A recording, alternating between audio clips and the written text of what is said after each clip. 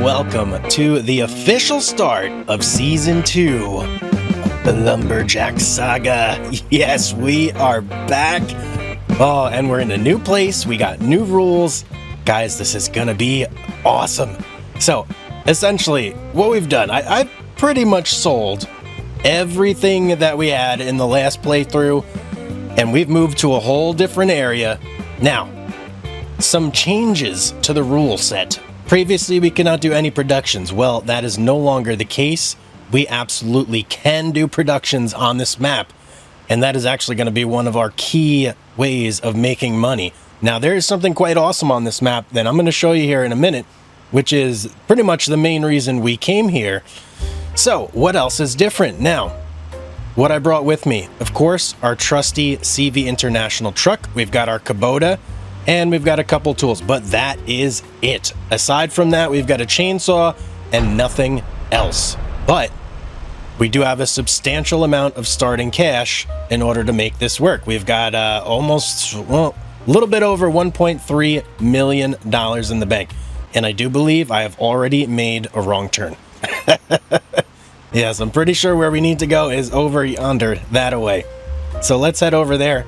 But the place that we are heading is somewhere, it's somewhere magical, mystical. It's like a lumberjack's paradise where we are going. And you are going to see exactly where that is as soon as I can find it. It's somewhere on here. We'll get there eventually. So this is a brand new town for us. And, you know, outside of the... Whoa. Okay, sorry about that, fellas, ladies, everybody there.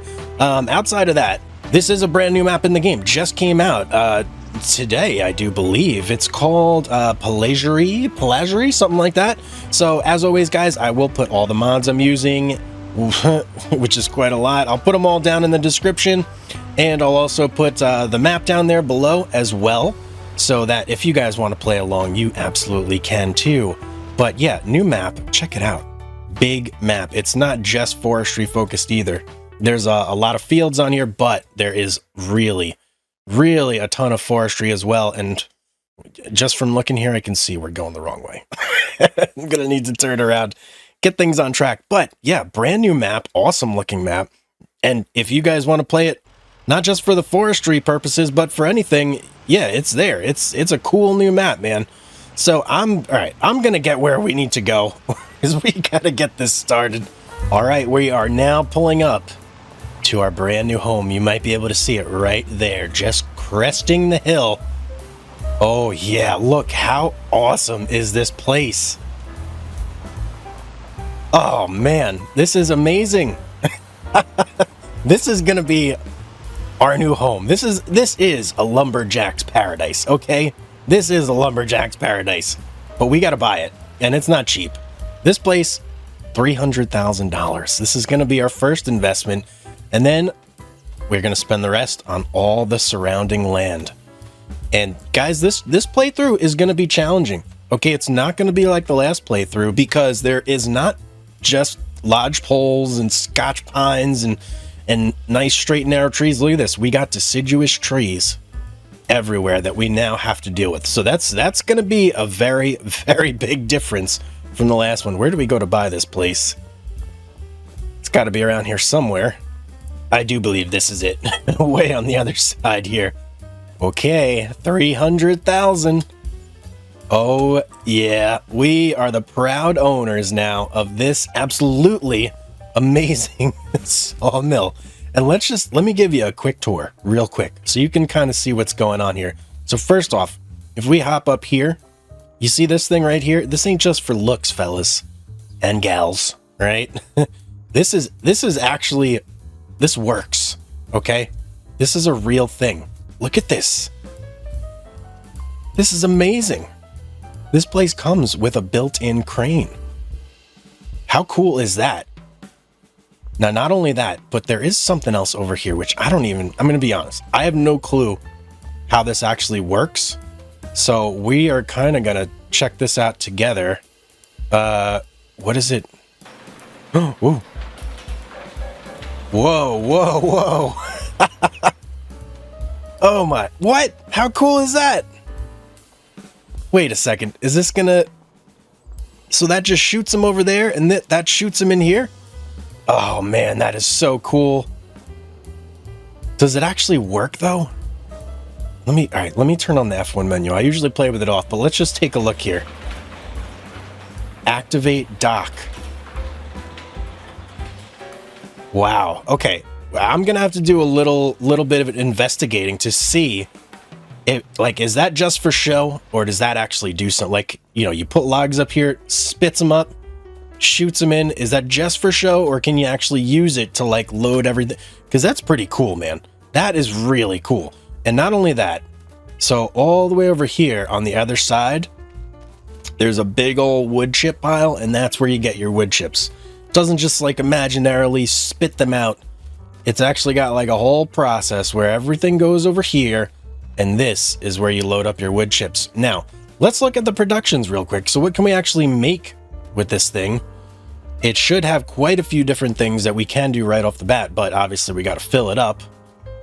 So, what are we looking at here? We got planks long, we got regular planks, we got prefab walls, and we got wood beams. Some of these are going to be things that we can just sell, like, you know, set it to sell. Trucks will come, they'll pick the stuff up, they'll pay us for it.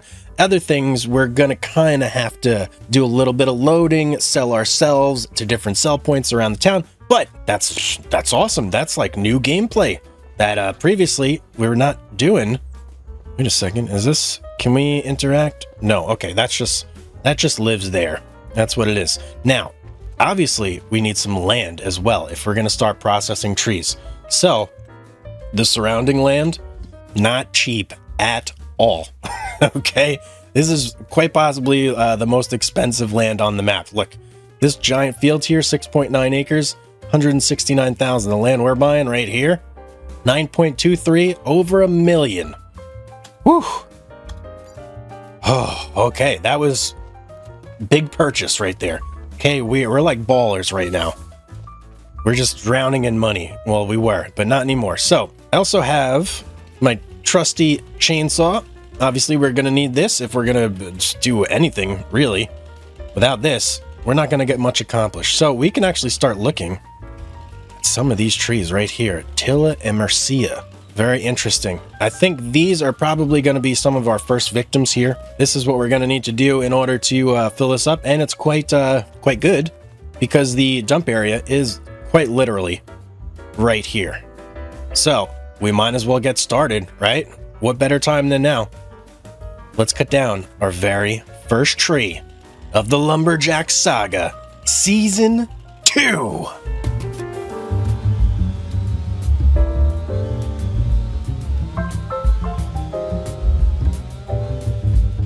Timber! Oh, okay. A little bit. Whoa, whoa, whoa. Take it easy there, big guy.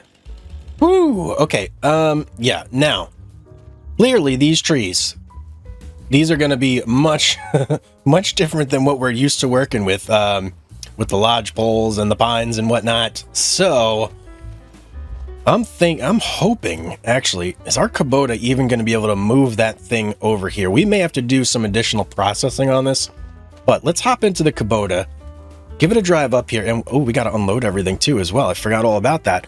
Yeah, we'll drive the Kubota up there, and we'll see if it's able to just push that thing right over into the dump area. If not, we're going to have to do a little processing and then like push the smaller chunks over, you know. And it was tight getting this thing on here, fellas. Look, see the clearance? Like basically zero clearance. Hopefully I don't have any issues getting her off. Oh, come on. Oh wait, I think the straps might be what's giving us an issue here. Hang on. Unfasten. Is there you?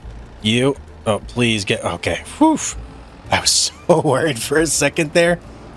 Oh, okay. All right. As far as tools that we have for our Kubota, we have a pallet fork because we're going to need that, and then we also, of course, have our. I think it's called like the Paladin. Let me see here. Yeah, the Paladin brush and log fork. So Absolutely essential tool for any forestry playthrough. You really can't do much without it. Now this guy, it's like a little itty bitty skid steer, right? So it served us very well in season 1. We'll have to see how well it serves us here. I'm hoping that it does just as good of a job. Ooh, I am not having high hopes here for this.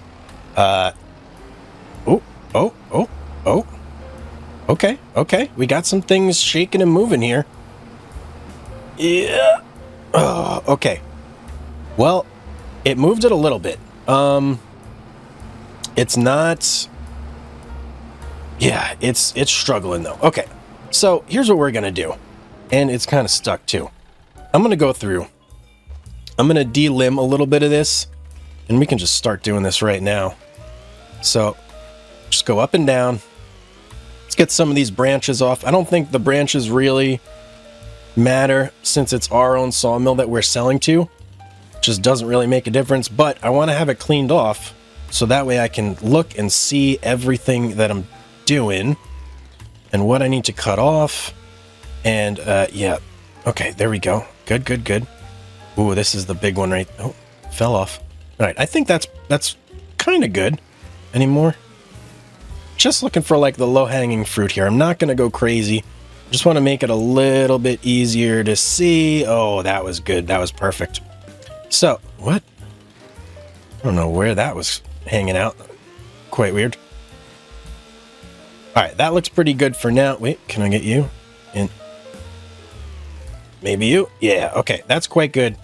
Now, I'm going to, I think, we'll cut it right here. And we'll see if that chunk is good enough for our Kubota to be able to push around. If not, we'll have to process it a little bit more. Oh, and check it out. I got the Forestry Helper mod installed. Bottom right, look at all that information it gives you. It's pretty cool, right? You can see the amount of wood chips, the volume, if chip. There's just a ton of information in there. Super useful. Now, is this going to let us push this around? Let's take a look. Oh yeah, much easier. That's what I'm talking about right there. Now we just got to push it right over to that dump area, and we can go ahead and get this in our sawmill, which will be our first official dump in here. There we go. Let's hop over here. Where's our sell point? Right here. Let's get it in there. Oh yeah, 9,485 liters. Ooh, we are cooking. We are officially cooking. Let's get in here and see, what do we want to set this for? What do we actually want to produce right off the bat?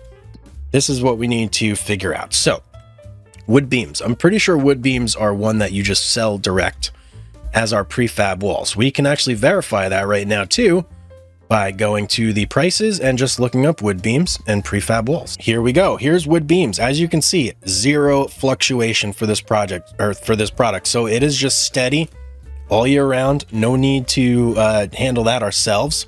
We can just sell it as is. Prefab walls, same exact thing.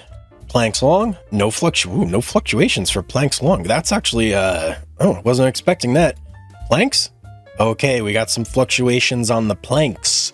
So it looks like it goes almost $1,000 at minimum to maximum. Okay, so that is one. If we're going to produce planks, we have to kind of like stockpile them like a squirrel with nuts for the winter and then just sell them in July. So not a big deal, but obviously I think these three, the big three, that's what I'm going to call them from now on, the big three. All right, the big three, it's going to be wood beams, prefab walls, and planks long. We're going to start producing those ASAP because we need some income big time. Okay, we we definitely need that income. So prefab walls, activate, sell, planks. Ooh, wait, was it planks long or planks? Hang on. Okay, planks long. Planks long is part of the big three, not regular planks. Gotta remember that from now on. So planks long, we're gonna activate, set to selling, and then planks, we will deactivate that for now. Or should we activate it? You know what we're going to do? We are going to activate it, and we are just going to store it. So that way we have everything being produced now.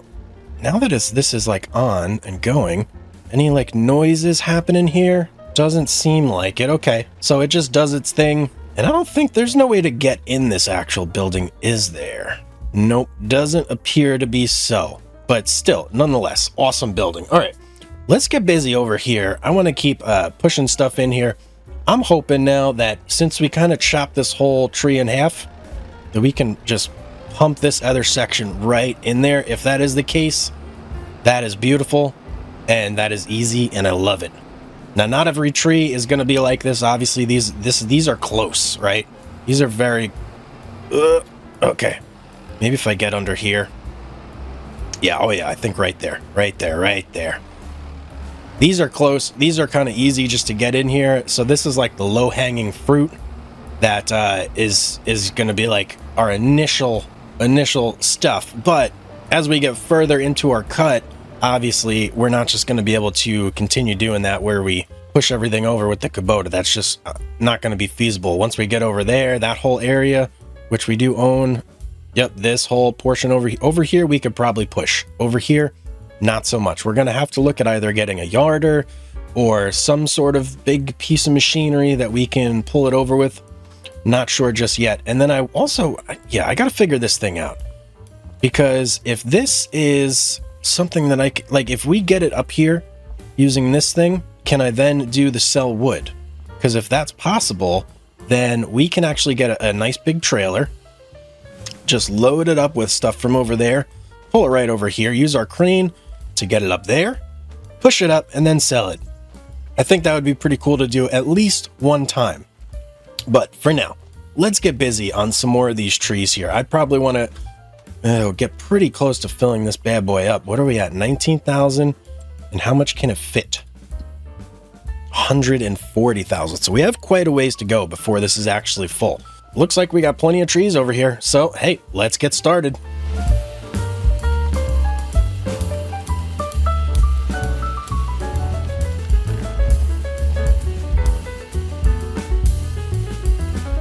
What happened here? Well, that's not... How does that happen?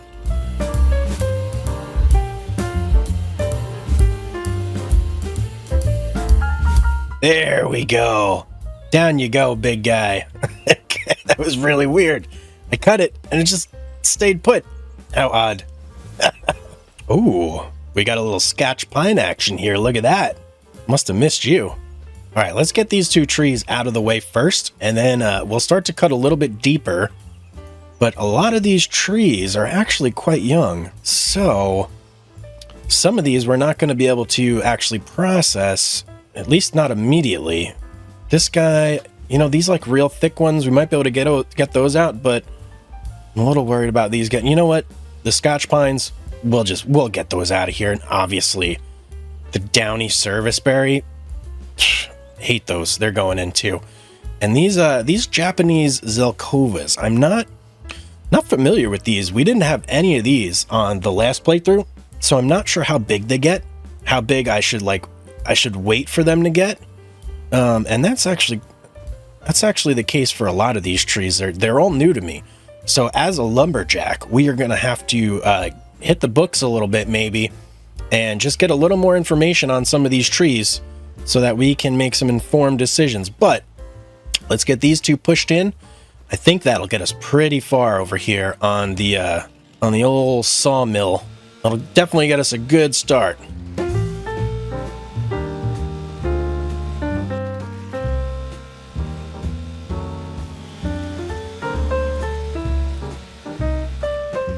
Look at this, something interesting.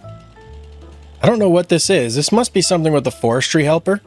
It's like highlighting to cut right there. I don't know why that is, but that's I don't know. I'm gonna have to look that up. I don't know why it's showing me that, but since we're putting it in our sawmill, I am just going to ignore it. I don't think I really need to worry about it.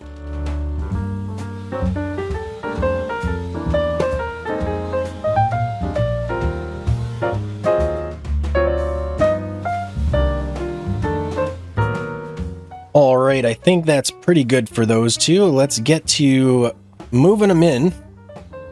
And the one on the left, it might be a little bit challenging. It's It's like kind of odd shape there. But this guy on the right, I think we'll be fine with that one since we did it last time. Wasn't an issue. You know what we may need to look into getting after we get a little bit more money here is just investing back into... come on, a winch. There we go. Yeah, just investing into getting a winch, because I think a winch would probably make this a lot easier. We could just pull these over instead of having to push them, and kind of speed things up a little bit in that sense. Ooh, are we having a little bit of problem here? Uh-oh. Oh, I think, you know what we're trying to do? I think we're trying to drive up that branch. That's why it's doing that. There we go. There we go. There we go. Lift. Bend and lift. Lift. Lift with the knees. Okay, there we go. Almost there.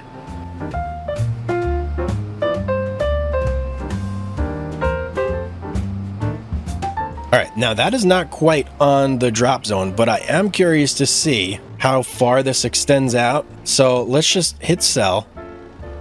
Oh, and it takes it right there. Ah, interesting. So maybe it goes out to like right over here. Let's try again with another piece and just see. I'm gonna push it to about like right there and see if it'll get sucked in there.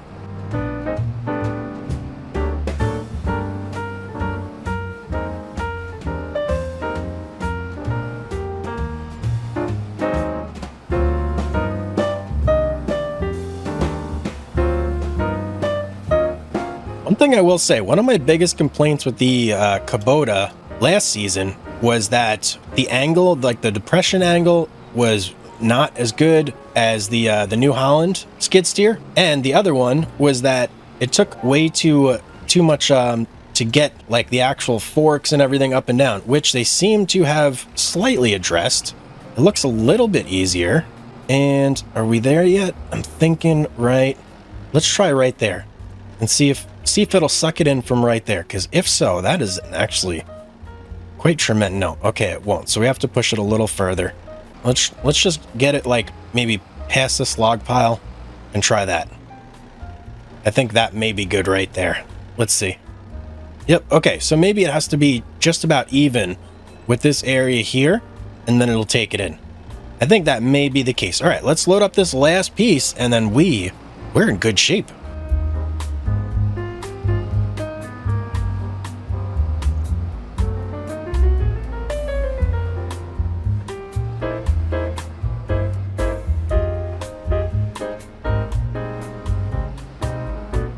Look at this, guys. The mighty Kubota doing some heavy lifting here. I was able to just grab right on, lift up this whole limb right here. That's pretty awesome.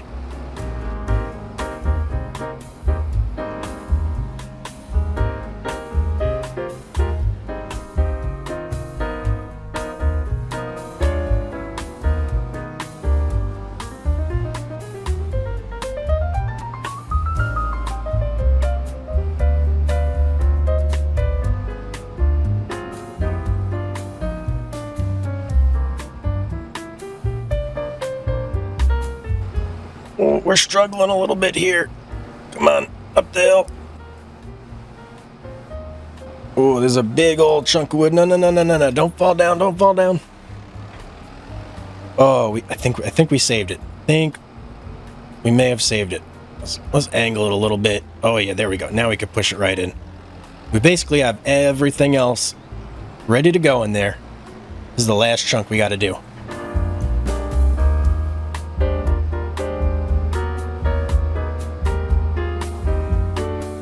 Okay, that is both those absolutely massive trees in and ready to go. What does that put us at? 52,331 wood.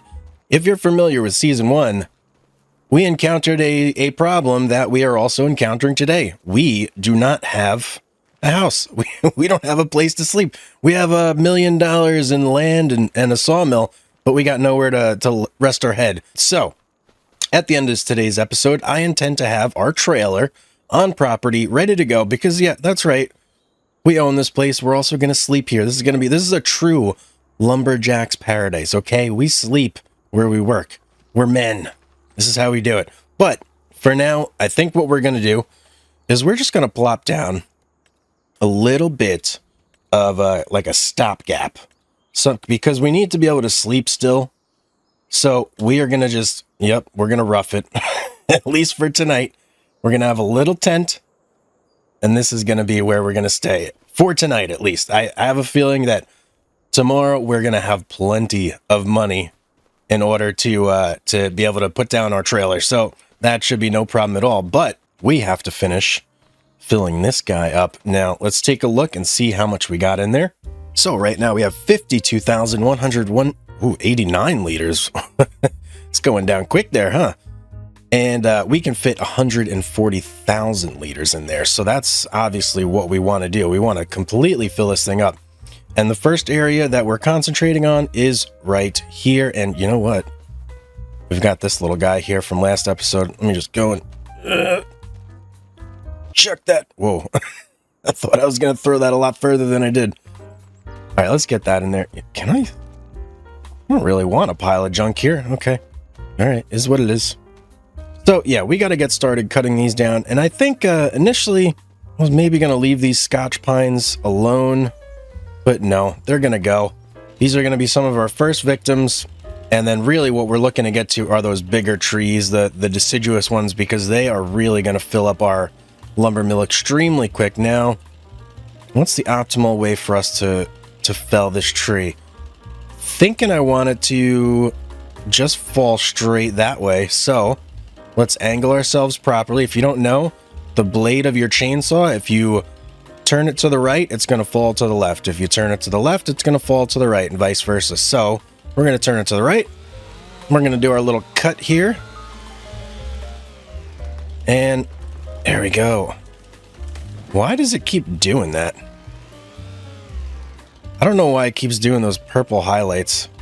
All right, we should be able to just hop in our Kubota now and pick this thing up.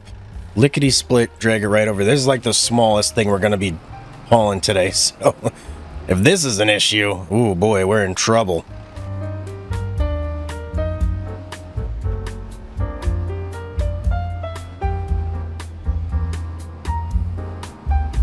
All right, that should get us where we need to go. Let's see, can we sell? Yes. Oh, what the? I thought I just saw it disappear. Maybe I didn't. That was weird. All right, we're gonna just push it from down here. I think that's the easiest way to do this. I don't know if you guys saw, but there was some weird thing going on with the log fork, where like the claws were just opening up on their own. Very odd. All right, that should definitely be where we need it to be now. Why are you not taking that wood? A little bit of technical difficulty here. I would have thought that would have been in the zone, but maybe the zone is a little more narrow than I thought. Now, surely that is in the zone, right? We sold trees yesterday that were much bigger in the same exact spot. Okay, there we go. Ooh, I was getting a little worried there for a second. All right, I'm going to start working on some of these other trees here. Now, I know you might be looking at this elm tree being like, yo, whoa, whoa, whoa, it's not fully grown. I know.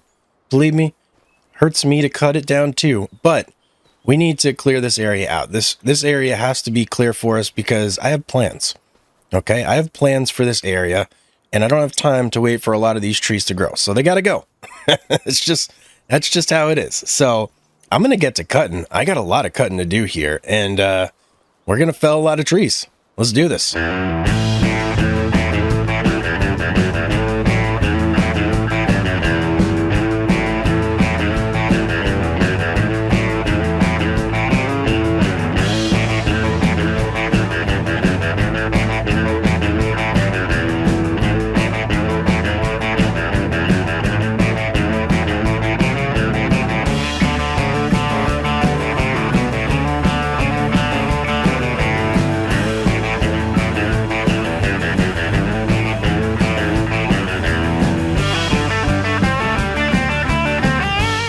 Okay, got a nice little bit cleared out here, and let me tell you, this place is already becoming a minefield of stumps, and it's super hard to see them here.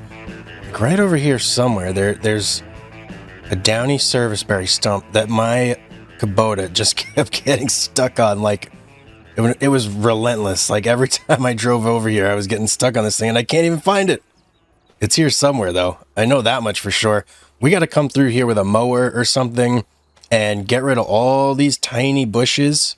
And then we're also going to need a stump cutter to get rid of a bunch of these big old stumps here. And yeah, I did learn there is a stump cutter for this machine. So I don't have to go buy a whole thing that has to go on a tractor like last season. It's one of those things, unfortunately, that's like hidden in the menu where you can't really tell it's like a forestry thing unless you just know, right? But now we know.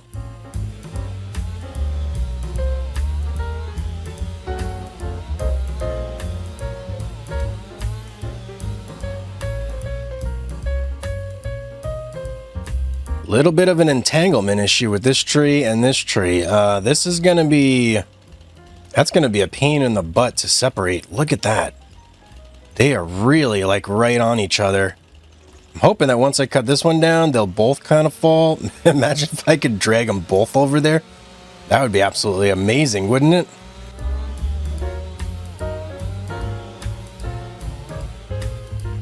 Okay, one fell.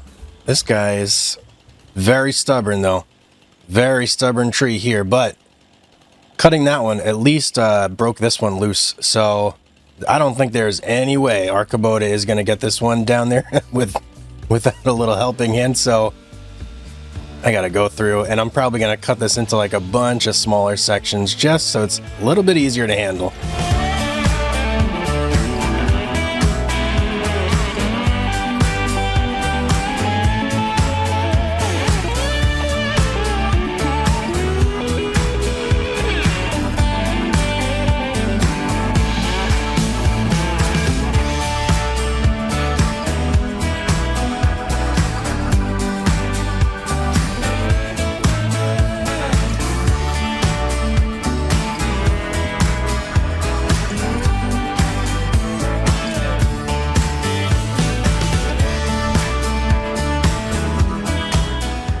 All right, I think we did a pretty good job. We got a whole bunch of stuff loaded into our area over here, and we still got a ton more to go. So let's go ahead and sell this wood. Ooh, that one didn't make it in. We're at 68,000 now. Look at how fast it's going down. Wow, that goes down quite quick. Now what's your issue? Why didn't you want to go in? Let's maneuver this guy over a little bit, and then we're going to take a trip over to the shop. And we have a couple things that we're going to buy for our skid steer that are kind of going to make our situation much improved in that section over there that I've been complaining about. Yeah, so I do have a mod installed that adds some more tools to the skid steer. So I'll show you what I'm talking about here in a second. There we go. So in the shop, under skid steer loader tools, we've got skid steer mower, which is awesome, and a stump grinder. And we've got plenty of money to afford both of these right now. So we are going to buy these. I'm going to take a trip to the shop, load them up, bring them on back, and then we're going to go to town in this area over here. We're going to get rid of a whole bunch of stumps. We're going to get rid of all these like little annoying bushes and cut the grass. It's going to be amazing. So yes, that's what I'm going to do. Let's purchase them real quick first right now. Number one, stump cutter. Good old Paladin stump grinder. Color, we want red. We don't want to lose this stuff. Knowing me, I'd like set it down in the forest. Next thing I know, I have no clue where it is. And can we change the color of our mower? We absolutely can. Look at that. Ooh, that's quite a blade on there. Look at that bad boy. Woo. All right, we want to change this to red as well. And do we want to keep that color? We're going to stick with the yellow. I think the yellow looks best.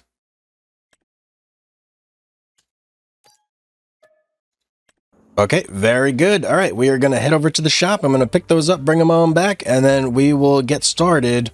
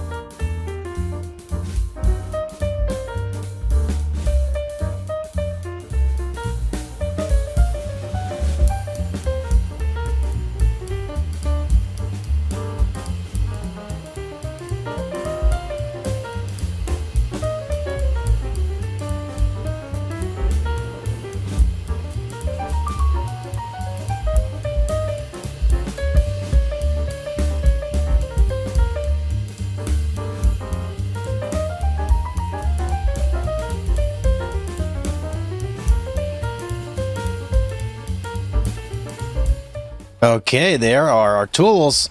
Super awesome. Very excited to be able to cut the grass with this thing. You know, that saves us so much money because now we don't have to buy like a mower that's just dedicated to only mowing. It's like that's a big deal. Let's look at the blades on this thing. Yeah, that'll do some damage. Definitely want to stay back from that. Okay, let's set her down here. There we go. And then I'm just gonna load this stump grinder right, keep it right on the Kubota, because that's probably the first thing we're gonna need when we get back to the sawmill is the stump grind. Interesting setup here. How does this? Okay. And then nothing on that. Okay, cool. I hope this thing works on the bigger stumps. Get in there. Ooh, tight squeeze. Come on. Come on. There we go. We're officially in. Okay. Whew. We got to strap this guy for sure. And we'll do that too. Okay, let's get back.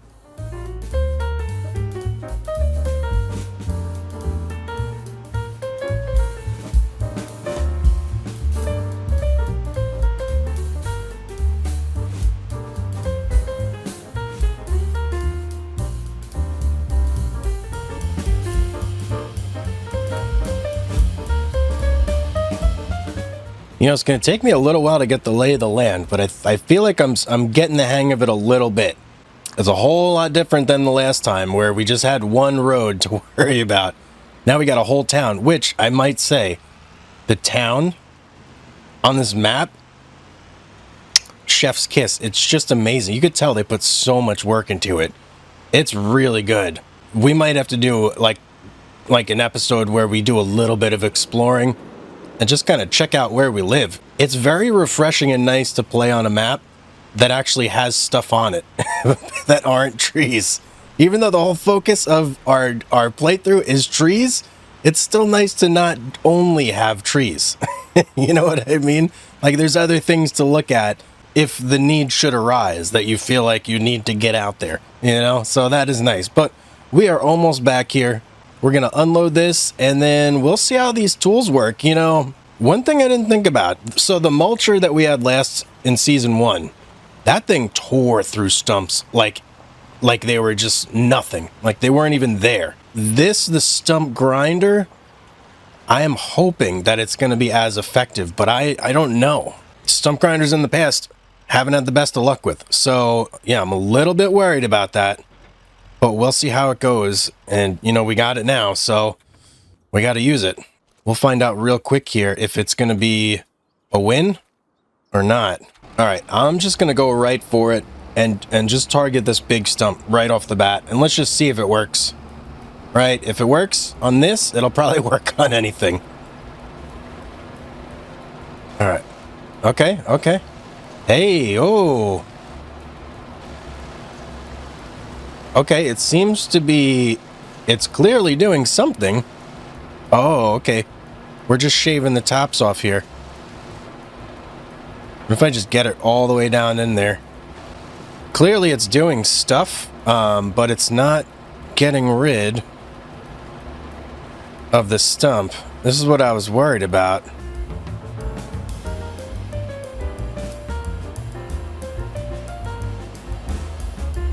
All right, I had it there for a second.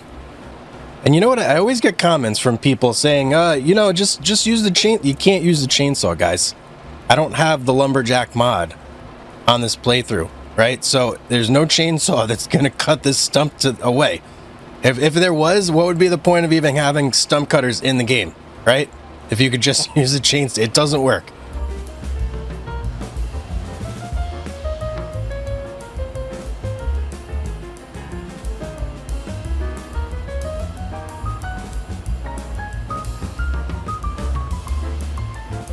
Well, that side clearly is... Let me try from this side, because that is not working, obviously.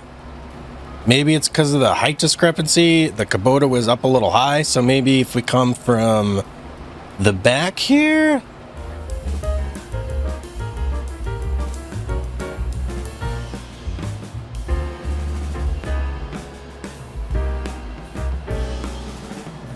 Well, this thing is a bust on that stump. Let's try it on this one.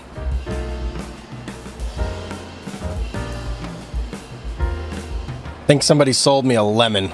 This thing stinks, guys. Don't get this. So glad I didn't get this on the last season. Look at that. You would think that that's grinding the stump, right? No, it's not. It's not grinding it at all. Isn't that amazing? Look at that. What is going on here? Oh, jeez. We need the mulcher. Well, I feel like this was just a waste of money now. I mean, good thing it was cheap, but now we know. Doesn't work. Doesn't work. Oh, whoa, whoa. Worked on that one. All right, let me just give it one. Wait, first of all, where's those downy serviceberry things? They're around here somewhere. Can't even see them in all this thick brush. Oh, there's a small stump right there. We're going to go for that one.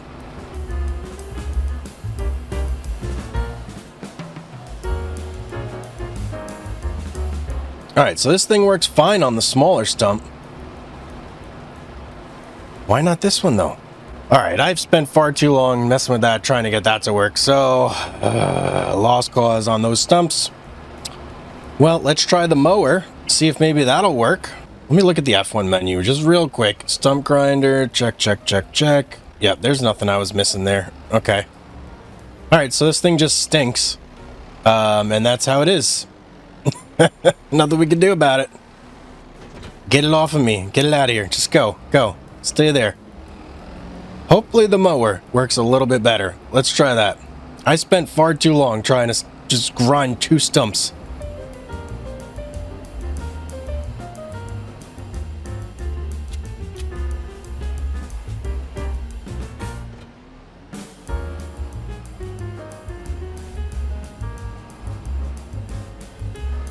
All right, let's see how this thing works.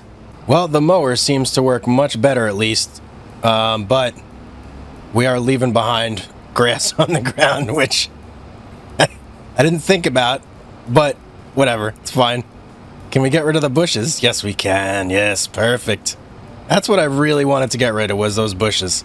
I can live with some grass on the ground. Maybe at some point we'll come through and get rid of that, but for now, that is the least of my worries.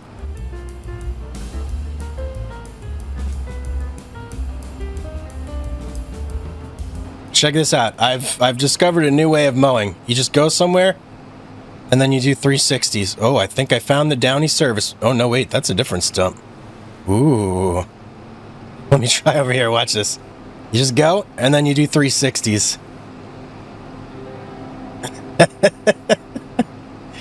This thing's a lot of fun.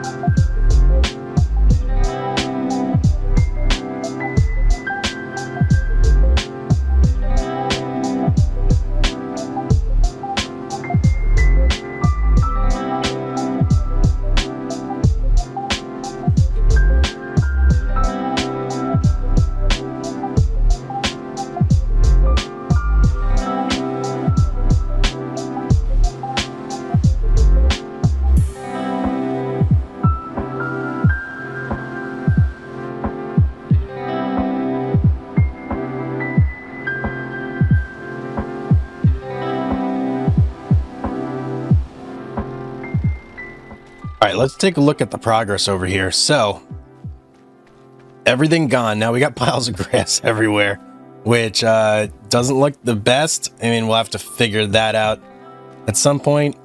These bigger stumps, yeah, still won't go down. They just refuse to go away. They did tease me a little bit because I tried the stump grinder on them again, and it would let me go a little, but then it wouldn't let it go all the way. So yeah, we got rid of most of the bushes, all the big stuff, and I think that we have a pretty good footprint right over here for where we want to put our cabin, or not our cabin, but you know, our little trailer we could sleep in. I'm thinking right against this railroad right here. Probably not the best place to actually sleep if you want to get any sleeping done, but for us, it should be just fine. Let me throw this in here. This guy somehow escaped the madness. And let's see, we got 65,000 wood in there, and we've been selling this whole time. I think every time it reaches 1,000 liters, it just sells it automatically, because look, we have 17,000. We only had like a couple thousand after we bought all of our tools and stuff, but I've been playing at 5x speed. That's what I intend to play at most of the time, and yeah, it's been going crazy. So I'm thinking we got enough wood in here for now. That should make it to the next day or the next month, I think. So we are actually going to sleep and see if we can't afford our trailer now. So let's do this. Holy cow, guys. Look at the money. 107,000. We went through about half of our wood in here. 107,000. Wow. So that was off making wood beams, prefab walls, and planks long. Wow, that's awesome. We just made a ton of money. Woo! Okay, we can definitely afford our trailer now. It's about 55,000, I do believe, for that. Where are you? Oh, I think we passed it. Right here. Overlaps. Ooh. Oh, so you mean I can't do it there? Restricted area? What else does it overlap with?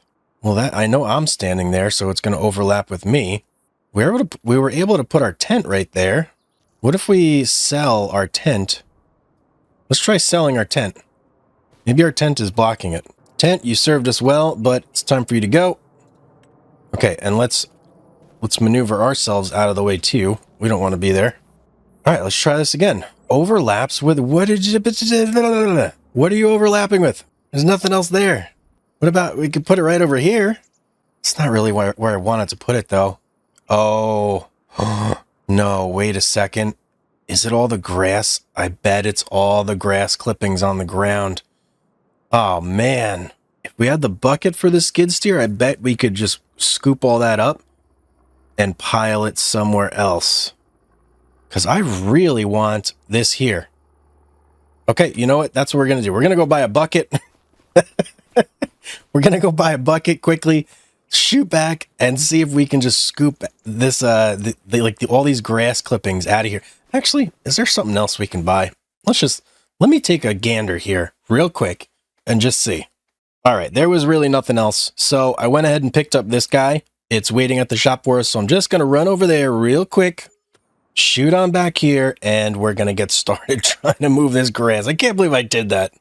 All right, we got our bucket here. We're ready to go on this front. But before we do that, I wanted to show you guys something. Check this thing out. There's a hot air balloon right there. It's just chilling like right over the saw. It's like spying on us. Is this a balloon from you know where? I don't know. Okay.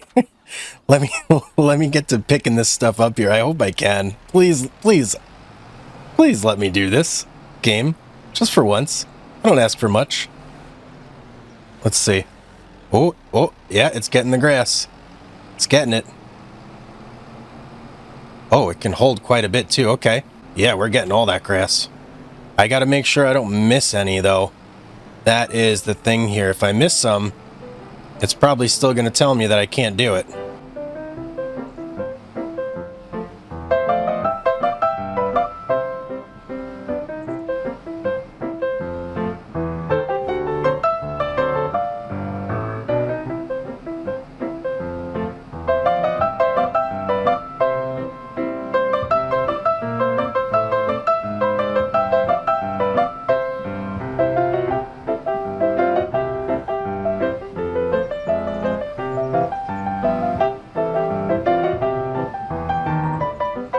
Okay, I think that should be a big enough footprint. So let's try now.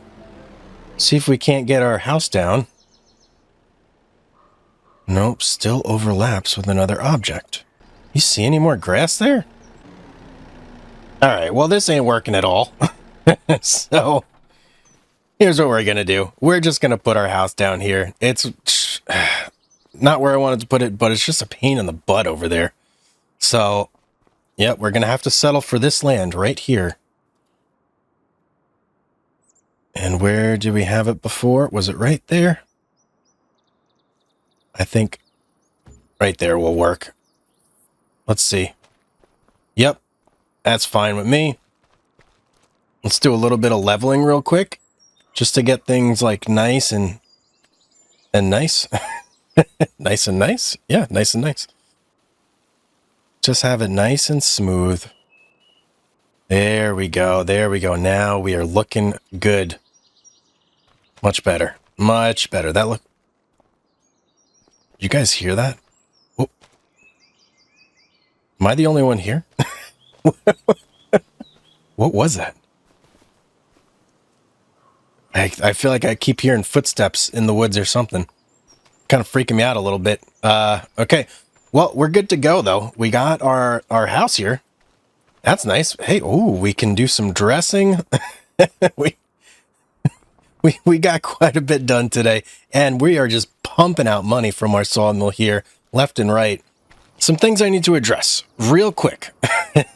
When I was first giving you guys the tour of this place, I had gone over to the big pile of wood chips, and I managed to get myself stuck here. Very good. Yeah, I went over to that big pile of wood chips. The one way over there. You could just barely see it. Let's hop over there real quick. This guy. I'd assumed that this is where you would pick up your wood chips, right? I mean, big pile of wood chips. You would pull up here. You would just load them in your truck. Nope, that ain't the case. So, if we actually go to where our productions are popping out over here, we've got loads and loads of wood chips sitting here in boxes that we need to get onto a trailer, because otherwise they're just going to clog up this whole area and take up a ton of room, and we don't want that because we want all of our planks to build up here. So today we need to get ourselves a trailer in order to do that, and we actually already have enough money, I do believe, to pick up a trailer. But there's a couple things we have to take into consideration when it comes to what trailer we're going to buy. So we are mainly going to be hauling our trailer with our International, our CV International here. So that being said, it can't have a single axle with the wheels in the back.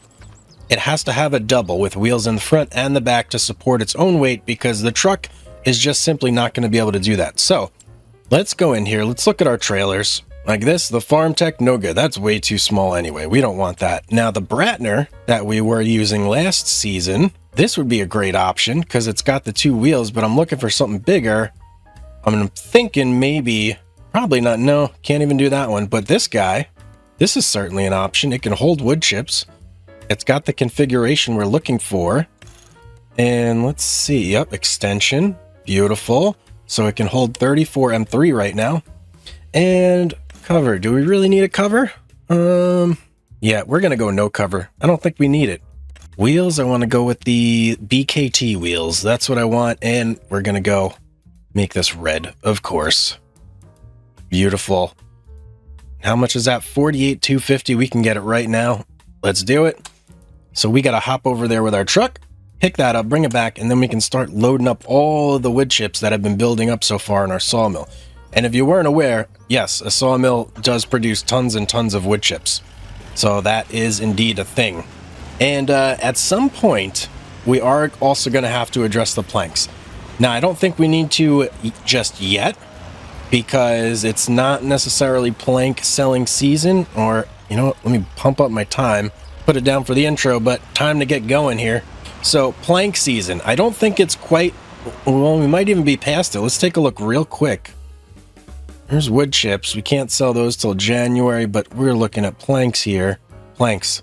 Okay, so we're not quite in the like super dip yet, the trough here. So we may, ooh, wait, planks long fluctuate? Okay, but just barely. I had thought we checked this and it said it didn't fluctuate at all, but I guess that is I mean, it's like there's almost no fluctuation whatsoever, so not a concern. But regular planks, they certainly do fluctuate. Now, right now we're sitting at 39.20 around there. Okay, I think we're gonna have to load up the planks we have today and sell those as well. So at least that way we'll start fresh. Anything from this point on, we'll just hold on to, and we'll sell next year. But for now, we got to get them out of here. They got to go. Same thing with the wood chips. Ooh, ooh, ooh, ooh, ooh. Pedal to the metal. All right, let's go. Here we go. Oh, I hope I can haul this thing. This is a little bit of this is a monster. Okay, we got it. And yep, the wheels are perfect. Okay, that is exactly what we needed to happen. Close side pad. Oh yeah, that's on our truck. Okay. All right, we're good to go. And just so you know, I also do have... Oh, that was a tight... Why did I do that? I do have the option to block the axle. So if we need to back in, it'll be much, much easier. But for driving time, you know, we don't need to block it at all. We can just do it like this. And yeah, drive around town very easily. So we got ourselves a trailer. Look at that. Now we can go load up some wood chips. And then we'll start loading up some planks. All right, home sweet home here. Now we need to back this in over there. So what we're going to do is we're going to block our trailer. So now it's not going to swing around on us as we're doing this. And then we should just be able to pull it right into there and load up all these wood chips. I made that turn a little too tight, I think. Trailer is not happy.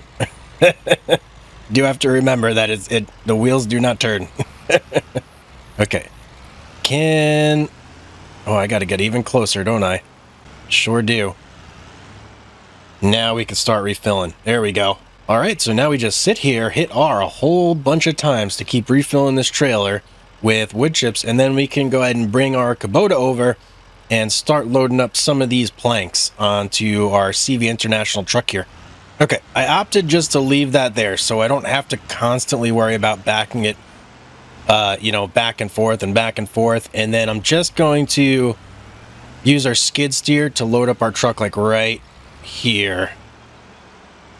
Because these pallets are lined up in such a way that they're actually, like, you want to come in this way with the skid steer, not from this side. You could come in from this side, but this is like the, you know, the wider side, so that's where you want to come in from. Man, I always had stories about the city life and the crazy nights. Figure I should probably give it a try. Maybe check it out, see what it's all about.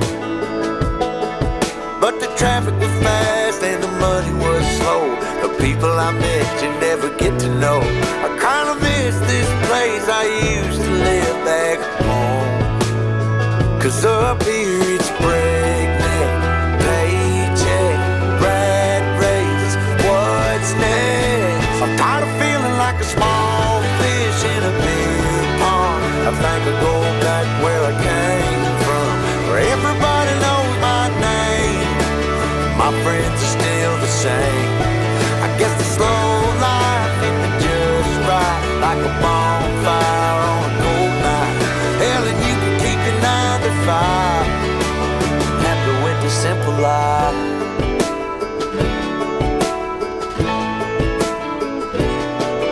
Yeah, I ain't here to try to change your mind, trying to save your time, in case you're thinking about breaking out the bucket list. Girl, you can skip this funny business, 'cause up there it's complicated and overrated. Down here everything is understated. That's alright by me. I got everything that I need, but there is breakneck, paycheck, rat race, what's next? I'm tired of feeling like a small fish in a big pond. I think I'll go back where I came from, where everybody knows my name. All my friends are still the same. I guess the slow life hit me just right, like a bonfire. All right, I think we're loaded up. We're pretty good here. Let me fasten this up. And then I don't even know where we got to go to sell this stuff. We're going to have to look at that. How many do we got? 1, 2, 3, 4, 5, 6, 7, 8, 9, 10. We got 11 pallets of planks. So let's take a look and let's see where the best place to sell this stuff would be. All right, planks.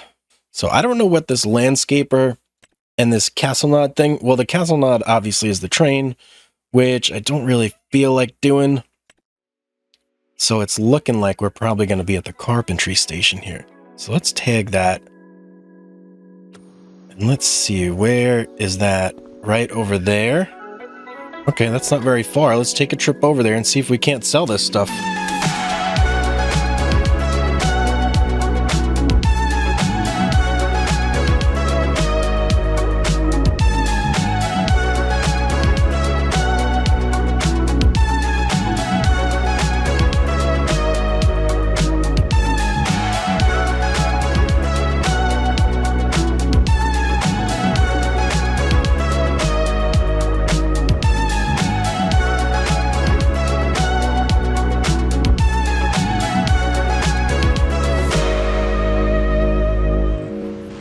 Okay, coming up to it now, and I'll tell you guys, truck was definitely struggling a little bit on the way here. Where do we dump? Is it just right here? Let's get our straps off. Yep, there it is. Okay, whoa, 42,000. Hey, pretty good, pretty good. What do they sell at this place? I want to just hop out here and take a look real quick. There's bales there. Oh, you could sell... Oh, this is the carpenter shop. Right? But why would it take bales? Don't understand why it would need bales. Unless they're two different locations, maybe? I don't know. That must be the case, right? Because there's no reason a carpentry shop would need bales. I don't see how that makes any sense. As we're driving back here, let's think about our next goal. So, something we are going to need is going to be a nice, like, beefy tractor. Because we're going to want a winch. Oh, should I not go in that way? Can I go that? Oh, yeah, that's the way I need to go. We're going to need a winch. And, don't want, like a tiny little tractor to be running my winch. I want something that's going to be able to, like, fight back against the trees as it's trying to pull them in. So I'm thinking like a medium tractor. Now last season we went with the white tractor. I want something a little more powerful than that this season. So we're going to save up some money and then we're going to look at some of the medium, you know, maybe even a large tractor. I don't know. Dare we? Should we? We could.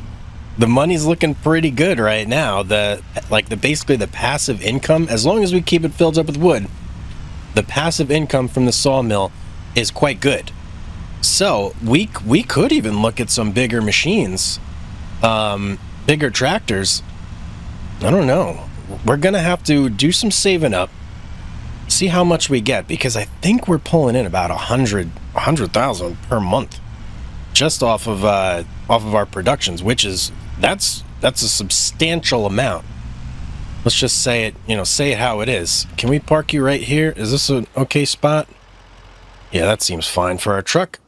Yeah, so that's kind of what we're looking at as our next goal here is going to be just a nice, hefty tractor. So let's open up the shop here and let's just take a little peruse through and see what options we got. I want something that's going to be at least, it's got to be over 6 tons.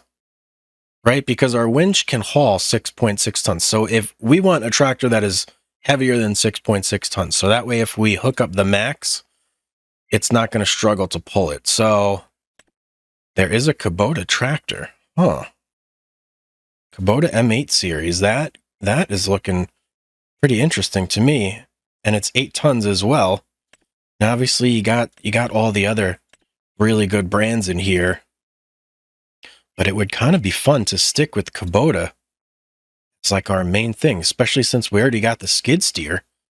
Why go outside of that lane? And it can do a front loader as... Ooh, well, hello. What sort of tools can we get for the front loader? let's back it up here a second and just look. Okay, so there is a log fork. Very interesting. Now this log fork, I don't know how big of a fan I am of this, but it does look like it will grab onto some bigger stuff. And with the bigger tractor, it's what, 8 tons for that Kubota M8. Skid steer is how heavy? 5.3 tons. So it would be able to theoretically lift some bigger stuff and have more power. And then that might eliminate the need for this guy altogether. Interesting. I think that's going to be our next goal, is going to be saving up enough for the M8. Now, horsepower, not crazy. We're only really looking at 200 horsepower here, 147 kilowatts of power coming out the back. That is not a tremendous amount. Now, if we were to get a mulcher on here, how much power would we need for a mulcher? Ew, so if we wanted this mulcher on the back of that tractor, it ain't happening. Now, there is this guy, but that's just as power hungry. So the mulcher would not be an option, unfortunately. And we do want the mulcher. So 360 horsepower, 265 kilowatts. Let's see if there's a bigger Kubota in like the large tractor section. Unfortunately, there is not. Quite unfortunate. I was actually really liking that plan of sticking with Kubota for the playthrough. You know what? We're still going to get it. Yeah, we're still going to get this guy here. I'm really liking it, and we're going to get it in like the maxed out, the ultimate form, with the extra 10K for the M8 201 engine on it, so that way we get the full 200 horsepower here. And then as far as attachments, front loader, I think we will get the front loader. And then I think we will also get the 3-point attachment in the front, just for the versatility of it, right? Now, as far as tires, I think we just go medium tires with the weights. That should be, well, you know what? Let's go wide tires with the weights. That's probably what we're looking at. So in total, the nut that we would need to crack is 162,500. I think that'll be no problem. But in order to get that, we are definitely going to need to load up some more trees in here. We need to get this at least over 30,000 in order for the full month to be able to pass without going down to zero, and we'll get the full production then. So let's get to work. Let's start cutting down some more trees here. I know that I can't go on without you. It's hard, cause it took 5 years until I found you. Oh, I'm not gonna let you go.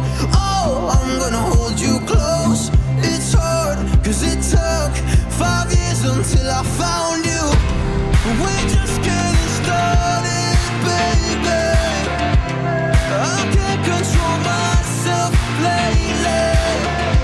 Oh, but you know that, yeah, you know that, yeah, you know that, yeah, you know it. We're just getting... All right, I am thinking that is probably the last tree that we will need to top us off. 47,000. That's perfect, and it's already starting to, it's almost 2 p.m., so it's actually, the day is progressing quite quickly. So we're going to hit the hay. We're going to let the sawmill do his thing, and then hopefully in the morning, that should be enough for us to buy our new tractor. Ooh, just barely not enough. 159. Unfortunate. I hope we didn't run out of wood. We shouldn't have run out of wood. Let's get up here. Let's see. Yeah, no, we still got wood in here. Let's take a look. How are we doing back here on planks and whatnot? Okay, we're starting to get a little bit of a stockpile happening here again.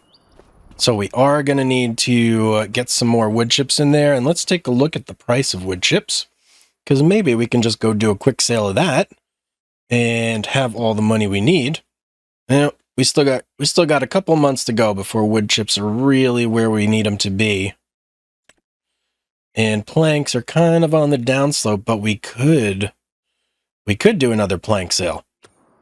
I think realistically what we do is we just keep filling and we let this bad boy keep producing, because every 1,000 liters it's going to go ahead and sell for us, and I think we'll have the money we need like in no time really.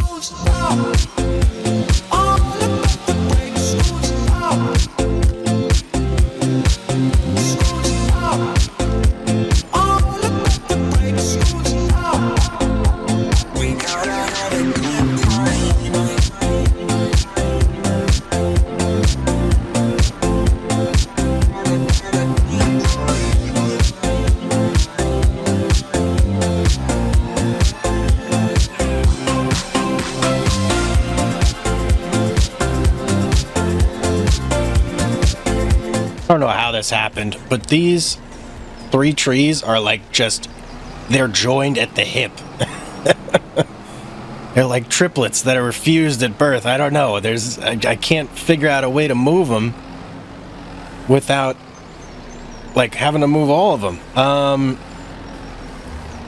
don't think I can actually do this with the Kubota. It's like I can't lift because it's trying to lift all of them. Maybe if I get in right here. No, that's just pushing it backwards. Woo! Okay, let's try from the other end.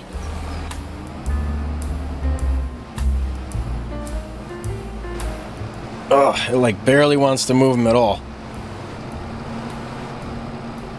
Alright, this is unfortunate. And this is definitely a situation where the winch would come in handy. Right here, right about now. We need some of that winch money. Oh. Okay, we got it going a little bit. This might be the start of something.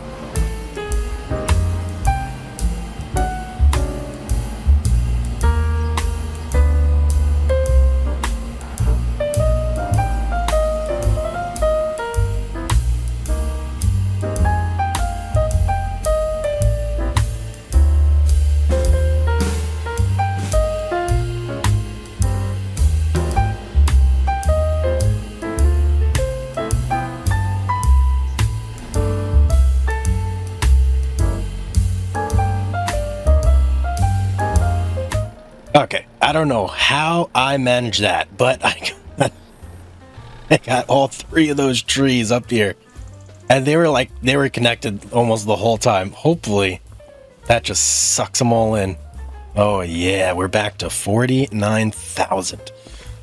Okay, 163, and it looks like we are very close to getting more planks out. Oh, planks, but that's not what we need out. We need walls, beams, planks long out. Got a lot of wood chips over here though. That is for sure. Might be time to do another load up on the Bratner over there. I do believe it indeed is. Really, once we're able to get the tractor and the winch, I think that's really going to solve a bunch of our problems that were happening there, because the Kubota, as you know, as great as it is for like just shifting stuff around like that, the deciduous trees are just too much for it. It can't handle them, you know? But once we're able to get the winch, we can just cut them down, winch them up, and it should be no problem. It should go a lot quicker. So, yeah. Basically, it's just a waiting game now. Just waiting for that money to roll in. Little bit of time has passed, and now we should have the money that we need to get our tractor. Let's pop in here. Where is she at? The M8 series. M8. Okay, 10,000 for that front weight. I'm going to forgo the front weight for now, because we really do need a winch more than we need a front weight or a front loader attacher. But we do want wide tires plus weight. So that's going to put us at 166. Very good. Let's buy it. And then we do want to also get the winch to go with it. Hopefully we can afford that on what we got going right now. Just short on the winch. All right, well, let's drive over there. Yeah, let's at least drive over there, and then maybe by the time we get there, we'll have made the 1,000 or so that we need in order to get that going.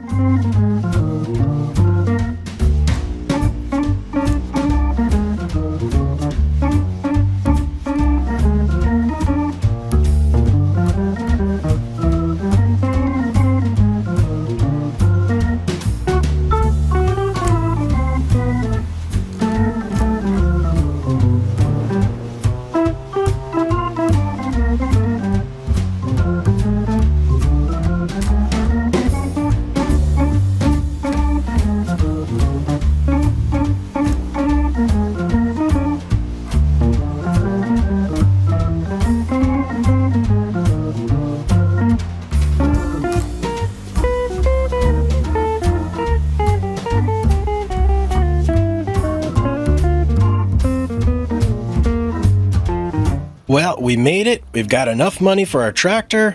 Well, we had our tractor. Never mind. We have enough money for our winch. That's what I meant to say. All right, let's get this bad boy.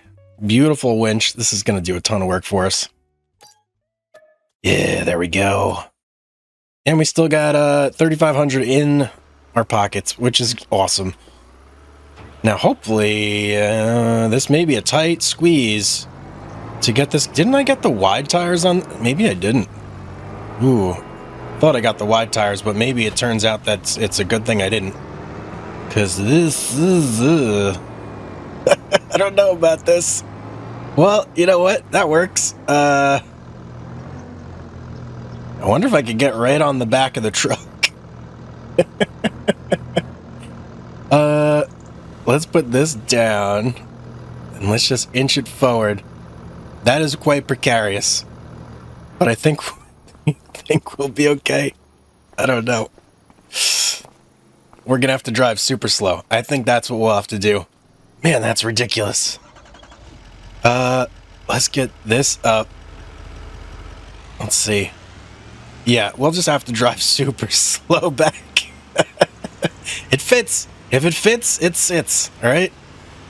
Anyway, we got our tractor, though. That's really all I cared about. Oh, what? No. Turning, not... Oh. Oh, that's... Okay, guys. Problem. I'm gonna try. It's a big problem here. Don't know about this. Come on. Can we just get on there? Can I strap that on? It's not working out like I thought it would. If I could just straighten it out. Okay. No, this ain't working at all.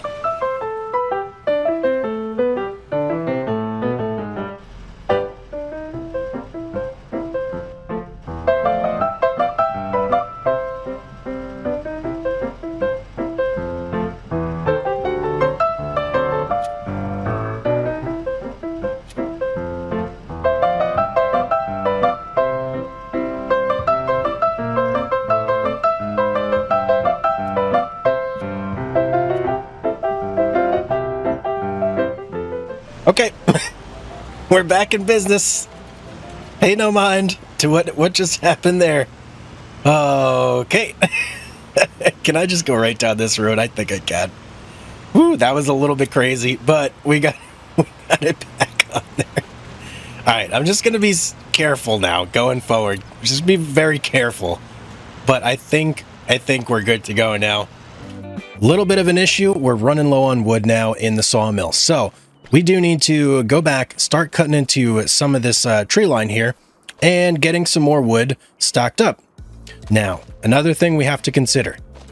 It's November.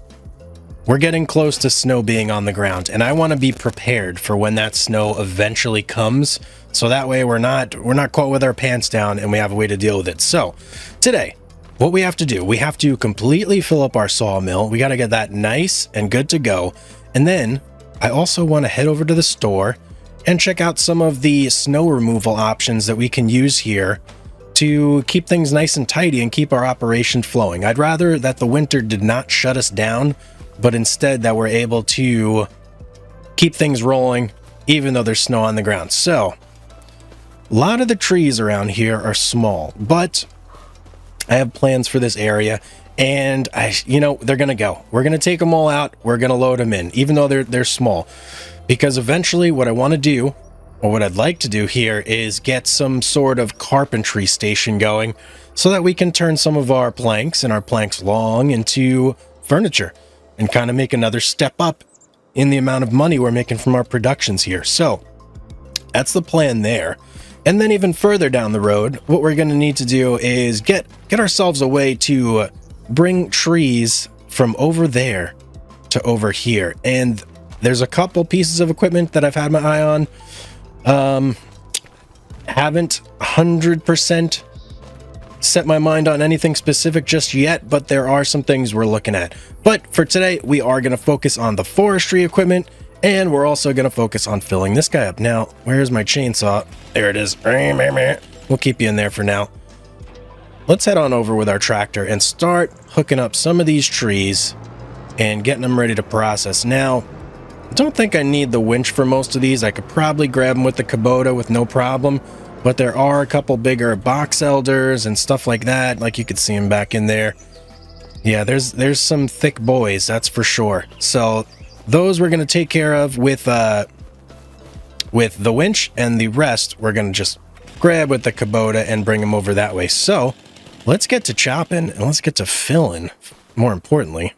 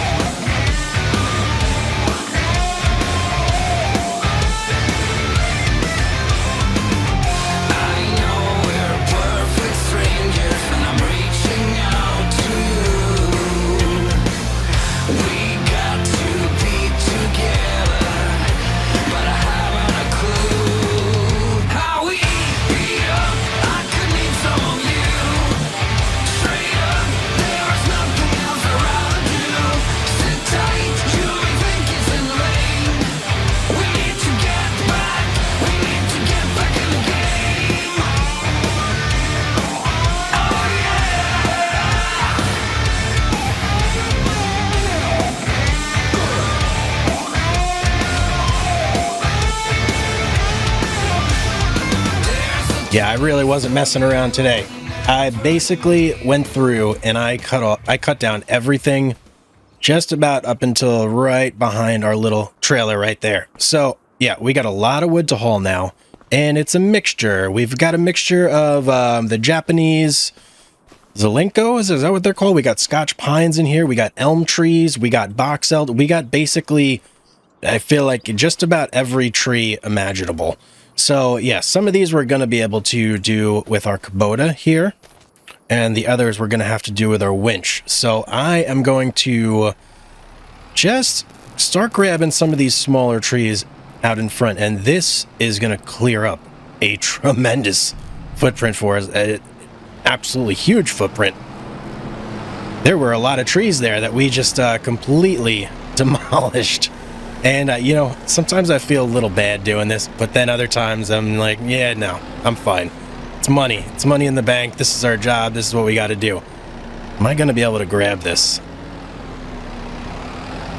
I think just maybe right there. It can be a little odd sometimes picking up these deciduous trees. They're not the easiest to handle in the world. Yeah, just like that.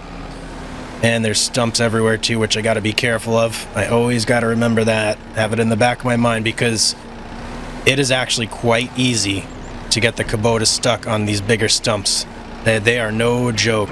Oh, I had it there. There we go. Yeah, they are no joke. So I gotta think of that.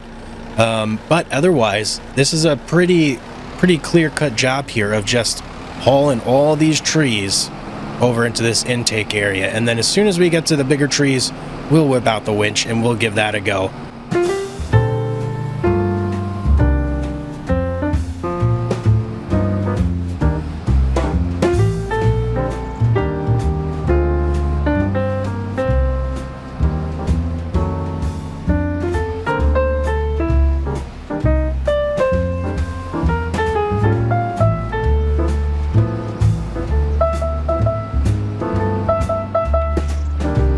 So in preparation for this, I actually figured, hey, let me learn about like logging operations, like how they work in real life. So I've been watching this show called Big Timber. I don't know if any of you guys are familiar with this show. It's on, I believe, Netflix right now. Awesome show, guys.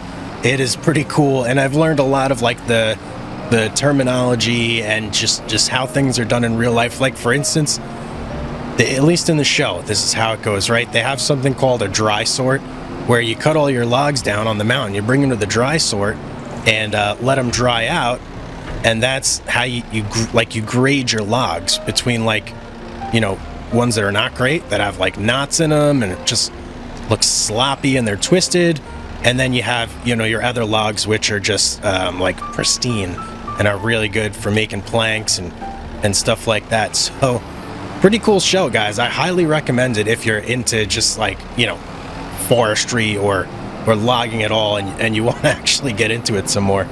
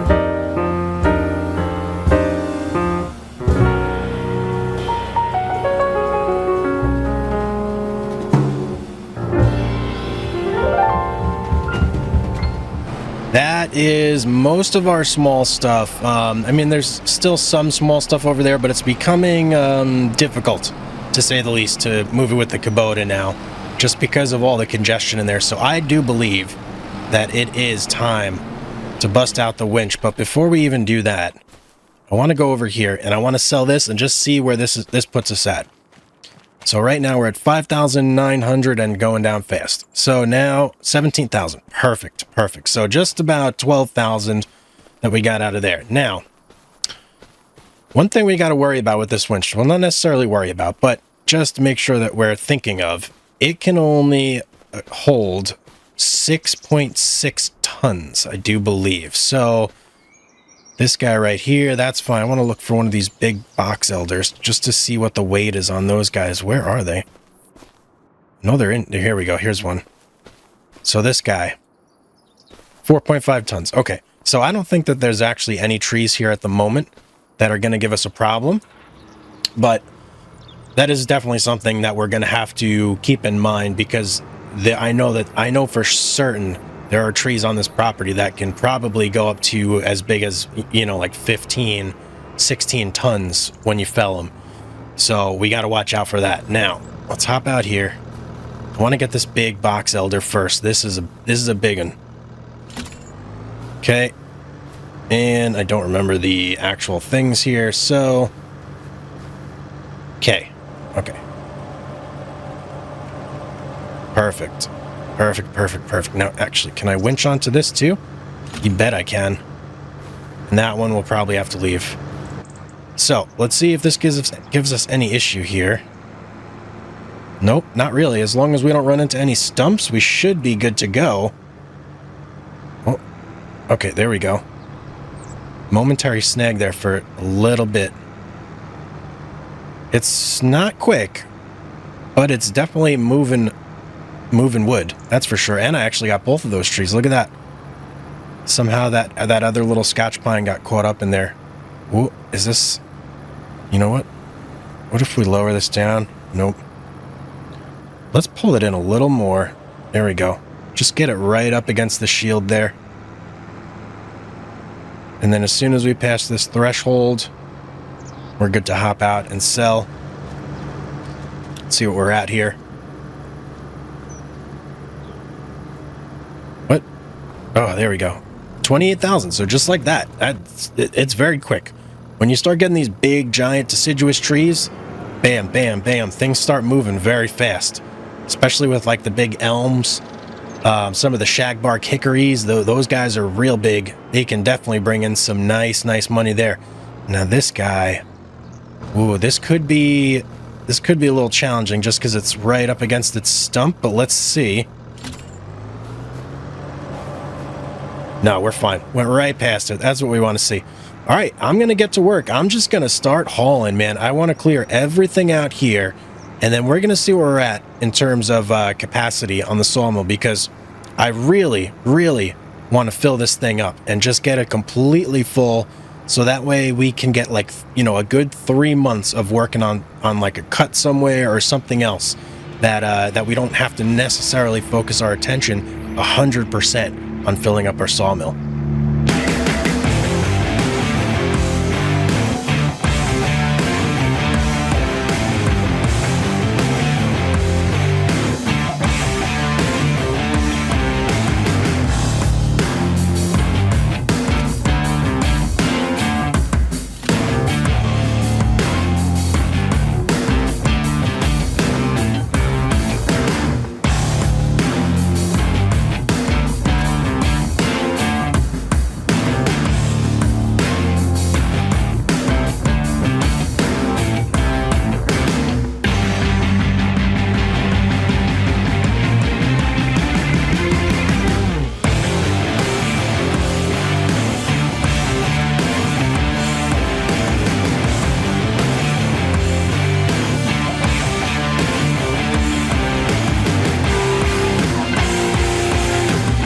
All right. Well, we have officially exhausted all the trees on our claim. I know it looks like there's more trees over here, but if you take a look, those are all outside of our claim, so we cannot touch them. Everything that we have on our claim has been cut down and is just about been thrown inside our sawmill. So I have a couple more to haul here. Some big ones too, and you know, we got pretty far, so I'm not complaining. We did really well out of this cut, if I'm being honest. We got a lot of money out of it, and we got a lot of wood, and we still got a lot of planks, and we got a lot. Oh, a lot. When I say a lot, I mean a lot of wood chips left to go. So, yeah, very happy with that. Now we just got to finish loading this up, and we can start moving on. All right. Well, for all intents and purposes, this is the last of like the valuable big trees on there. So we got 83,000 liters in here.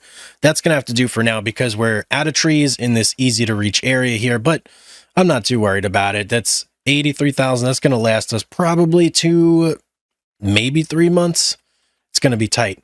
And then we're gonna have to start digging into that whole area over there. But before we even start thinking about that, what I want to do is I want to take a trip over to the shop, and I want to look into some winter equipment that we can use in order to make things a little bit easier for us when the snow starts to come. And there may be some of you out there that are like, oh, Hugz, what are you doing, man? This is a waste of time. Well, believe me, it's not.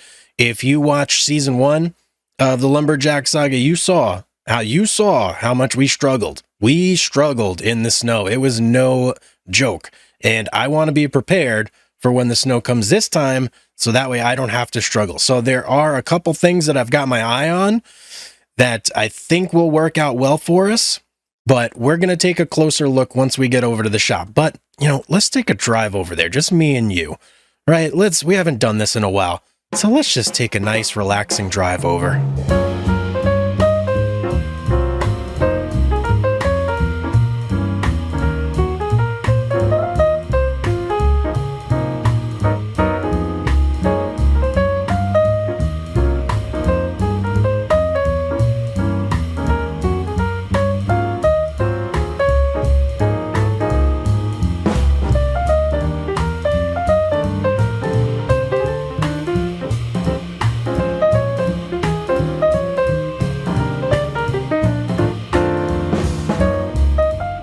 Here we are, one of our favorite places in the whole game, the shop.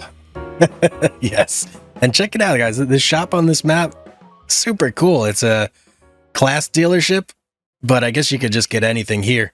Now, let's go in here, let's hop in, and let's check out the forestry equipment. So, the thing that I've had my eye on is this guy right here, the 262 Monster V. Now, we should be able to run it no problem with our tractor. It's 180 horsepower, 132 kilowatts. That should be stuff that we can do no problem.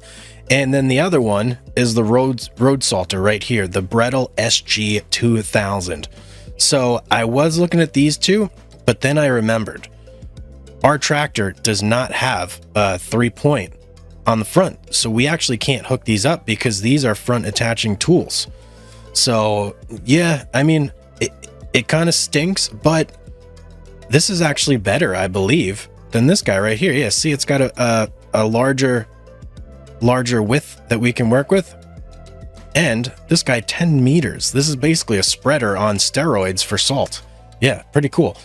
So who needs this stuff? We're going to go with this guy right here and this guy right here. Now, we are going to have to make 2 trips to get it back. And this guy right here, the SG2000, we are going to have to fill it up with salt as well. So it holds 2,000. We'll make sure that we pick that up before we leave here. So let's buy this. Let's also get our snowblower.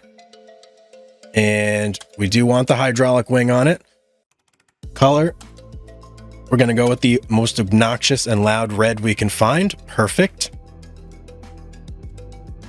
And then the last thing we need before we can actually finish our shopping trip here is going to be the salt, which I think we can just get regular pallets full. Pallet tank. Nope, not there. Okay. I know for sure it's in this one. So here we go. Only 200 bucks. And we'll actually buy... I'm going to buy 4 of these. It's super cheap, but I don't know how long, like how long one pallet will last. So we'll just make sure we have a couple. And then, maybe we'll swing over here with the skid steer in our truck to pick up the pallets at some point. But for now, we'll just be happy taking the snowblower over and then 2,000 liters when we can get it.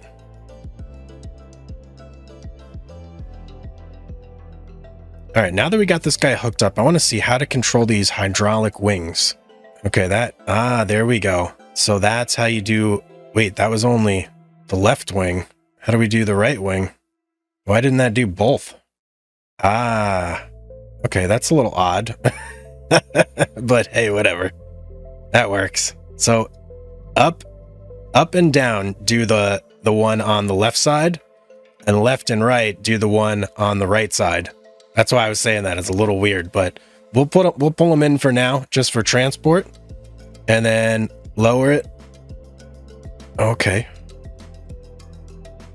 Interesting. All right, that's a really cool tool. I am actually very excited for it to, if it doesn't snow now, I'm going to be very upset if it doesn't snow at this point. It's got to snow, basically. So yeah, hopefully, oh, did I see some snow in the air? No, maybe that was just some exhaust blowing in my face here. All right, so I got a couple trips to make to get this stuff back. I will take over, you know what? We'll just fill it up and leave the excess salt there. I was going to say I'll take the truck, but nah, we're just going to make 2 trips with our tractor.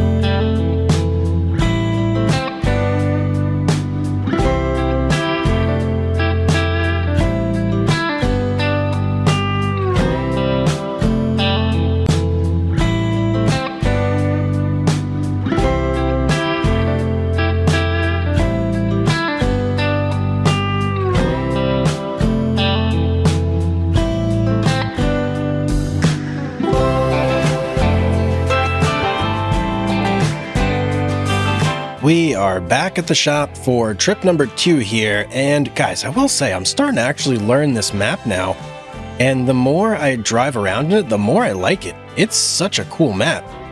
Where is the correct area to hook up here? Gotta be up there. Yeah, this is such a cool map. I'm really enjoying playing on this, and I'm wondering, how's it like to do a farming run on this? Would you guys like to see me do a farming playthrough on this map as well? Or should I just stick with the forestry? Please drop it in the comments down below. Let me know if you would like to see that, because I can always, start another playthrough where we focus on farming, or maybe cows, maybe livestock of some sort. There's so much you can do here that the sky's the limit, really. Unlimited amount of options. So yeah, please do let me know if that is something you are interested in. And let's just take a... I usually don't play with traffic on, but I am on this playthrough, and it is a pain in the butt. Yeah, let's just take a nice look.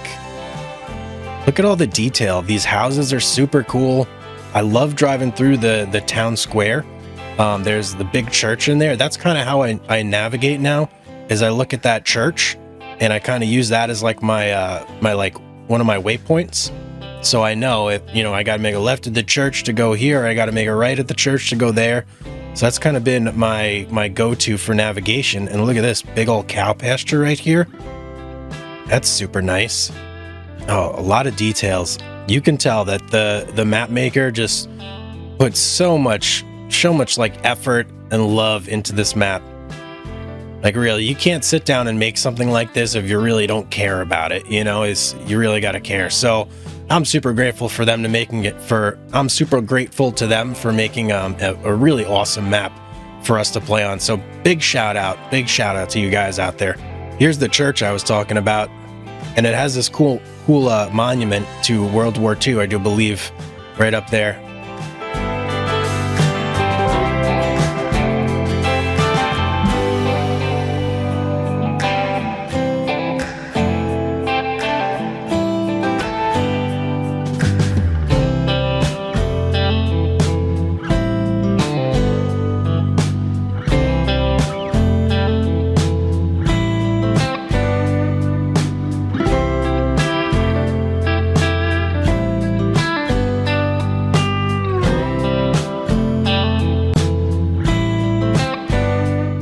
With this machine dropped off, this is now our winter needs hopefully taken care of. So when the snow comes, we are ready for it. We can salt this entire thing here, get rid of the snow there. We got our snow blower for anything super deep. So let's think about some future plans here and how we want to move forward. So this area over here, obviously going to be a little bit harder to manage getting the trees up. And I'm very interested in trying this thing out too. Our hydraulic, what is this thing called? The dock. Yeah, I'm very interested in trying out the dock there too, but we got to get the trees from there to over here. Now, I've been thinking about the best way to do this, and I do believe that our best option is probably going to be a forwarder of some sort. So let's take a look in the shop here and just take a gander at the different forwarder options. So here we go, forwarders. We've got the Felix, the 848L, the Bison Active Frame, and the F20D. Now, I would realistically like something with a nice juicy winch on it so we can just pull out any big tree with no issues whatsoever. This guy doesn't look like he has a winch, but it is big. Looks like you just smash the trees right back in there. No winch on this guy. This guy's definitely got a winch, 15 tons. And this one has a winch, 10-ton winch. Pricey machine here though. The John Deere 848L-2. This is probably going to be what we're going for here. And this is like a big boy too. So the winch is right in this area here. That's where you pull, and then you grapple on right here, and then it lets you drag anything you need through, and it's a 15-ton winch. So that can pretty much take care of anything that forest could throw at us, I believe. I know there's some that can get bigger than 15 tons, but nonetheless, still not like we couldn't figure that out. So a couple options here for wheels. We got the Eco Track. I don't know what those do, to be honest. I wonder if they provide more traction. Maybe not. I don't know. So yeah, that's going to be what we're going to shoot for next episode, is getting that guy. And let's just quickly look at some of these trees. A lot of these Tilla, how do you say this? Tilla amarensis. We got a lot of these Tilla amarensis around here. Oddly enough, no American elms. I wonder why that is. Maybe because we're on a France map. Although they drive on the right side of the road in this map. Do they also drive on the right side of the road in France? Wait a second. Is this an American? Yeah, there we go. American elm. USA. All right, so we do have a couple American elms on here. Shagbark hickories. Another shagbark hickory. All right. So this area all back here is, yeah, this is a lot. This is a lot. A lot of bigger trees too, which is starting to get me excited. I like to see the bigger trees. So this is going to make us a lot of money back here. And I think that the forwarder is our best option. Now, in terms of getting in there, so I think cutting a path right here, cutting a road right here, and this is kind of gonna be our egress and ingress points. And then we'll come through, we'll go through this road section, and then maybe we'll try and use this dock right here. If that doesn't work out, then we'll have to just haul it up the hill, do it the old-fashioned way. But going through these piles here, these wood piles, that's just asking for trouble, I believe. So we're not even going to try and do that. It may be able to fit some of the bigger trees, but it's going to be a tight squeeze. So why even put myself through that hassle when we can just go around that way and bring the trees in with no problem there. We need to get serious. We have a ton of trees over this way that we need to start processing. And in order to do that, I think it's time to get some bigger machinery. So what we looked at the end of last episode was picking up a nice big forwarder, which is going to help us haul out some of these larger logs here. And then I'm also really looking forward to using this thing. I think today this is definitely going to be put to use. I want to see how it works with this dock here. See just, I don't know, how all this stuff goes down, what it does, etc. But I don't think we're going to have quite enough money. What is that in the distance there? There's a little house or something? Oh, cool. I don't think we're going to have quite enough money in order to buy the forwarder like right off the bat.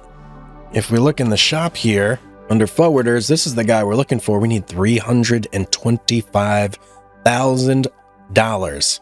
That's quite a lot. Now, on the good side of things, our sawmill, we got a lot of wood chips in there. Holy cow, we got a lot of planks too. We almost have a full trailer load that's ready to go. And if we look at, where's wood chips? There you are. Wood chips, ooh. I think we can sell these right now. And it's looking like, ooh, the landscaper is the closest, but the price is not great for the landscaper. If we want the best price, it's going to be Ye Old Animal Dealer.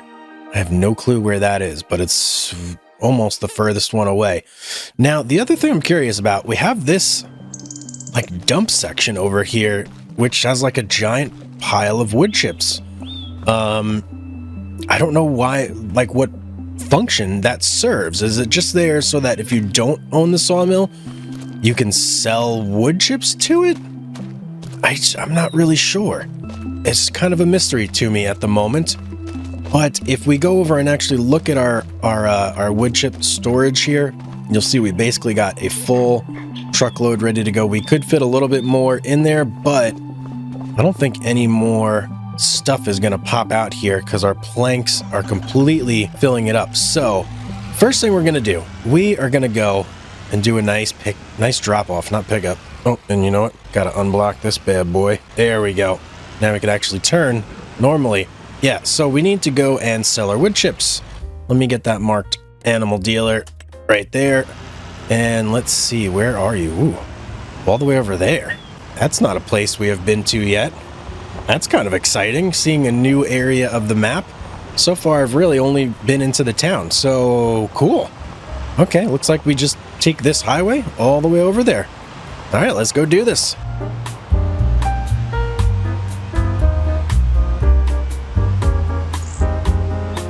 All right, I don't know if it's just me, but I do believe I am seeing some snowflakes in the air. I'm not crazy, right? You guys see that? Little white thingies floating all over the place. Whoa, winter maybe, not winter, but snow may be coming a little bit sooner than I had originally predicted here. That may be the case. Now, whether or not it sticks and it actually starts to be a thing we have to deal with on the ground, that remains to be seen, but it is certainly in the air. Ooh, man, our little truck here is struggling with this nearly full load of wood chips. Wow, getting up that hill. Not even a big hill. That was a thing. Okay, we're coming up. Here's the animal dealer, and then okay, good. There are some animals. I was actually starting to worry that there were no animals. Ooh, wait a second. Oh, I probably should have backed up to that.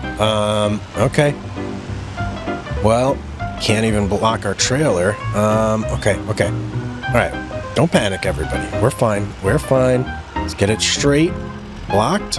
Yes, now we're blocked. Okay. Woo, much better, much better. You know what? I don't think that I think we dump over here, don't we? Yeah, this has got to be it. And I bet that's where you pick up your animals. Or is it? Nope, that's where you pick up your animals. Okay. Never mind. Well, now at least I can... Oh, jeez. Now I can back it up, but man, this thing is tough to handle. This is a big load, guys. Big load here. I don't know what's happening. No. Nope.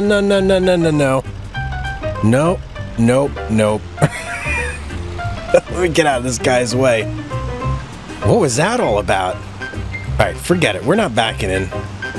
I'm leaving this unblocked, and we're just going to try and get it right on the cell pad there. I almost tipped over. I don't know what was happening there. Can I please get it? Yeah, yes. Dump. And I think we're actually nice and straight so we can block as soon as we're done dumping. Let's see how much money we get out of this. That's what I really am concerned about.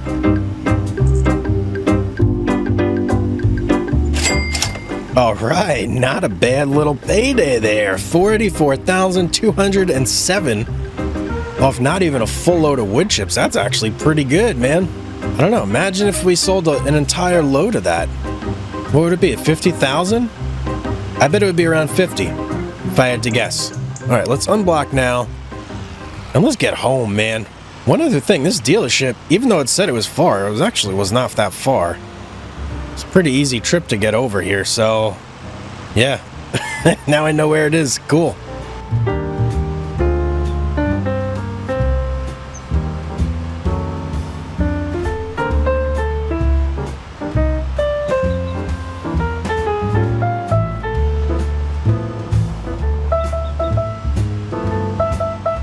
All right, now that we are home, I'm not going to bother backing that trailer in over there because we can't even load up any wood chips. Let's back up to this though real quick and just see if anything whoa. Ooh. We can load wood chips from here. Guys. What the heck, man? Okay, hang on. We got to go into our productions. Oh, that's so much better. Okay. Oh man, we can't change our wood chips to distributing. Okay, well now that we know that we can fill up our wood chips here, that's so much better. I wish there was a way to stop them from coming out over there, but I think that's just gonna have to be something that we deal with. Okay, well, impromptu second trip over to the animal dealer. I was not expecting that I would be able to get to, the rest of those wood chips, but yeah, heck yeah, we actually can. So we can completely empty out our wood chips, sell those, and then start to concentrate on our actual cut that we're going to be working on today. Just thinking out loud here, what I may actually do is completely block off that area for products over there, so that way no wood chips actually load into that area. That might be what we do. And then when we need to load up our planks to sell, we just unblock the area and let them populate in like the drop-off area. Ooh, traffic jam? Yeah, you better stop, buddy. That's right. I think that might be the best move for us, just to make sure that our wood chips don't get like stuck in what you keep trying to pass me, man. Come on, relax. That way the wood chips don't get stuck in that area, and we can just load them from that big old pile. That's so awesome. I actually didn't think it worked that way anymore, but I guess my initial like gut feeling when we checked this place out the first time was correct, and you can load from there. Awesome. All right, second load of wood chips. Obviously not going to be as impressive as the first, but every little penny adds up, especially when we're trying to save up for that big forwarder. Another 13,743. Perfect. Okay, home sweet home for the second time today. Home sweet home. Now, while we may not have enough money to get our forwarder just yet, that doesn't mean that I can't start completely deforesting this area over here. How much do we got in our sawmill right now, by the way? Let's see. We got 40,000 of wood, so that's actually going to get us through to the next month just fine, I'm pretty sure. So what I'm going to focus on for the rest of today is just cutting down as many trees as possible. And you know what? Before we start that, I just want to take a look. What is this? Oh, that's not a house. It's a big radio tower, a big like power pylon of some sort. Okay, I thought it looked like a little house or something. All right. Well, either way, what do you say we get started on a big operation of cutting down all these trees? I think that sounds pretty good to me. Let's do this.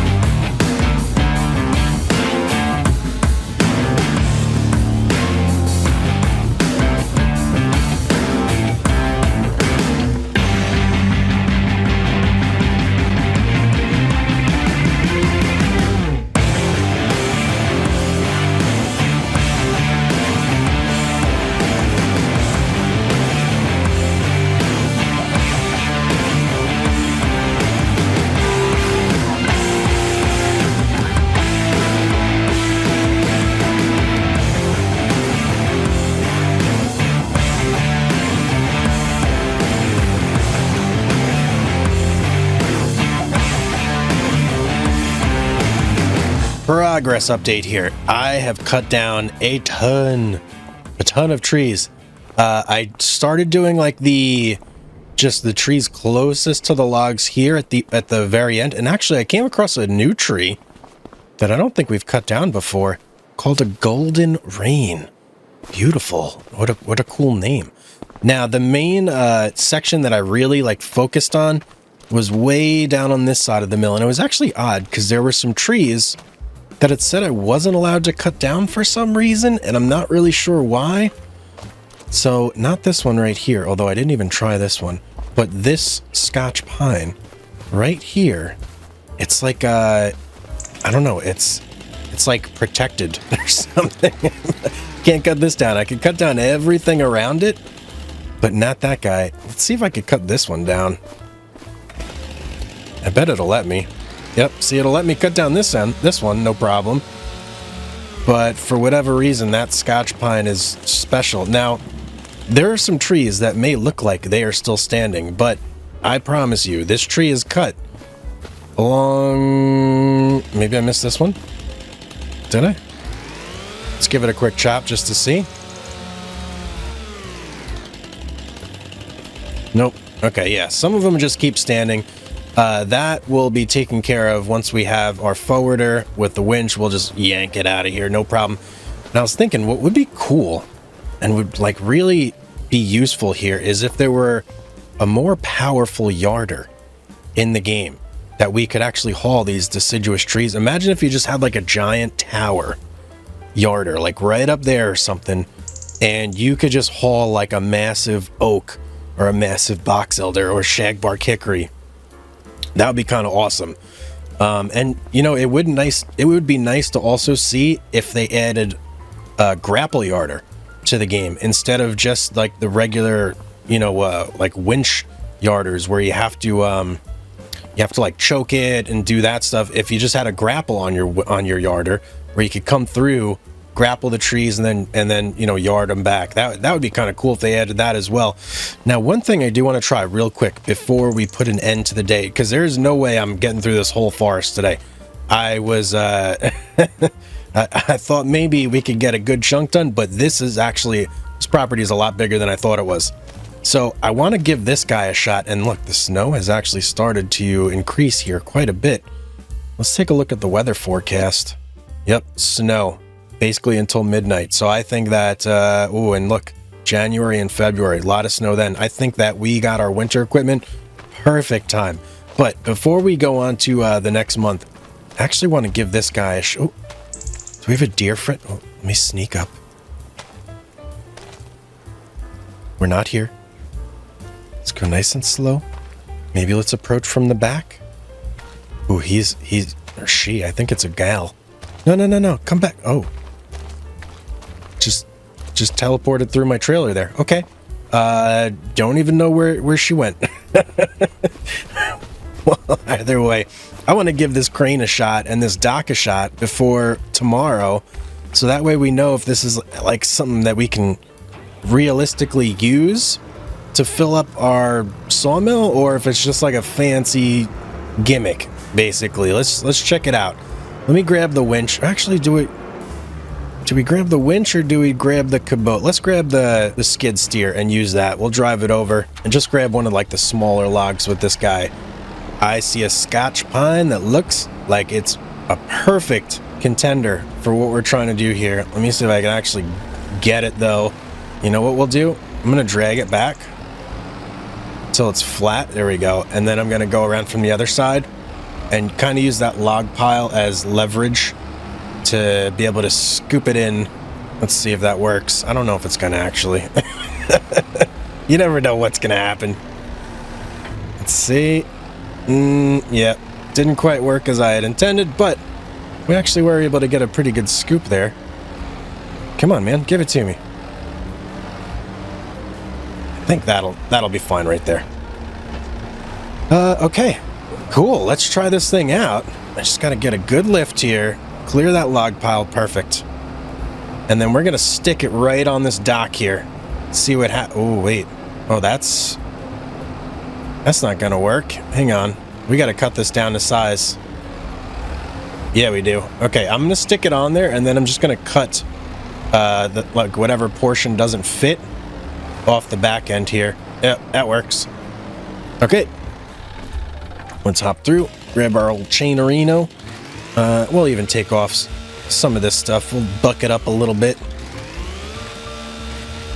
There we go. And you as well. Perfect. I think that's exactly what we're looking for. And then we'll just give it a nice cut right here. Am I stuck? Oh, I was a little stuck there. All right, we'll go like right at the edge, right there. That looks good to me. All right, let's see what happens here. Oh, it's going. Let's get up here. I want to see the action as it happens. Do a little play-by-play. It's going up. Ladies and gentlemen, this thing works. Now, what's going to happen when it gets up here? Is anything going to happen? It's going to just do that. Okay. So we have it there now. That branch is bugging me. We got to get rid of that. Okay, perfect. So we have our log up here now. Will it take it in if we do sell wood? Let's see. Can we see it? Absolutely it does. Okay, we can definitely use this. Little bit of a hindrance, the length factor, but that actually might work well for some of our deciduous trees if we're even able to grab them with this thing. Let's give this crane a shot too real quick. Can I get... There we go. Give me the actual crane. There we go. Ooh, it's very quiet for such a big machine. This must be electric. It's super quiet. All right, let's get down right on you. Oh, that was easy. And then, okay. It's much more difficult to control this because there's like multiple axes that we have to worry about. I'm not super happy with how that is. Okay, this crane is very tough to use, guys. I'm not gonna lie. I will not lie to you. Maybe it's because of the... Oh, yeah, you know what? I think it would be easier to use with this angle. And boy, look at the snow, guys. I think we're in for a treat when we wake up tomorrow. We are definitely in for a surprise. Oh, okay. Hey, I'm ready for it. I am ready. We prepared for that snow, right? We're ready to go. Okay, so we checked this thing out. We used it. I probably am going to use it for some of the other wood as we haul this over. But for now, let me check our wood supply here. Make sure before we go to sleep, got plenty in here. We got 36,000. It's 1240. I think we're good to go. We'll just have to see how much it makes overnight. But it's time to settle in. All right, ladies and gentlemen, let's settle in for the night. Let the snow accumulate, and then hopefully tomorrow we can afford our brand new forwarder. Well, it looks like we lucked out on the snow front. No snow on the ground, despite all of this snow that was falling from the sky. What about the forecast, though? No snow today either. Okay, hey, we're looking pretty good. But, guys, we now have enough money to afford the real star of the show here, which is going to be our forwarder. We got to get over to the shop like ASAP. 355,000. All we need is 325, I do believe, in order to get our I'm so excited. I'm just running around in circles. Where's our truck? Where's our truck? It's over here somewhere. All right. Yeah, we've got enough money now to get what we need, which is awesome. Hang on. What's going on here? Why is there there's some snow in some places. Okay. Interesting. That is snow, right? I'm pretty sure that's snow. Yeah, that's definitely snow. Okay, very odd that it left snow here, but not down there. I don't know what's going on with the snow situation here, but yeah, I'm super excited to get this thing. This is gonna be awesome, guys. Get out of the way, deer. Ain't got time for you today. Now, the only issue we're gonna run into is that I'm gonna have to leave the truck at the shop. There ain't no way that I am hauling this giant forwarder down to our sawmill with our tiny little trailer. That ain't happening. No way. So we're gonna leave the truck down there, and then I think what we'll end up doing at some point is probably just heading down there with the tractor and the trailer. Ooh, maybe I should have brought the trailer with me. Yeah, you know what? That's what I'm gonna do. I'm gonna turn around real quick, grab the trailer, and then what we'll do is we'll just drive down there with the tractor, or I don't know, something. We'll figure some way out to get our truck back with us. Here we are, made it to the shop. Shut her down and head in and buy our brand new forwarder. And I'm starting to wonder, should I get some of these different tire options here? I want to go with the BKT tires, Midas tires. Whoa, look at those bad boys. Those are big. I didn't even look at the tire options, but I'm going to stick with the BKT. And then as far as the windows, you know what? If there's going to be snow on the ground, it's going to help us out a little bit if we got some tinted windows. Not really like anything that'll actually have an impact in the game, but it's just kind of fun to do anyway. So we'll do that. And then, do we want to get like an eco track sort of thing? I don't even know what these do. If you guys know what these do, please let me know. Are they meant for, like, I don't know. Is it just better traction? I have no clue what these actually do, but there's a lot of different options for them. So clearly they serve some sort of purpose. Like this almost looks like chains. Like you're just putting chains on your tires or something like that. But I guess we'll just go with the standard for now. So, big purchase coming up. Let's do this. Oh yeah, we just bought ourselves a giant forwarder. Look at this bad boy. Let's see, winch. Yep, big old winch cable right in there. You can see it. Look, check it out. Look at that thing. Nice big hefty winch on this. I am super excited to get working on this thing. Now I'm gonna guess that you can change. Yep, you can change driving directions. Up, down, forward, back.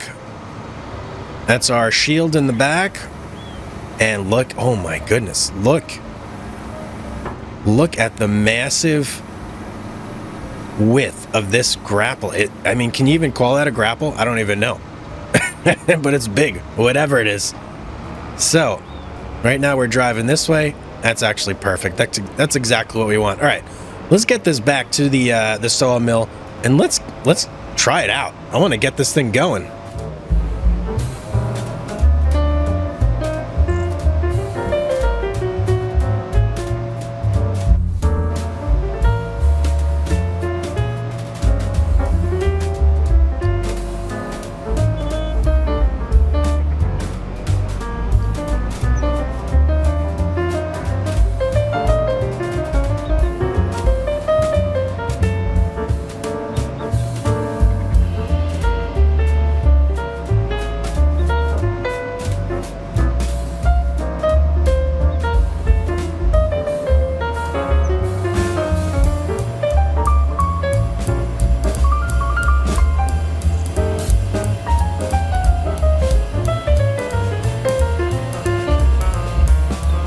Well, here comes the snow, guys.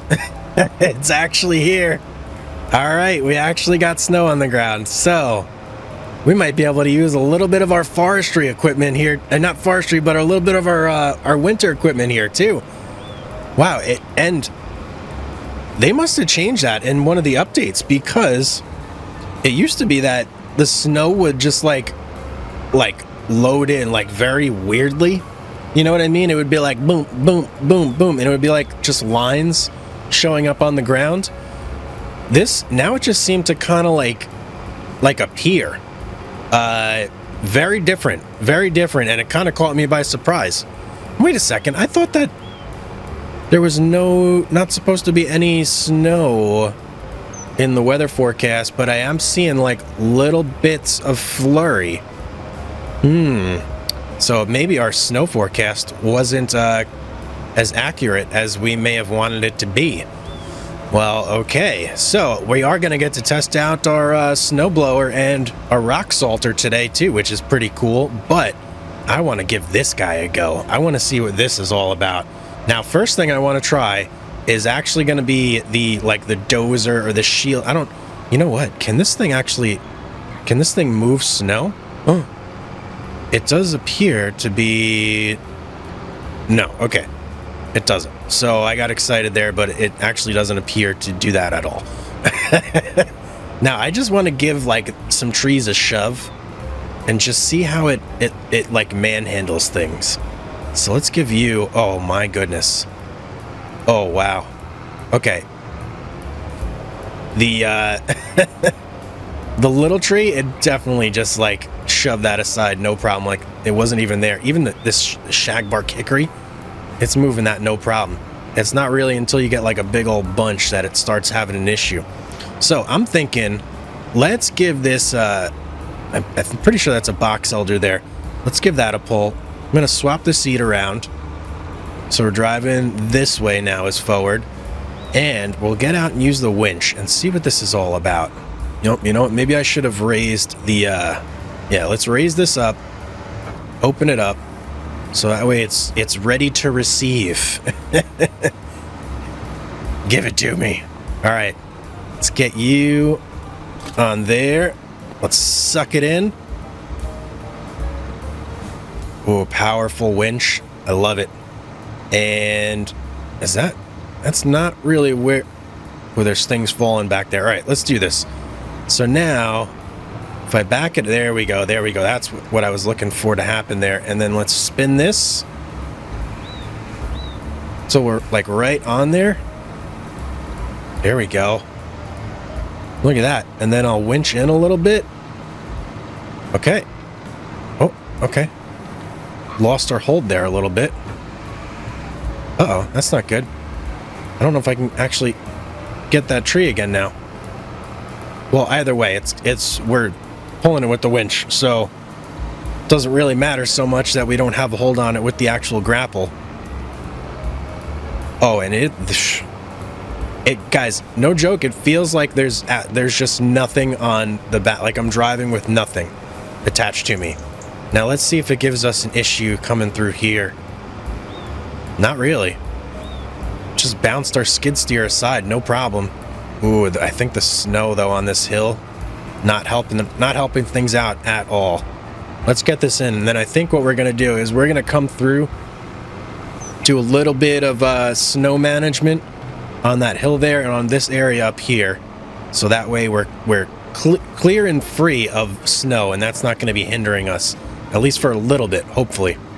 Let's go ahead and give this guy a sell. Very nice, very nice. All right. Ooh, hey, this thing is actually pretty awesome, guys. Very happy with this purchase.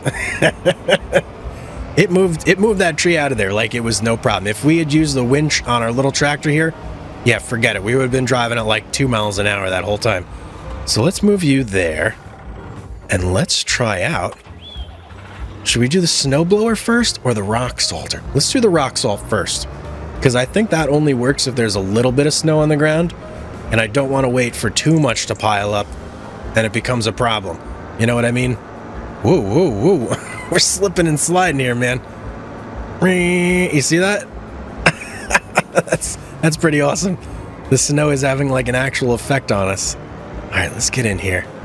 Let's get in here. Let's do this real quick. There we go. And let's pull up our F1 menu real quick. Okay, so just B. That's all we got to do. And we're on 4 meters. How do we change the width? Change work width. Control Z. I want to open it up to 6 meters. I think that's going to be... Oh, look at that. We need more than that. Hang on, hang on. Let's do the full 10 meters here. There we go. Ooh, yeah. Look at that. Gets rid of the snow, no problem. Oh, that's awesome. Now, how long does it stay for? Is the snow just going to, like, come right back? I don't think so. I think what we'll do is we'll do the road here with this, and then we'll double back. We'll swap out to our snowblower and then give that a try up on the hill and just see how that reacts. And I think, do I want to go any further on the road? I don't think I really need to. Maybe we'll just do this area right here, just like down to the main road. And then we can probably cut it down to, yeah, that's a good length for this stretch of road here, I think. All right, so I'm going to get this done, and then we're going to swap over to the snowblower and check that thing out.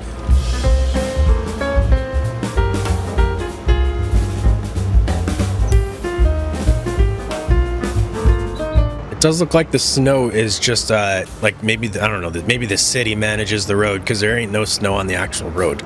So we only have to manage our stretch. All right, let's back this in nice. Beautiful, perfect spot. Couldn't have asked for a better place to put that down.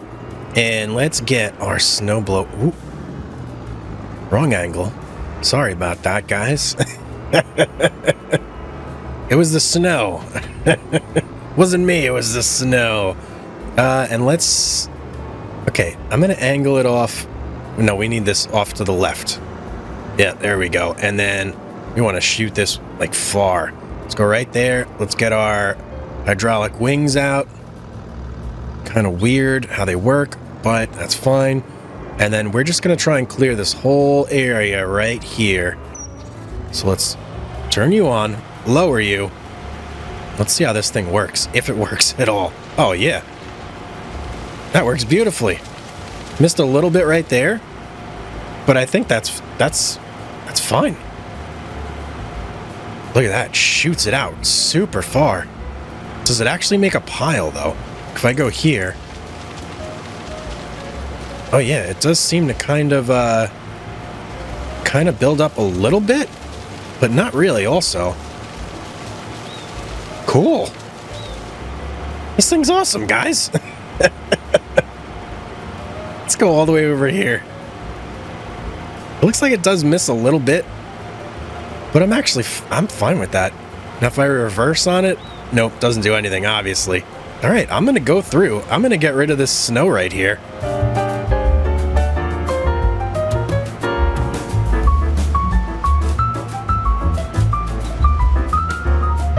Oh, it definitely does make piles.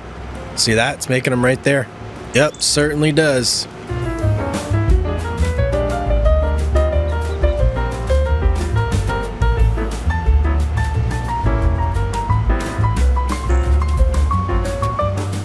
Now, I think where this thing is really going to shine is when we get like that deep, deep snow. I probably could have came through here with the rock salt and done this, but at least now we know how this thing works. And then when there's like really deep snow, this is going to be our go-to tool here. But guys, man, what an awesome day. Not only did we cut down a ton of trees, not only did we get ourselves an awesome forwarder, but we also got to test out our new winter equipment here. What more could I have asked for? Last time on the Lumberjack Saga, we stared off into the sunset. No, wait, we didn't do that. We got ourselves this guy right here. We got some forwarder action going on. We made a big improvement there. And today we have even bigger plans. So part of our, let's say, domination strategy for this map, we want to own every single piece of forestry property on the land.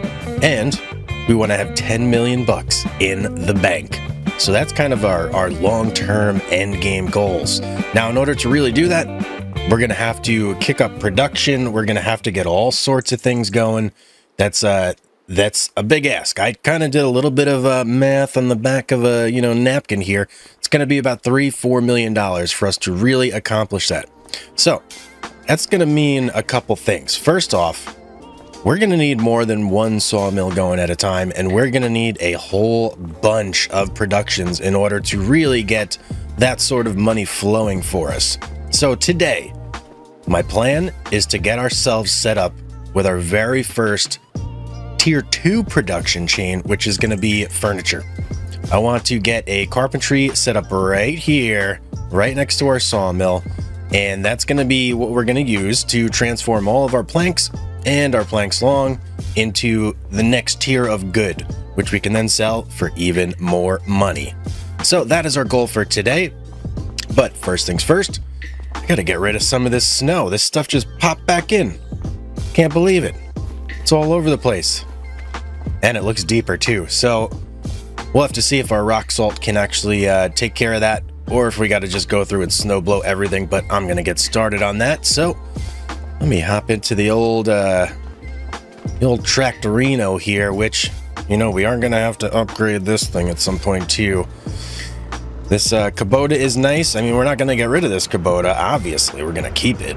But we are gonna wanna start looking into either a large tractor or just something that can handle like a mulcher, right? Because the mulcher is kind of what I'm really looking at getting to chop up some of those stumps over there that are really giving us a problem with the stump cutter that we just can't handle with that. So those got to go, and we need a mulcher to do it. So big tractor, that is definitely on the list. Ooh, and the snow is too deep. Man, I was hoping that wouldn't be the case. Can't salt it. All right, gonna have to go through and snow blow it.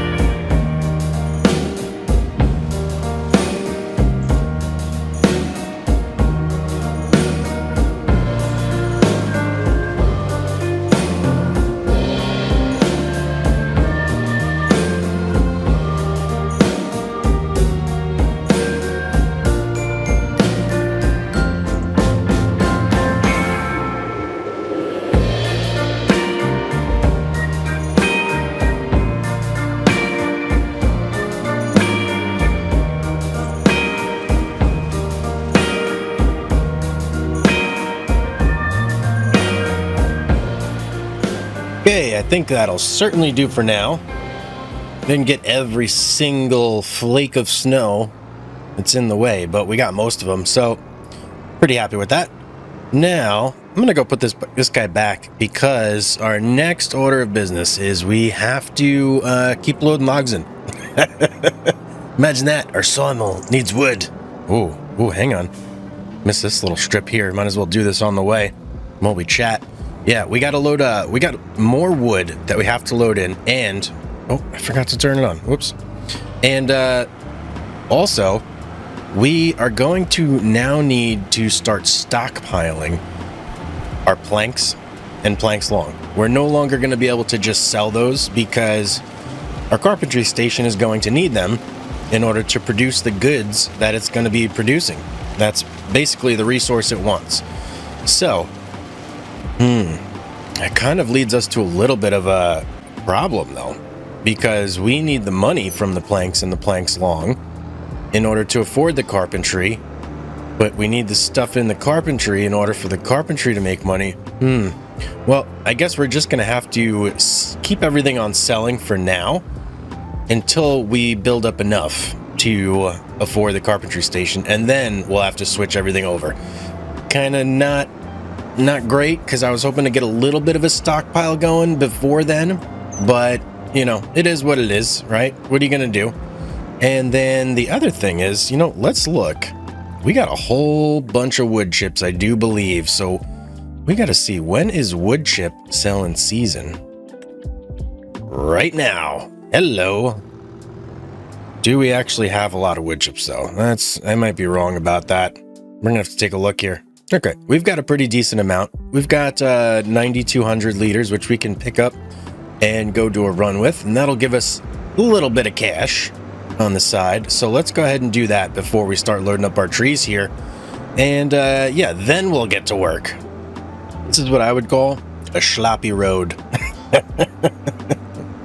Whoever's plowing this thing needs to do a better job. Ooh, ladies and gentlemen, we might have a big issue here. We don't even have a full load and we are struggling. Ooh, 3 miles an hour. What is this about? Okay. Yeah, that big tractor. That's gonna be very important for us in the future. I feel like we didn't have this much trouble going up the hill last time with a load of wood chips. Oh, we made it here, but that was a brutally slow trip. Apparently I was way off about the town keeping check on the roads there. Because, yeah, that was not a good road. All right, let's sell this and see what we get here. 15,000, not bad for a tiny bit of wood chips in the winter. I will take it now. Hopefully I can get around here. Yes, we can, no problem. Okay, on our way back. Let's start hauling some wood. Okay, we got our trailer dropped off. I'm going to leave it right there so that way we could fill up. I think what I'm going to do real quick, I just thought about this. We are storing our normal size planks here. And I think what I'm going to do is I'm going to set these to distributing. So that way, as soon as we get our carpentry, we've got, bam, whole bunch ready to go. We do have a lot in the output area up there that we'll have to haul over manually, but it's only from there to there, so that's not terrible. Now, I've intentionally, when I went through and did the snow blowing, I intentionally tried to not blow any, if possible, snow into this area right here, because this is like my main cut at the moment. There's snow that I blowed, snow that I blew all over there, but I wasn't too worried about that section because this is our main like area of operation for now, at least. So this is where I'm going to focus. I'm going to get the forward over here, and we're going to start hauling out a lot of these bigger trees and to start to get them up the hill there. So I'm going to try and sit the forwarder right here in front of the house and use the winch to get them out and then haul them up. And hopefully I don't have to actually drive the forwarder in there in that whole mess, because there's a lot going on in there, man. There are trees galore. There's just, it's a busy area of town. So yeah, I'm going to try and avoid that if possible, but let's get the Kubota out of here. Let's just get everything nice and cleared up. so we can kind of get to work without tons and tons of things in our way.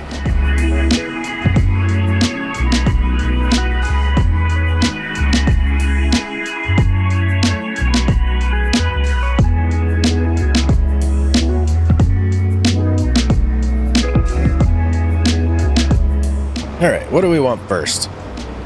I see a shagbark hickory that is just tangled right there.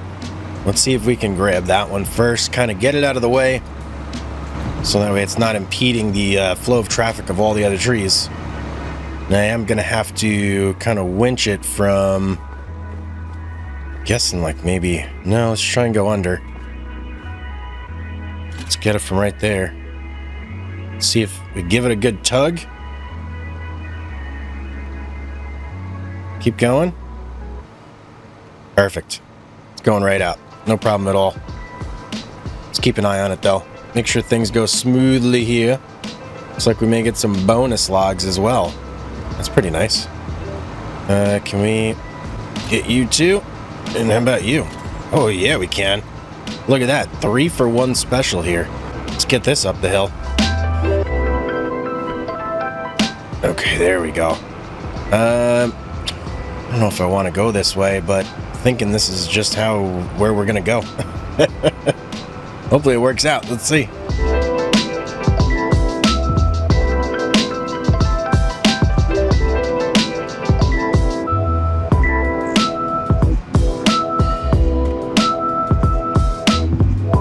Alright, this thing really doesn't care about anything, man. Stumps, snow piles, grass, hills. It really did not care. It just hauled all these logs over with no issues. It was a little slow, don't get me wrong, but it didn't have like traction problems, didn't stop once. So that was great. All right, 16,898. All right, we're getting there. We got a whole bunch more to haul though. Look at this, we're going for the 2 for 1 shagbark hickory special here. That's a lot of tree on the end of this winch.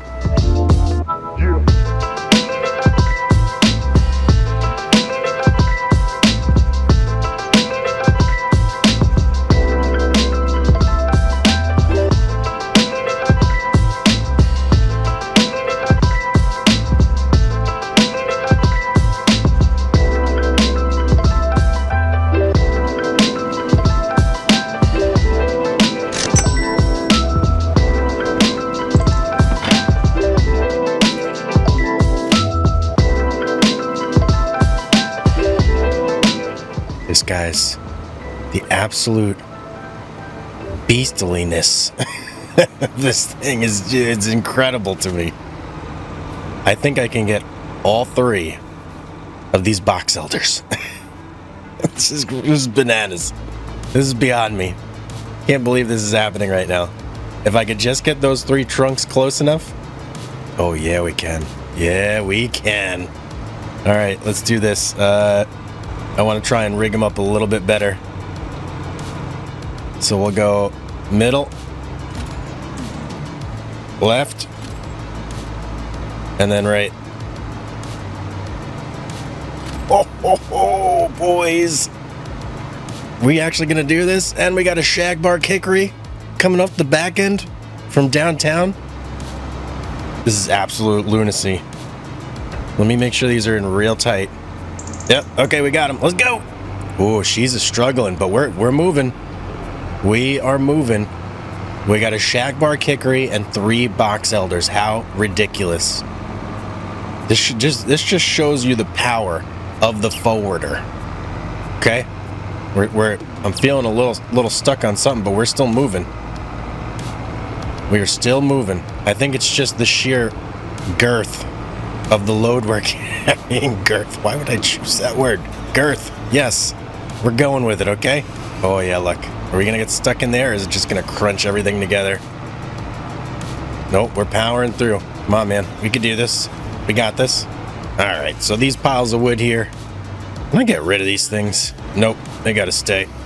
That's unfortunate, because I could totally haul these up there if it wasn't for that log pile right there. Alright. We're gonna have to unhook and just maybe do one at a time. But we got them so close. I mean, I feel great about that. As long as we're not stuck with everything for good. See if we can't just free ourselves from the oppression of the log piles here. And we broke free.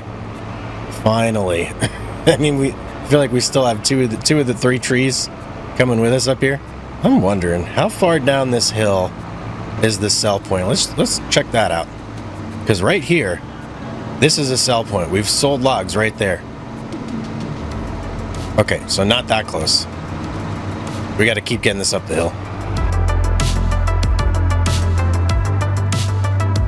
All right, that's one of them down. Let's see if we can't just winch up this next one.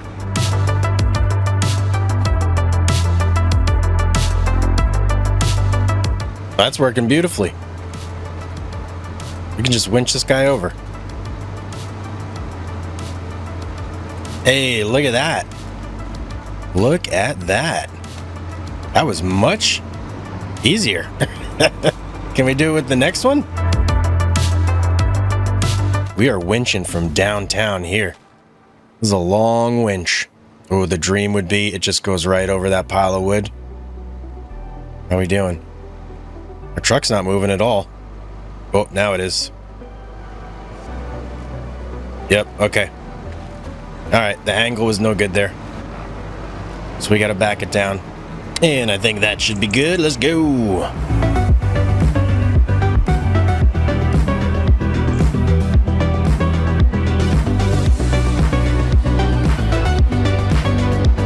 Okay, that's all three. And somehow we got this shagbar kickery with us too. Where'd you come from? I didn't even see you. I didn't realize it was on the back there. Let's get you hooked up too. Let's get you in the old sawmill with your friends. We don't want to leave anybody behind. We'd never do that. And there we go. All right, 69,000. Nice. All right, let's go keep getting trees. Check this out. Got a whole batch load on this round. I used the winch to carry a bunch, and then I just grabbed a bunch with the claw. Seems to work pretty well too. All right, little progress update. So we have about 90,000 liters of wood in our sawmill. So we're making good progress over there. Another 50,000 before we fill her up. Look at this. This whole area is really starting to come together here. Starting to get nice and cleared out. I think I'm going to cut down these last couple trees on this side over here and just finish that whole area up before we start to move in, because then we're going to be past those log piles, and that's going to make the job a little more difficult. I don't think terribly more difficult. We just have to drag them here first, and then to the road, and then over to the sawmill. So just like an extra step or two, but not terrible. Not terrible. We're going to get all these trees cut down here. I'm going to see if I can't drag them over in like one big go. Big load coming in. I actually had to go behind the house over there to avoid snagging on any of these log piles, but we got this big load in. We got big shag bark, big box elder, and like a medium size American elm. Not the biggest, but it's all wood, man. It's all wood. Look at that, 109. We need 30,000 more, and we are set. We are full, and that'll carry us through for a couple months at least.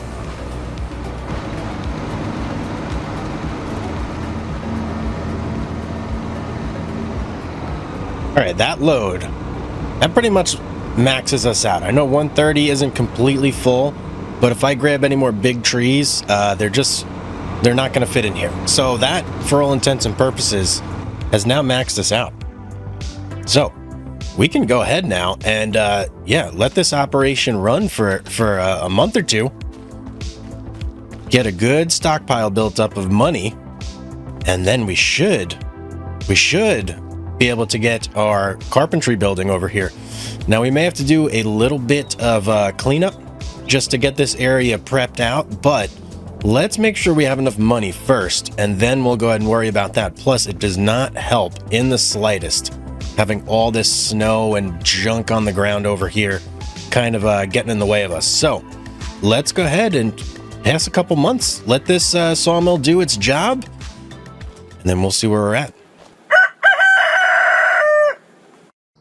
Well, ladies and gentlemen, it is now April, and our sawmill has put in some work, and look at the money it has bestowed upon us. $381,000 bucks. We're sitting real pretty right now.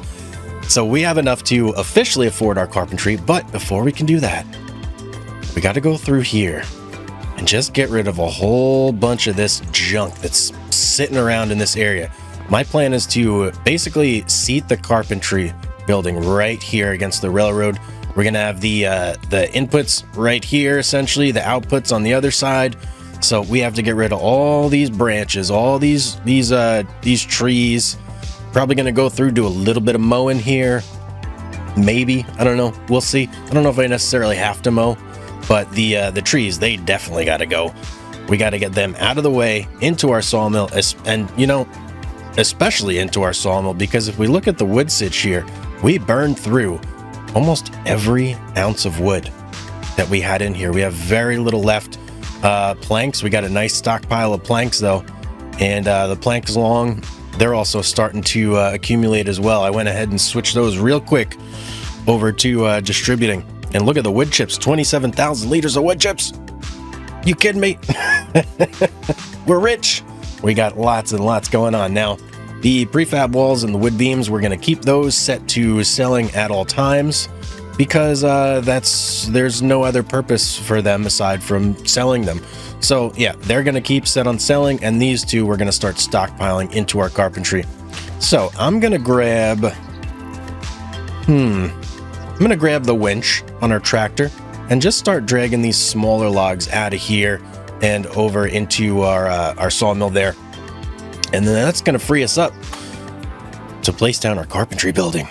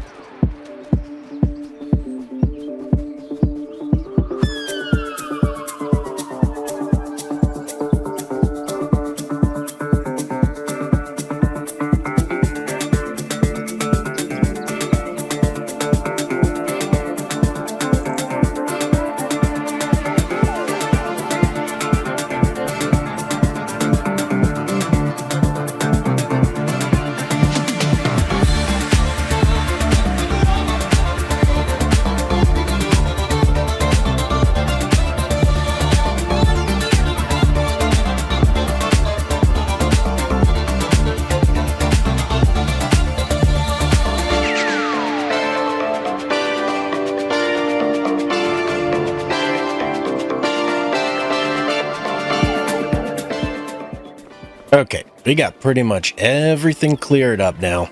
So there's no more tree limbs, no more felled trees over here. We're ready to get our carpentry building. And all right, free mode on. Free mode is the key here. Free place. So I want to get it tucked nice and tight against this wall here. But I want it to look good too. I don't want it to look like junk, you know? Thinking maybe, let's get a little closer, get a better angle here. Thinking that looks pretty good right there. Let's place it. Ooh, yeah, baby, look at that. Oh, we've got our carpentry building up and running. Oh, and it actually is placed quite nicely too. No crazy ground deformation, nothing going on there. Let's get in here and do a little bit of managing. Okay, that's our cell wood point. Management should be right here. Yep. Let's do a little bit of management real quick, okay? Let's first off get our furniture planks long. I'm going to get all this stuff going. Activate, activate, and activate everything. Now, I'm not going to set this to storing. I'm going to have this automatically sell for now, at least. All right, because we don't really want to necessarily be doing a whole ton of hauling and like a forklifting and, you know, the whole thing. It's just, we don't really want to be doing all that. We want to be focusing on logging and doing our lumber thing, and that's kind of what we want to do. So we're just going to let this sell. We're going to let it do its thing. I think it'll be fine. Now, unfortunately, we do have a whole bunch of planks over yonder that we are going to have to stuff in there.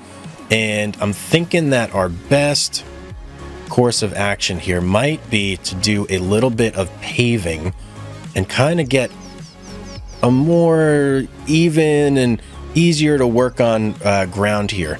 So let's go in. Let's grab our landscaping tool here. And let's see, what do we want to do? Let's just do a small patch of this and see how it looks.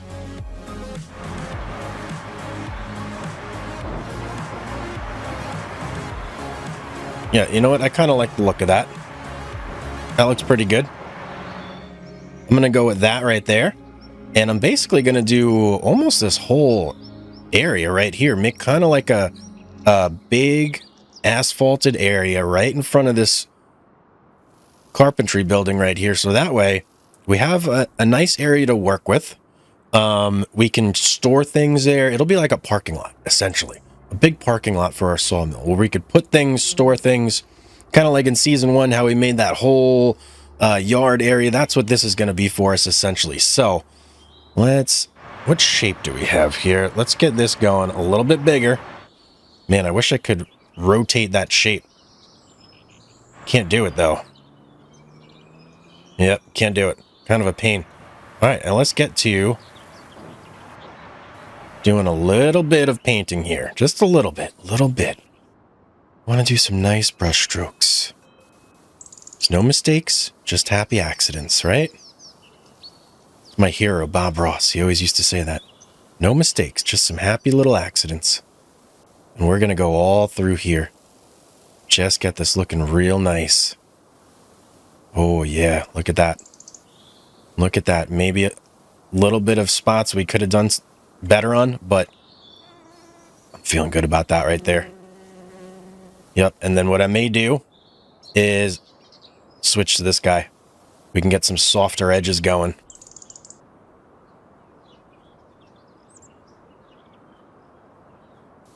Yeah, that's looking real good right there. I'm liking that.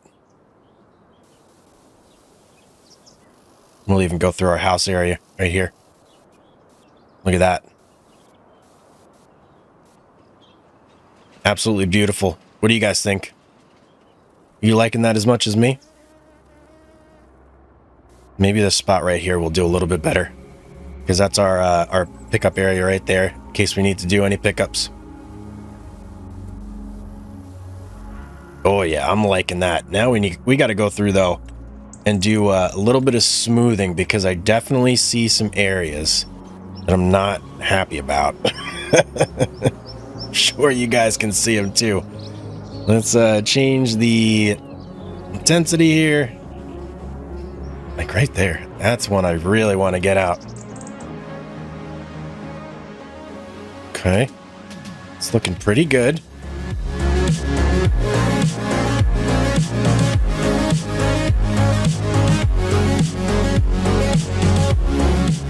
Okay, I'm feeling pretty good about that. Let's take a look. Oh, yeah. I mean, this spot right here, a little undesirable, but I don't think that's terrible. That's not terrible at all. Now, the stump situation, that is something we are 100% going to have to address. I mean, look at this. Stumps galore in this place. Holy cow. Yep, that's going to be our next issue, and I think, unfortunately, to get rid of a lot of these, like these bigger stumps, we are going to need a mulcher. So that is definitely something we're going to have to pick up ASAP. ASAP as soon as possible, in case you weren't aware there. And then some of these trees, we can actually go ahead and drag these into our carpentry, because the carpentry will accept raw wood and create furniture from that as well. So yeah, hey guys, we are looking super good here. I think we are, like, we're in a great position. We're going to be rolling in the bucks in no time, and this whole map is basically going to be ours before you know it. Now let's talk about today. What do we want to get done today? Well, we have two main goals that we are going to be focusing on. First and foremost of which is going to be to get ourselves a mulcher.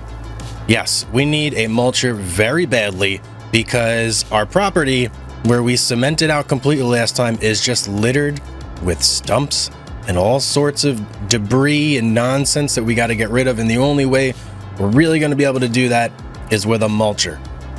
Currently, we have a stump cutter, but the stump cutter does not do the job. On the big stumps, I don't care what anybody tells me, I've sat there and I have tried and tried and tried. The big stump, or the stump cutter, does not work on the big stumps.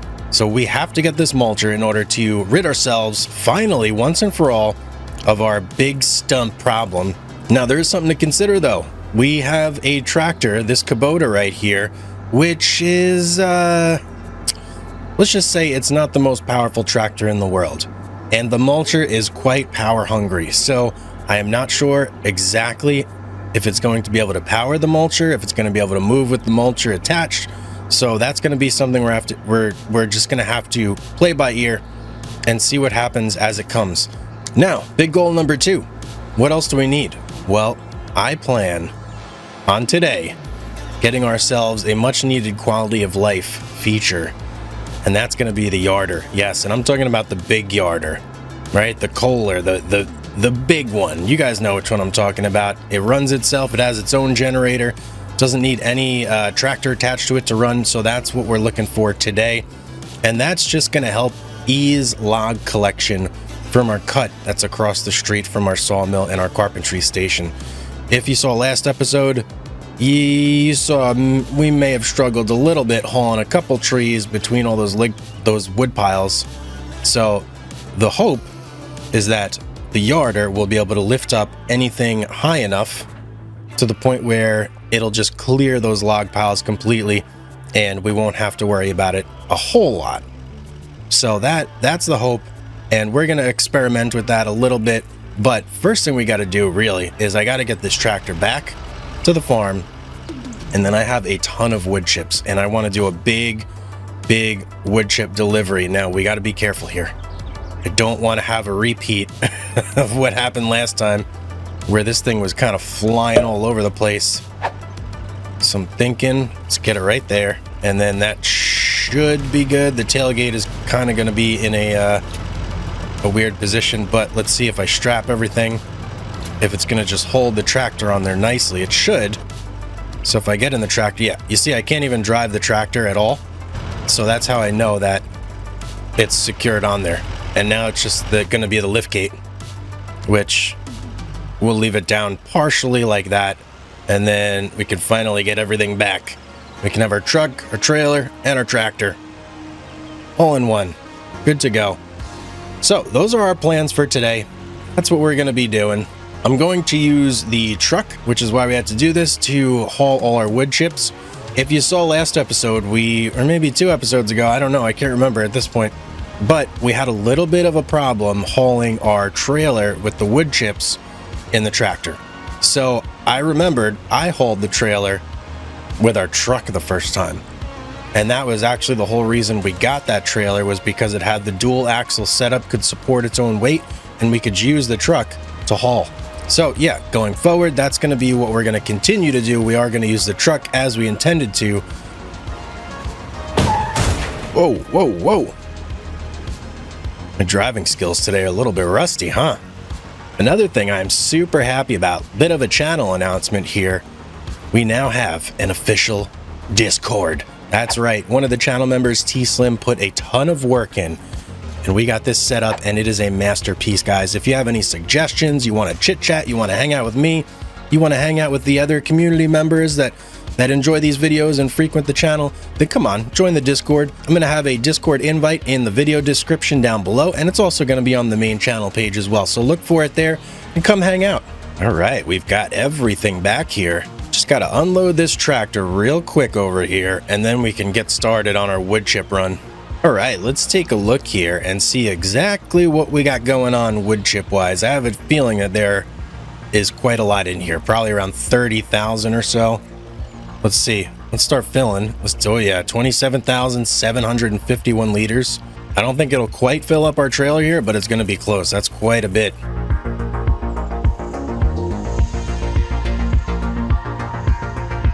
All right, here we go. Let's go. Let's go. Whoa, actually, hang on.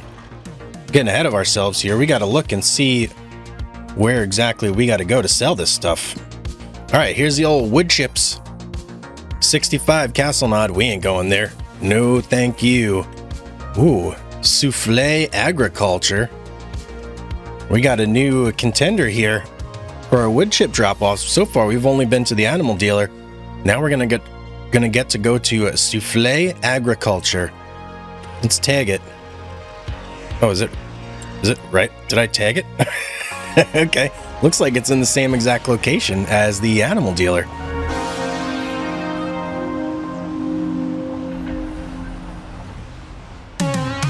One more thing for you guys here.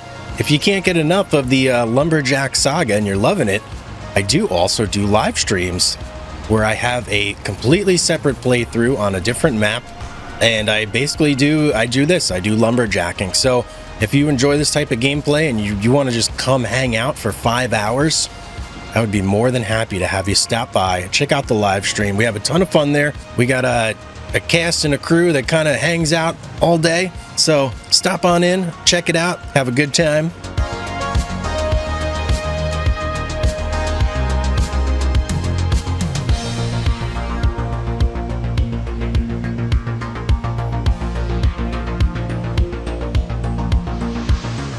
All right, Souffle Agriculture. Am I even saying that right? I have no clue.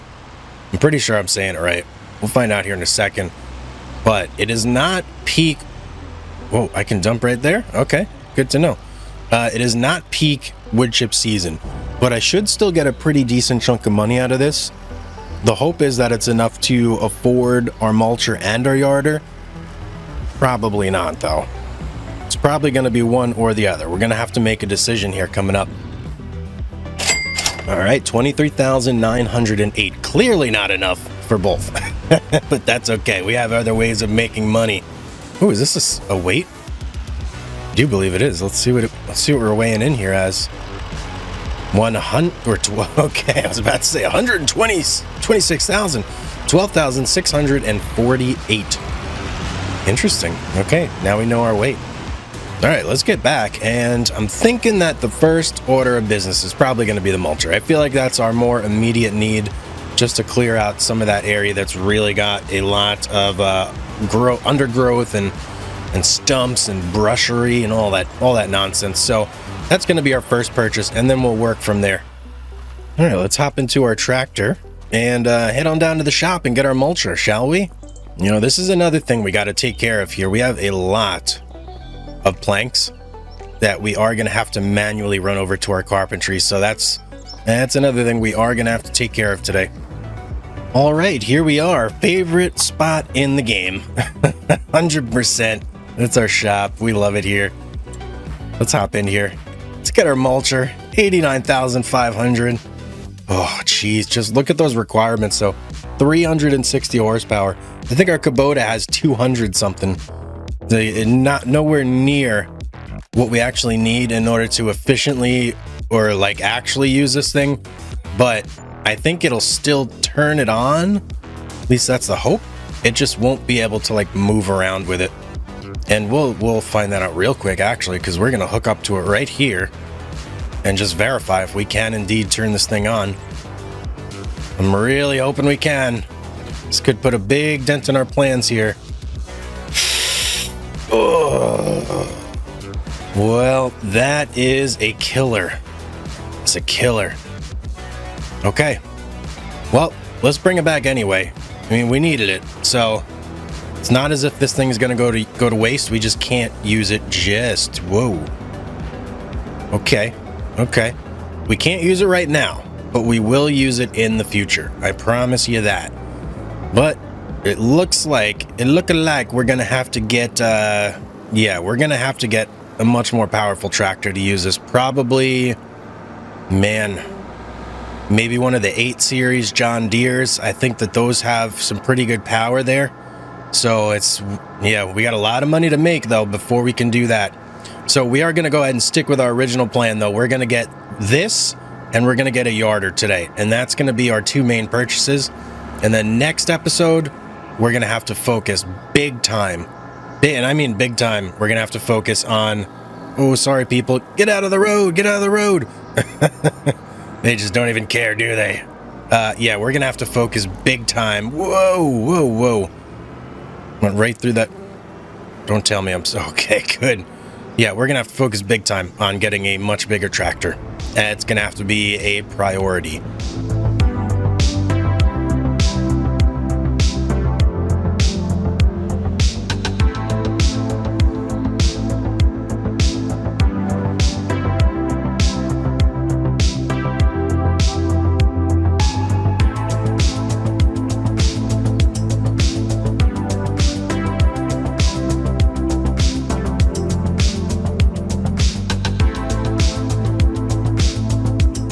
Okay, we made it back with our mulcher. It was quite an interesting drive because we barely have our front wheels on the ground with this thing attached to the back, so I was all over the road everywhere.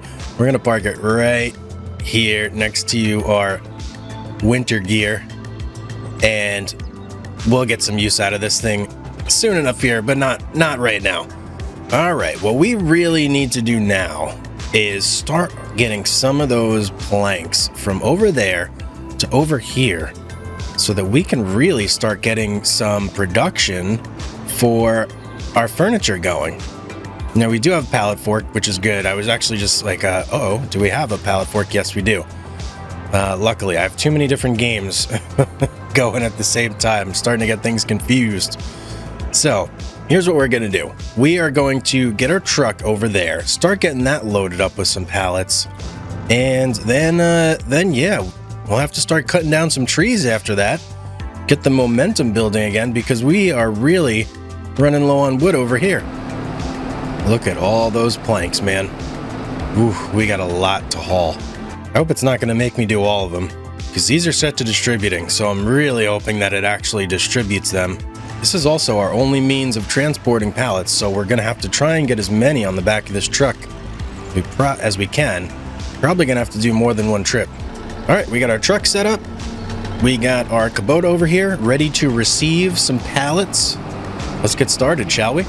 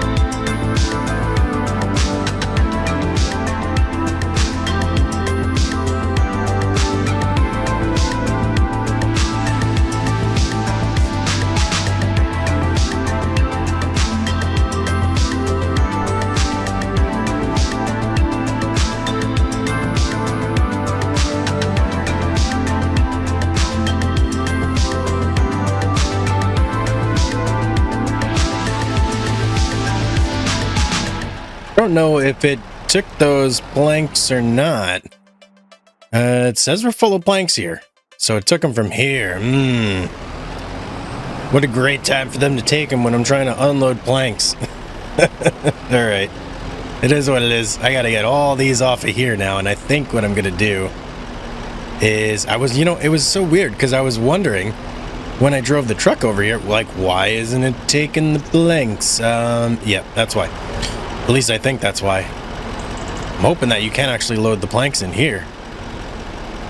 Why? I don't want to be in my Kubota. I'm gonna be in this truck. Here we go.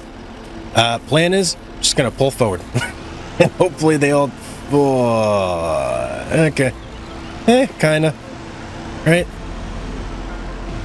Kinda worked. But hopefully that now that they're in there, they'll just kind of like get sucked in. I don't know. Hopefully. Okay.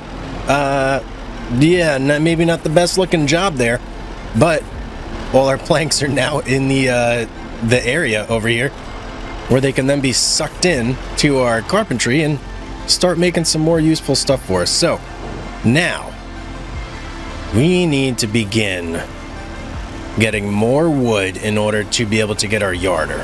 So we've got a couple chunks here and there, which I actually think I'm going to chuck into the carpentry, and the rest we're going to have to start making some trips, grabbing some big trees from over there to fill up our sawmill here again.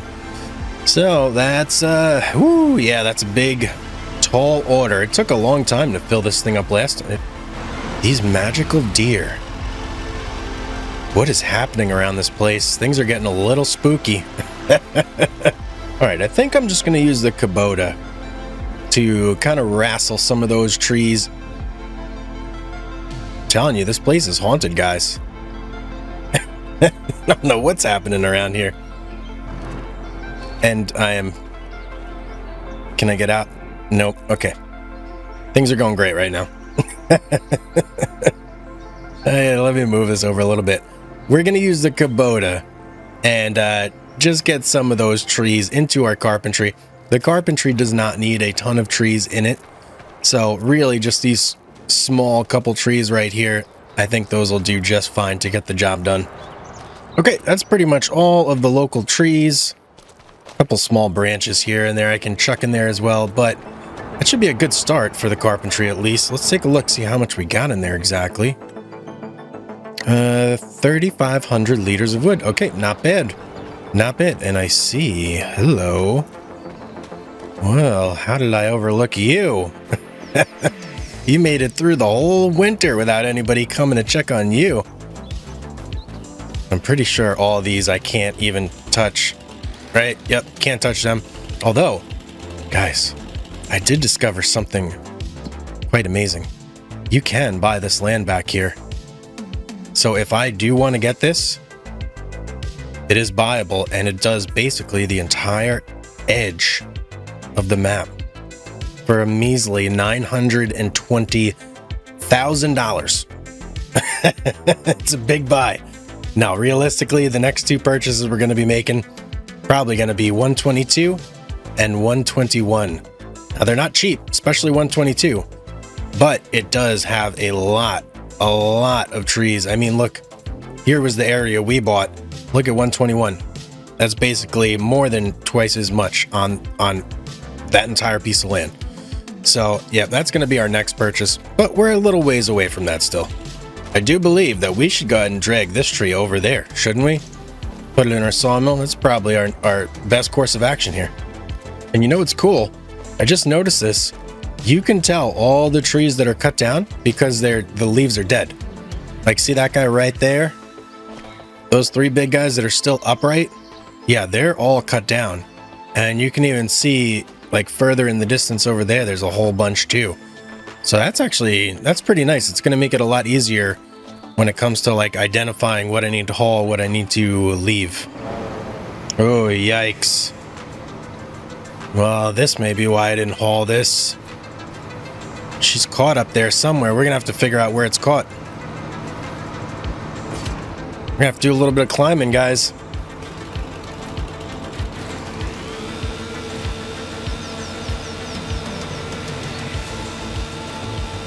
Let's see if we can't figure it out. Oh. Definitely that branch right there. That one's got to go. We got to get up there. Try and cut that one off. Oh, no. No, no, no. It's gonna let me cut it, right? I think if I just do this tip right here.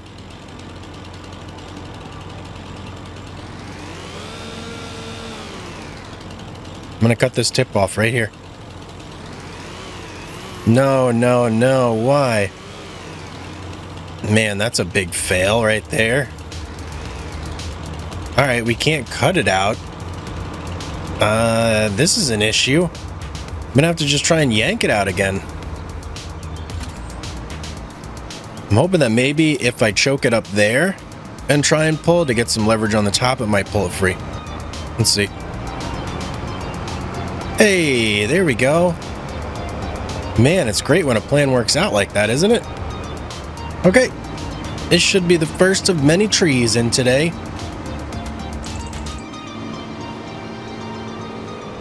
Here we go. Another 6,000 in the bank. Now I'm thinking my plan for those guys right there, those box elders or those oaks, I'm not 100% sure. I'm going to try and just muscle them over here. See if I can't just make it tip perfectly over the log pile and then just winch it over without having to drive it all the way around. If I can get away with that, that's what I'm going to do. So let's see if I can make that happen. Now, I'm thinking if I winch it, if I like choke it way up there at the top, that I might be able to get away with this. Let's try that. Oh, this is going to be, it's going to be iffy, but we're going to see what happens here. Let's start pulling on it. Nope, that certainly ain't going to do it, I don't think. Nope, it's caught right on there. Oh, wait, hang on. Something's happening here. No. Okay, that didn't quite work. Maybe we can pull it from between? From betwixt? See if I get this angle like right here. Try and winch it from here. See what happens. Okay, I don't have high hopes, but if it makes it through, I'll be very happy. That would really be good. Nope, she's stuck. Okay, so we're gonna have to make the trip around. I was hoping maybe I could make it work, but it's not looking like it.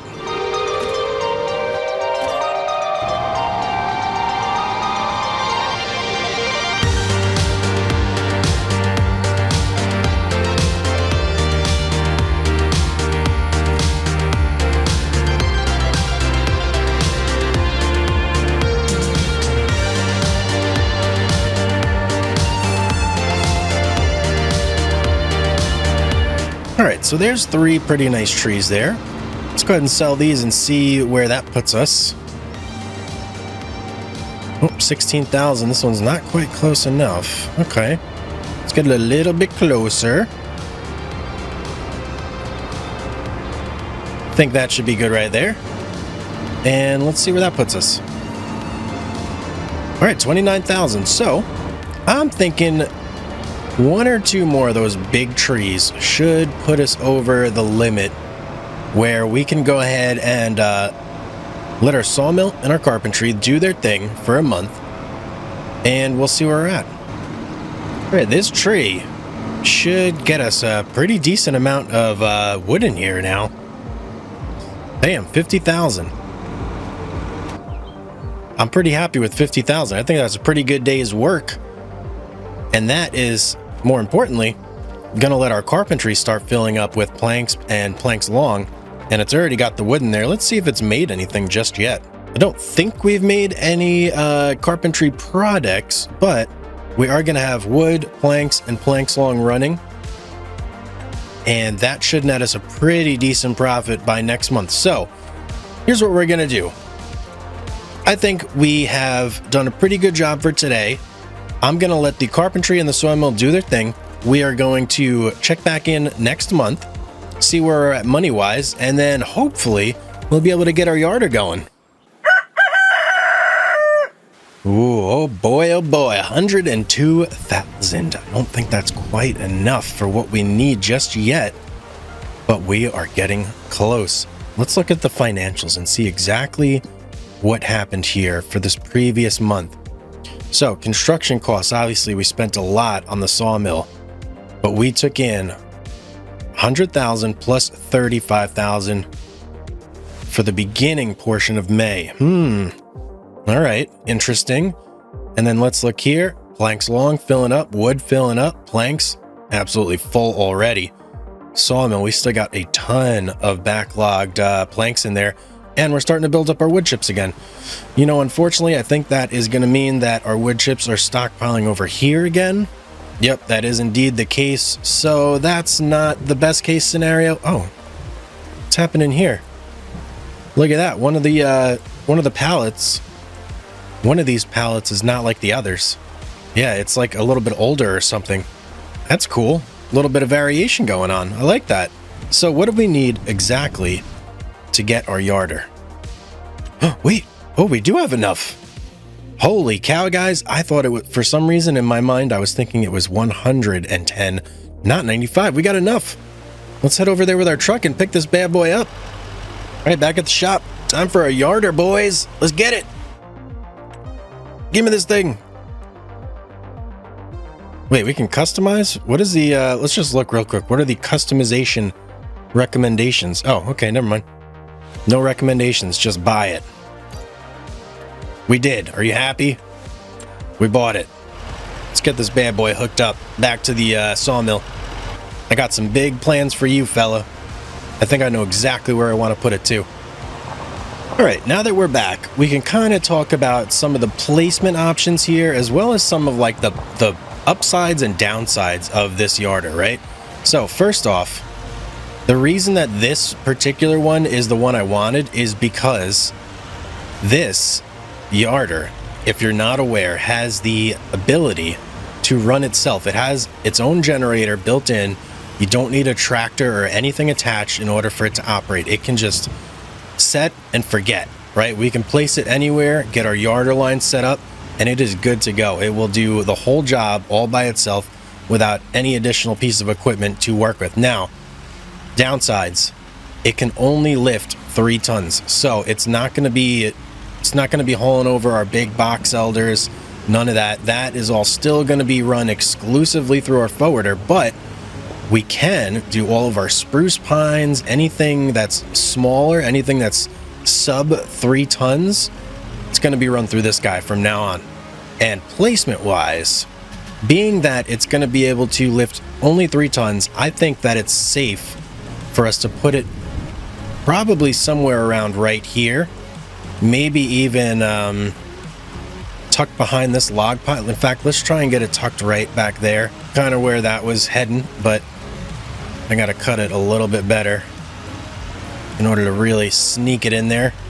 But right past that log pile right there is where I'm thinking. And then it's going to yard the trees basically right to this area right here. And then we'll have to use either the Kubota or something to shove them into the actual zone. But I think that is the spot that I want it to be. So here's what I'm thinking we try. First off, I'm going to set up the yard line basically directly that way, because there's a bunch of trees right there, and I want to see if we can grab those and yard them over here. Let me move this truck out of the way though, so we can properly do this. One thing I did actually forget to do is I have to extend the yarder. I should have done that with the truck connected. There we go. Get that big old crane arm up and ready to go. Now we can set up the yarder rope. All right, if this is your first time ever seeing a yarder be set up, I'm going to give you like the fast and dirty version of it. So you walk up to it, you look at your tower from the back, you press R, grabs your yard line. Next thing we got to do is we got to run all the way down this way and find a big enough tree that can support our yarder. So here we go. We got a big shagbark hickory. I think this is going to work just fine for us. I just want to check our placement. Actually like it a little further over this way, so I think this one's going to work better. And as you can see, it's just going to attach. Now, the higher, the better. I want it really high on this tree if possible, so that way we get like maximum lift right there. Now we are all set up. we are ready to yard. There's our line. Our carriage should be heading to us. Nope, it's not. Okay, so I'm going to hit R, and that's going to enable automatic follow mode for the carriage, and it's going to start heading over here. There it is. Here's our carriage. Now, once it's over me, I'm going to disable automatic follow, and we're going to start with this guy. These two right here. I think we can get both of these. So I attached it using B. Now we're going to lift first. Get them nice and high up in the air. And then once they're up, I'm just going to hit X, and it's going to automatically just drag them down to our yard, or hopefully. Oh yeah, like a dream. That is exactly what we wanted to happen. You can see in the bottom left, it shows you the yarder and the tree it's hooked up to, and then as soon as it's at the end, it's at the actual yarder, I'm going to hit Y. Or no, sorry, not Y. We're going to hit V. Detaches the trees. And then we can hit Y, and it'll come right back to me. Easy as pie. Look at that. Now we can get started moving all these trees. I'm going to get this one next.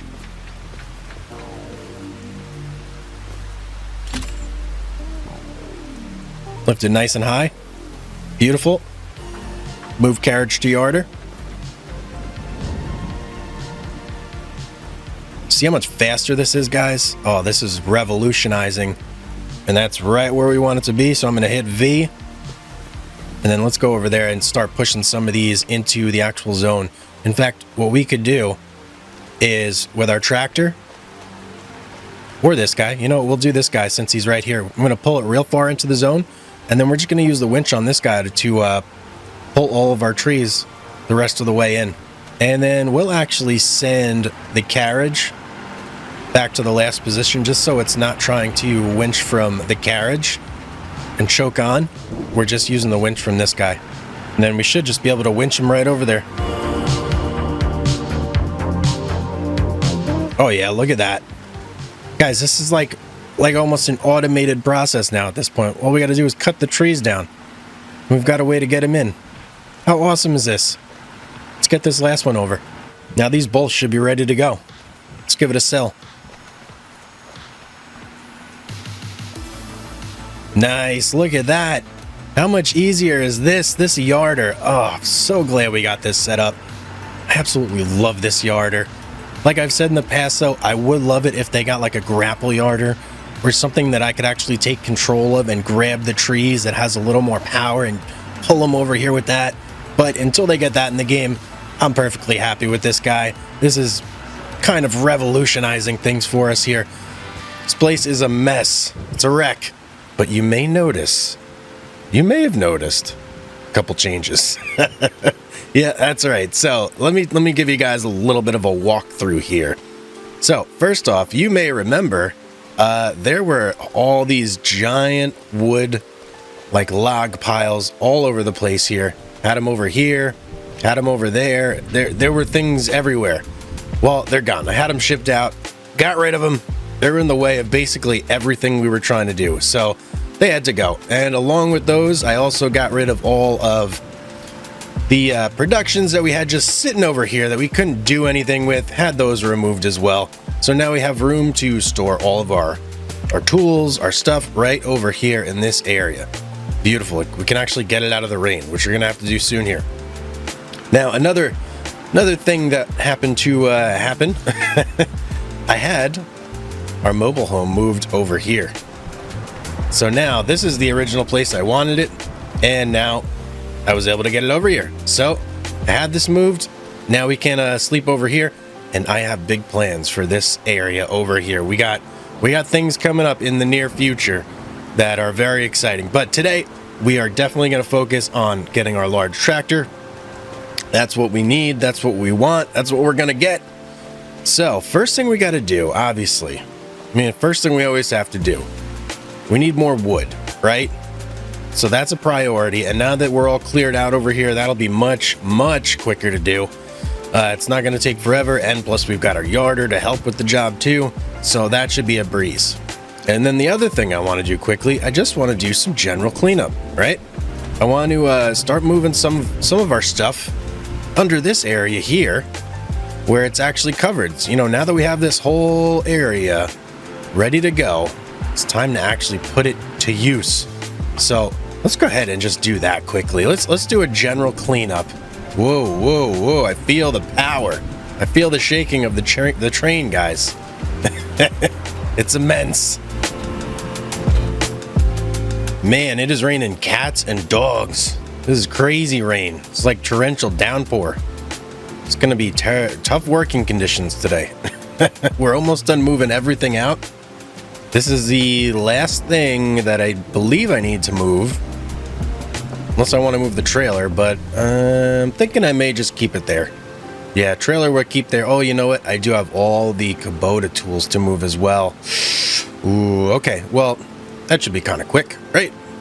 A lot of those we don't necessarily use all that often either, so it'll be good to get them into like an actual storage where they're not just in the way or taking up room unnecessarily. So here's what we got going on so far. We got all of our winter equipment in here. I have our mulcher. I also have our winch, which probably won't stay in there for too long. We use that thing so often, but it is nice to get it its own spot. And that, I do believe, is all of the tractor-borne equipment that we need to move. So now I'm going to swap over to the Kubota. And, oh, wait. I see one other thing. Oh, that's a Kubota tool as well. Never mind. I was about to say our stump cutter. But, yeah, that goes on our Kubota. All right, so now I can swap over, and we will get to moving everything with our Kubota.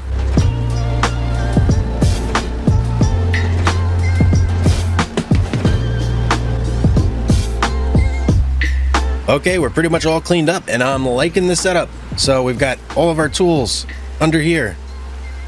We've got the Kubota parked over here. And these two, obviously, we're going to leave out because we're going to be using a lot of them today. And I was thinking, you know, it'd be nice. Maybe get some, like, shelving in here. I feel like a lot of these tools, I could probably place on some shelving and take up a lot less space. So that's something I'm going to look into as well. Now, I mean, the mulcher, these things, these can't be, obviously. But I feel like all these definitely can, right? They're not that big. Like one shelf right here that kind of goes up a little high. You could boop, boop, boop, boop, boop, boop, boop. Put all that stuff on there. Get it out of the way. So it's not taking up as much room. So yeah, all right. There we go. That's all sorted. Next thing, we need to start getting some wood. Lots and lots of wood. And we've actually got quite a few trees that are cut down over there already. So really no need to like dawdle here. I want to go grab some of those bigger, like bigger box elders and stuff like immediately, especially now that we have all this room. I mean, look at this. Incredible. Everything is cleared out. It's amazing. I couldn't have asked for anything better than that. Truly. So let's see if I can't just grab this and yank it right up there. I mean, this is like a game changer right here. May not look cut down, but this tree is indeed cut down. Give it a pull. There we go. Oh, don't fall that way. No. Great. All right, let's pull this bad boy over. Should be a breeze to pull now. I mean, right? We pulling in or what? What's going on? There we go. I thought I was hitting the right thing to engage our winch, but I was not. I definitely was not. But now we are. So let's drag this up. Let's get this in. I would like to get this thing fully loaded out today. Like 100% loaded out. You know what? Let me check something real quick. 5.3 tons. We can hold 3 tons on there. So theoretically, if we were to cut these trees in half, we could just yard them over. Is that easier though? I don't know, I'm not sure. Probably not. I don't think it is. We're just gonna leave the yarder exclusively for all the stuff that we can't use this, well, not that we can't use this for, but that we don't want to use this for, right? We don't want to be chucking on all those smaller trees on here. It's just wasting the valuable time that we could be using it to drag bigger trees over. You know what I mean? So bam, 30,000. 30,000.4. Okay, we got a lot more trees to go here, so let's get to work, shall we?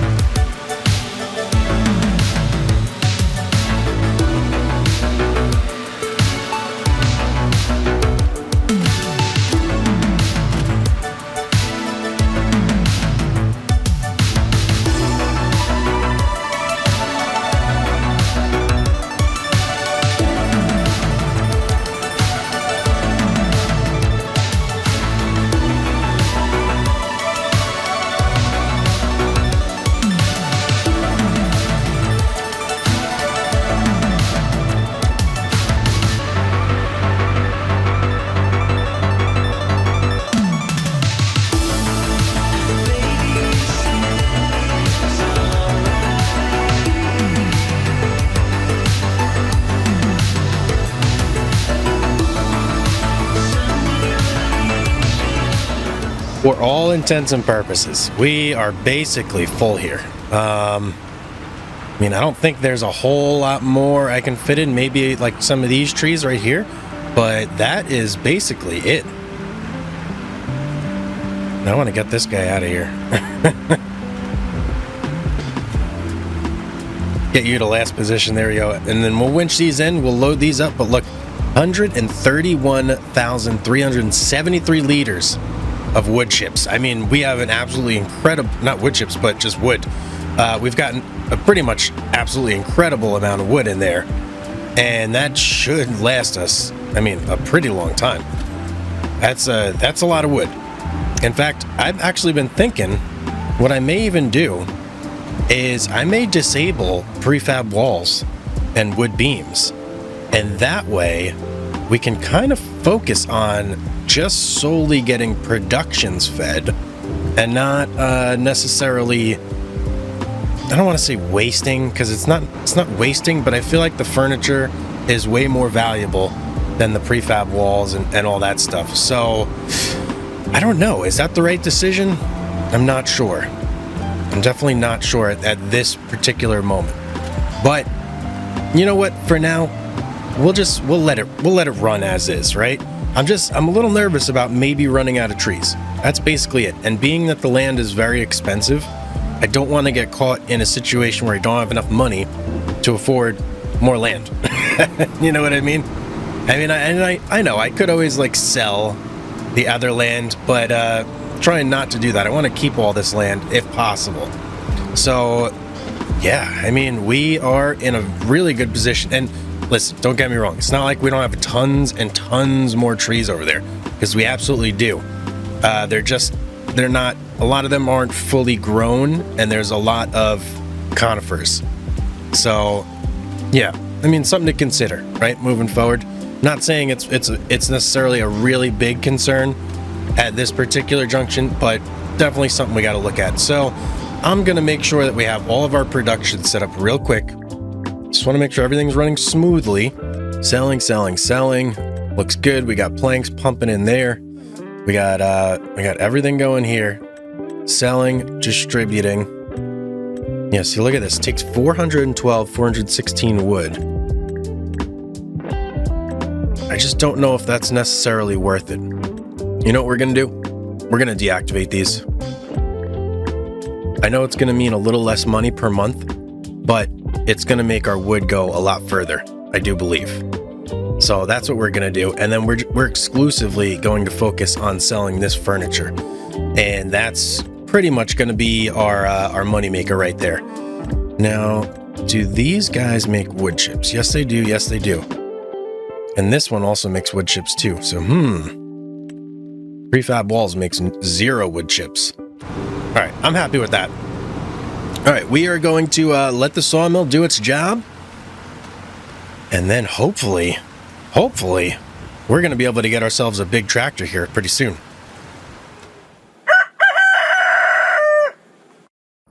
Ooh, okay. Good morning, everybody. Oh my goodness.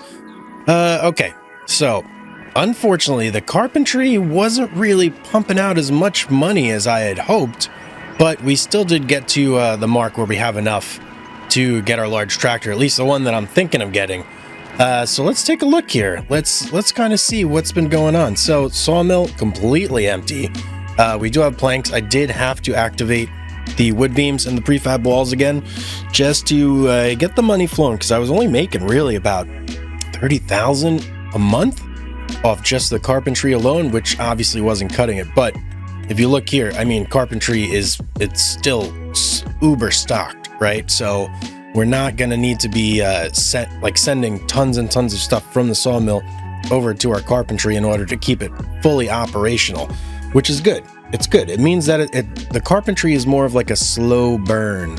You know, once it's full, it'll keep producing every month, but not quite at the pace that the sawmill will. The sawmill gives you a big hit of money every month, but it burns through that wood, man. Burns through the wood quick. So that's kind of where we're at with that. But we can get our large tractor. So it's going to be interesting getting this thing over here, that's for sure. We may have to do the same thing where we drive our truck over there, drive the tractor back, and then I want to get to town. Getting rid of some of these things. These got to go. They got to go. Oh, and the other thing is, if we take a look, wood chip season right around the corner, and we do have a bunch of wood chips. We got at least one full load of wood chips. So we are going to be able to make a little bit of money off of that too. But let's take a look at what tractor I'm thinking of getting here. And in fact, is there anything on sale? No, nothing that we care about, at least. So large tractors, this Valtra right here, it's actually the very first one. It's the cheapest, but you can really get this thing loaded out, man. Like, look, max one, 309, 420. We don't need that much power, but the next step down, 294, 400, that's pretty much what I want. I mean, exactly. So that's going to be our guy, and that's going to give us plenty of power, 400 horsepower, 294. That'll easily run our mulcher, no problem. And this thing, I mean, I'm thinking that there's really not going to be anything that this can't handle. But let's take a look at the colors here real quick. I just want to see if I get this. Ooh, that adds 5,000 to the price. Sheesh. I was kind of thinking, like, what if I painted it the colors of the Kubota? We could kind of like disguise it, but no, for the extra 5,000, I really don't think it's worth it. We're gonna keep it at the default color scheme here. Let's go ahead and buy this bad boy.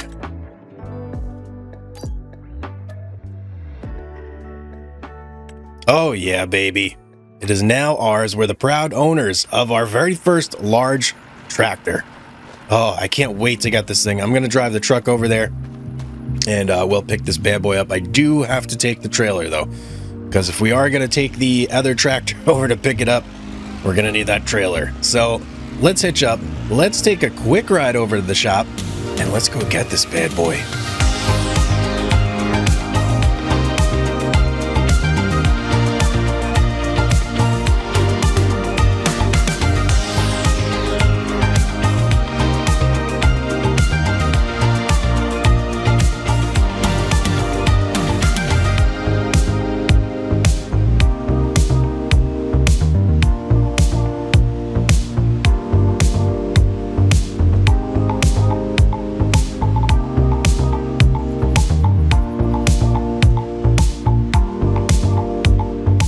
There she is. There she is. Look at her. Ooh. Almost the same color as our trailer, right? Like the wood decking, same color. All right, let's hop in this thing, and oh yeah, okay. Mistakes have been made here. Okay. It's fine, it's fine. A rock salt will live, I promise. Let me turn the lights off real quick before we head on out. Okay, let's look at this thing. Oh man, absolutely beautiful.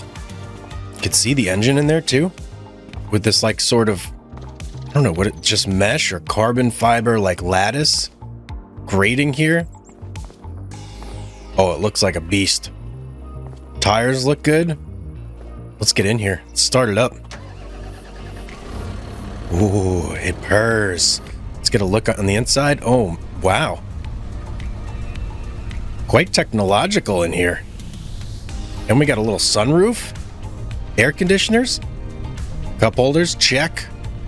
Is there a spare? There's a spare seat. Wow. There's a lot going on in this thing. Let's get this back and let's do some mulching, shall we?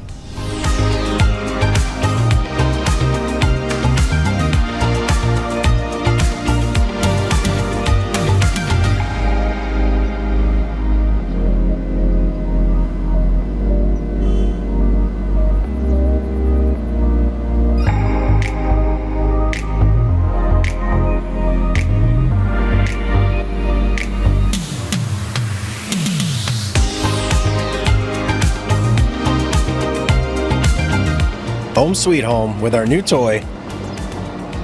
Now, before I actually take this thing for a spin, I'm just kind of curious. I want to pull it right next to the Kubota and just see, like, the size comparison. How much bigger is it actually? And the other thing, we've got some sort of road situation going on here. We got to do a little bit of road repair because this thing's been getting chewed up, man. I kind of was hoping that it would just like fix itself. No, not at all. All right, so a little bit bigger than the Kubota, but not tremendously larger. Obviously, engine is way bigger. You can see the engine compartment goes back quite a bit further, but size-wise, if you don't look at the engine, not like a whole lot bigger. But we should hopefully be able to just manhandle this mulcher with no issues at all. So let's hook up to that and let's kind of see. And actually, I'm going to hook up to the front first. I want to see how it runs with the mulcher just on the front. If it's a little too weighty, we may have to switch it to the back, but let's see. Any problems? No, I think we're good. I mean, I could feel it's a little front heavy. Can we get this? There we go. There we go. So, little front heavy. It wants to tip a little bit to the front, as you can see, but I think that's fine. That's not really gonna like hurt anything we're trying to do here. You know, stopping may be an issue. Downhill is definitely an issue. Let's turn this on and let's see if we can get this thing. Oh, that is the magic of the mulcher, my friends. The absolute majesty of this thing. And ready? Just eats it up. Eats it up. Oh, we can't really drive so well though. So what if we do this? Let's latch on so we don't let go. There we go. Beautiful. We do have to turn it on and off in between mulches just because I think it just eats up so much power. Even with this new tractor, it eats up so much power that we can't really go anywhere with it on, which is fine. I'm not too concerned about that. I want to lower it, but I also don't. I'm afraid we're gonna mess up our ground. Yeah, that's what I was afraid of. Oh well. All right. We won't do that again. We'll keep it as is. It would be nice if we could kind of like manually control how low it is. But hey, it's fine. It's fine. It's doing its job. It's eating up these stumps, no problem. Let's try switching it to the back and seeing if that makes like any difference with our capabilities, like driving wise, because I'm pretty sure all the weight in this thing is in the front where the engine is. So with it on the back, hopefully it should weigh things down, like just distribute the weight a little more evenly, and maybe we'll be able to control the tractor a little better while it's on. Let's see. Yeah, I can drive better. That's good.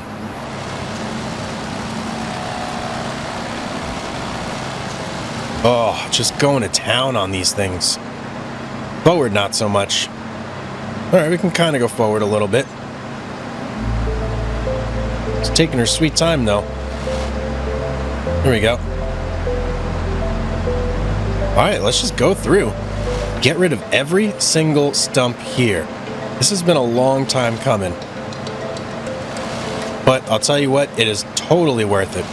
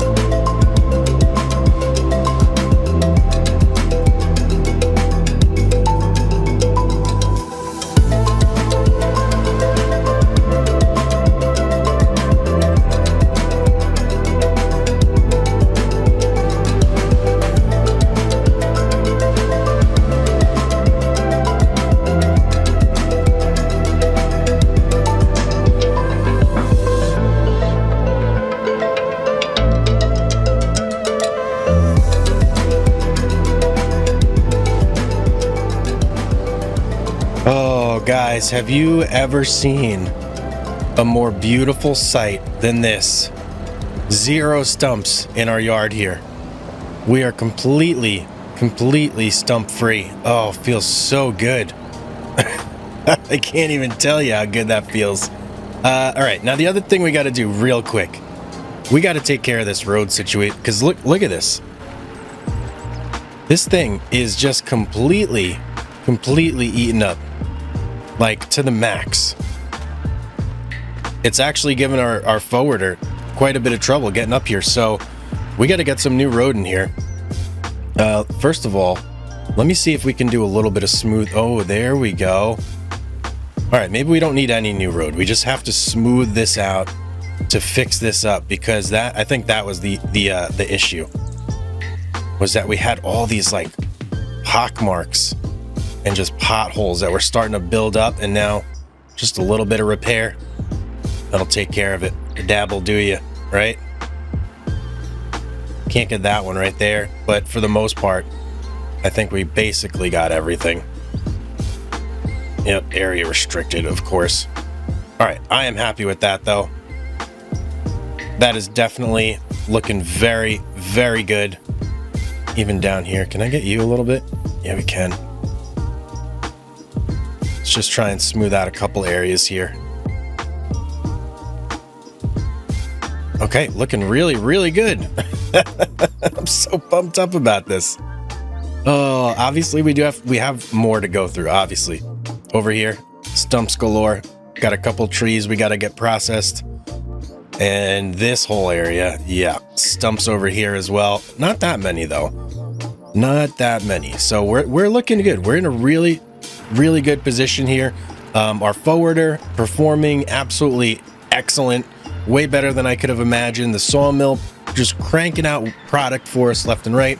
Carpentry, not as impressed with the carpentry, but what are you gonna do? Now, I'm pretty sure the plan going forward, and this is most likely what we're gonna concentrate on next episode. I want to get more production up and running, and we're not going to go for another carpentry. What we're actually going to do is we are going to go for another building that will also accept wood or planks, pardon me.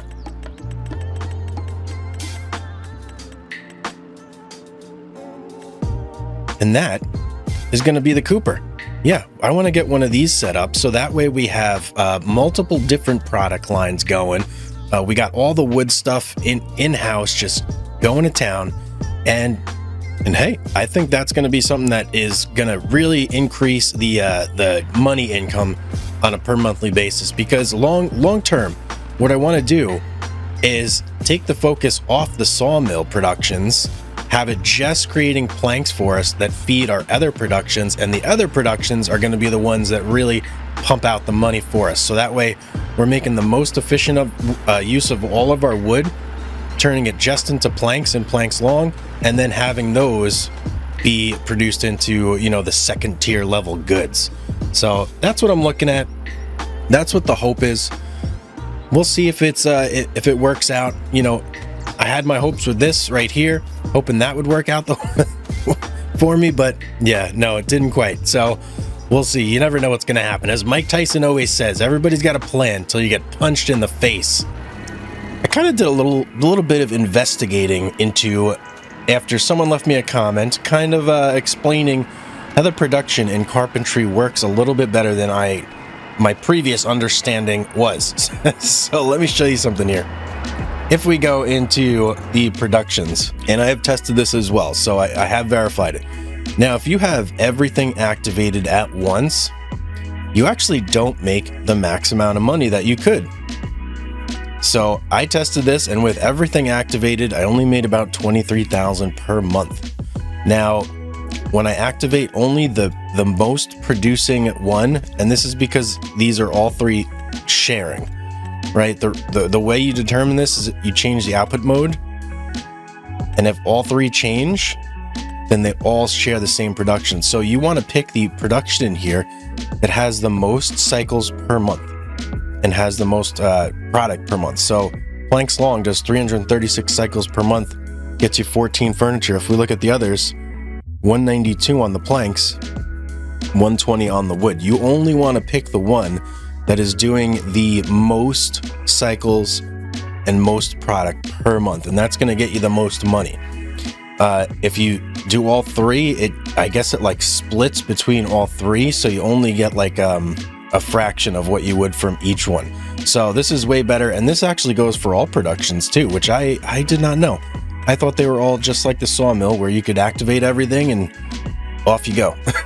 But no, it's definitely not like that. So yep, we're gonna keep this as is, like this for now. Planks long only. It's a shame we got a ton of regular planks in there, but that's fine because there are some things we can use that for on other productions. So something pretty interesting there, which I did not know. Hopefully that helps you guys out in your game. And look, we got all these planks here. Don't need to be here. We can get rid of those at some point. So yeah, today we're gonna get the cooperage. That's gonna be today's goal. And this area right here, this is where we're gonna plop down our cooperage, and we're gonna have that running simultaneously with our carpentry, and hopefully that's gonna produce us tons and tons of money, and we won't have to rely on just pumping out wood beams and prefab walls over here with our sawmill. So yep, that's today's plan. I'm sticking to it. That's what we're doing. Now obviously we need wood. Right? You can never have an episode of the Lumberjacks saga without getting lots and lots of wood. So we got to fill this bad boy here like completely up. It's basically empty. Right? Let's take a look here. Empty. Zero.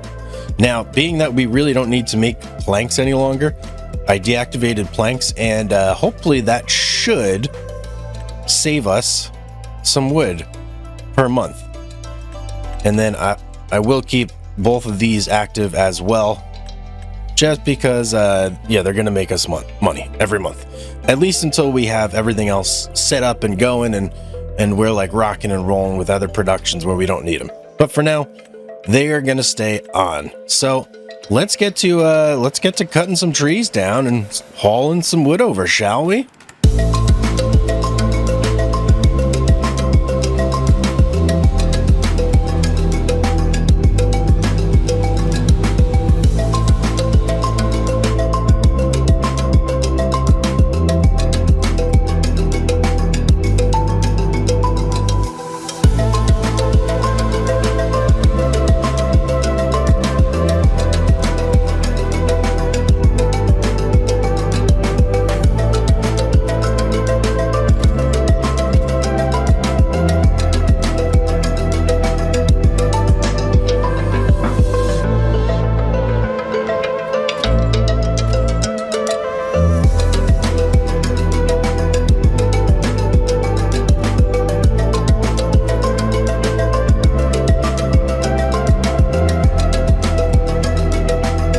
Okay, little progress update here. We are we're just chugging along, man.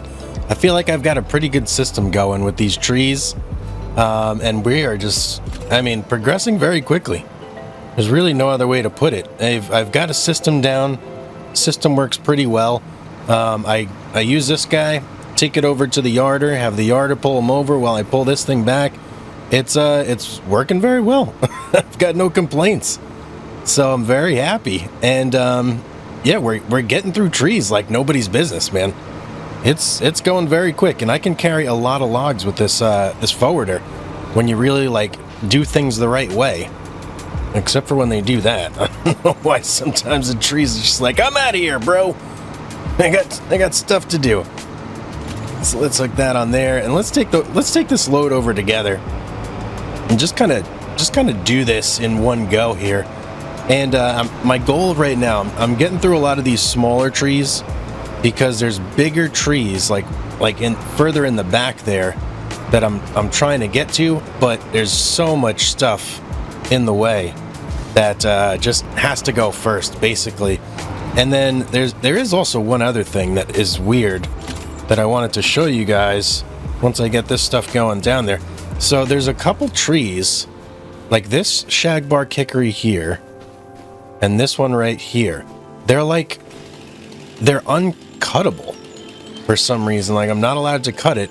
And then when I looked at the map to see what was going on, I noticed that there's like these sections that are kind of like blocked out.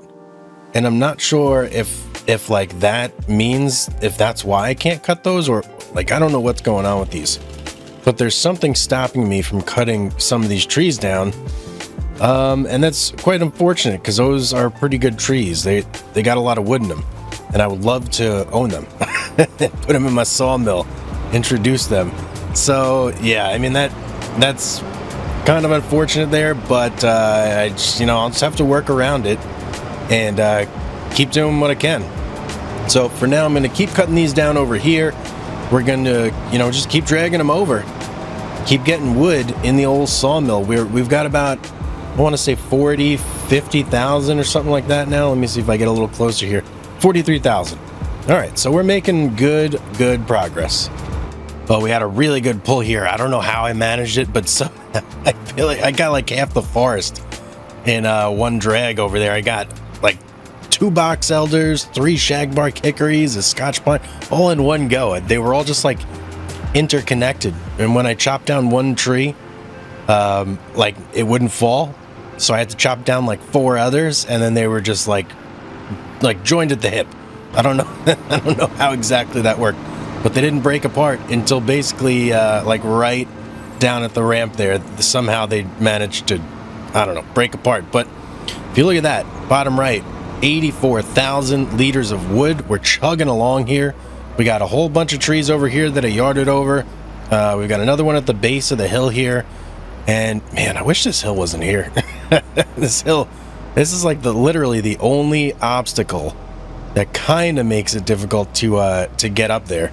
Other than that, it's like, it's a breeze. This forwarder can't speak highly enough about it. It's amazing. If there's like one downside, I will say that maybe sometimes this crane at the back isn't the best. It'll lose stuff every once in a while. Just seems to like clip through the bigger trees. Smaller trees, not really. I mean, this one might go. It looks like it's slipping a little bit, but for the most part, the smaller trees, it just kind of manhandles them. See, we lost it a little bit there. It must have got caught on the ground or something, but yeah, for the most part, it's an awesome forwarder, guys. The winch and the power is incredible. I've had like box elders, shag bark hickories, stuff like that, hit a stump, and normally in like anything, that's like game over, right? You got to go readjust, get around, do this, do a little bit of that. Now with this thing, you just pull and it pops right out, and usually it's pretty funny too when it does, because it just goes flying. But yeah, it's a absolutely amazing. Oh, hang on here. We'll do that. Now let's try and yank again. Yeah, amazing forwarder, guys. I couldn't speak highly enough about this thing. The only one that is probably maybe a little better, you get back over there, is probably the Volvo High Lift. I think it's a Volvo, at least. I'm pretty sure it's the Volvo High Lift. That one's got like a monster claw. I mean, woo! You've never seen a claw like that before, man. And it can pretty much easily pick up almost any single tree with no issues whatsoever. What's going on there? Huh? What's your deal, pal? Oh, I hit R, so automatic follow went on. Not a big deal. We'll drag these over.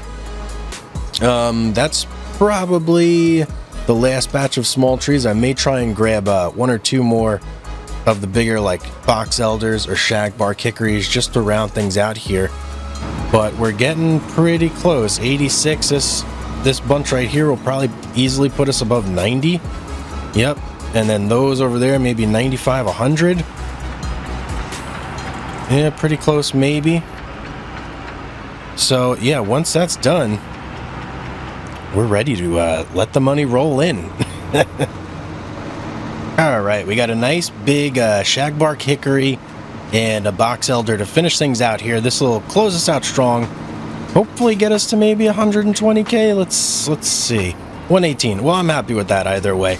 That's only what, 12,000 off of our max.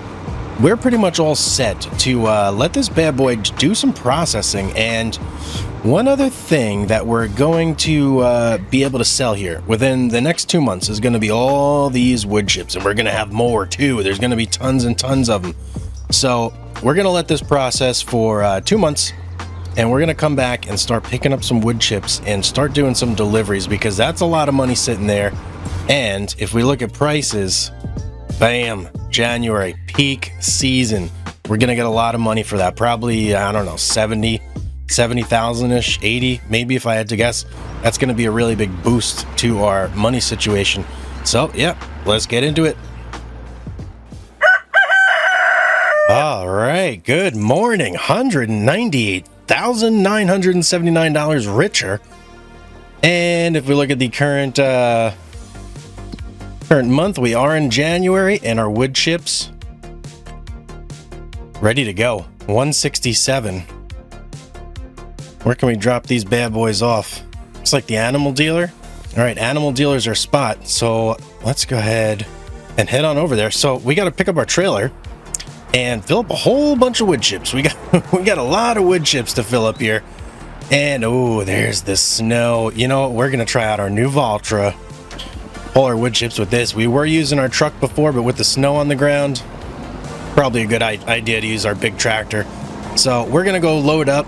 We've got a bunch in the sawmill itself that we have to load up, and then we've got a bunch sitting in the productions area over off to the side. So we'll kind of we'll load up here, see what we got left, and then we'll start making rounds up there to like top off our trailer. It's probably going to be about 2 trips, I do believe, to completely get rid of everything. Yeah, 33,000 liters in there. So let's fill up there, and this should bring in a tidy sum. All right, we're looking at for this 50,000 for one full load. So I'm hoping that in total with everything combined, all of our wood chips, I'm hoping that we get maybe 70, 80,000. That's going to put us so close to getting our cooperage, like extremely close, which is very exciting. And the other thing about the cooperage, I do believe that also makes wood chips. So it's like a double dip, right? You're getting a little bit of everything. Oh yeah, this thing drives great. I don't know if we're blocked. We are blocked. Okay, we got to unblock. There we go. Now we can pull up here.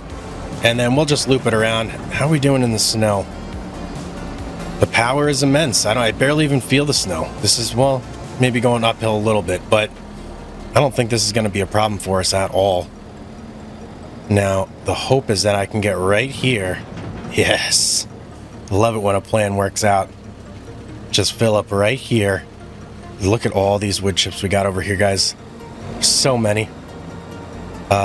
What is... Can I go down here? Okay.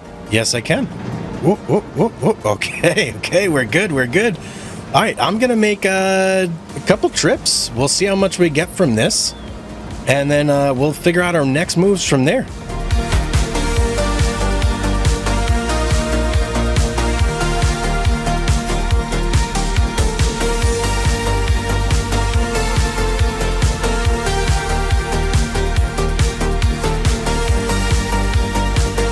Well, surprisingly, we're still having some trouble, even with our Valtra here. I wasn't expecting that.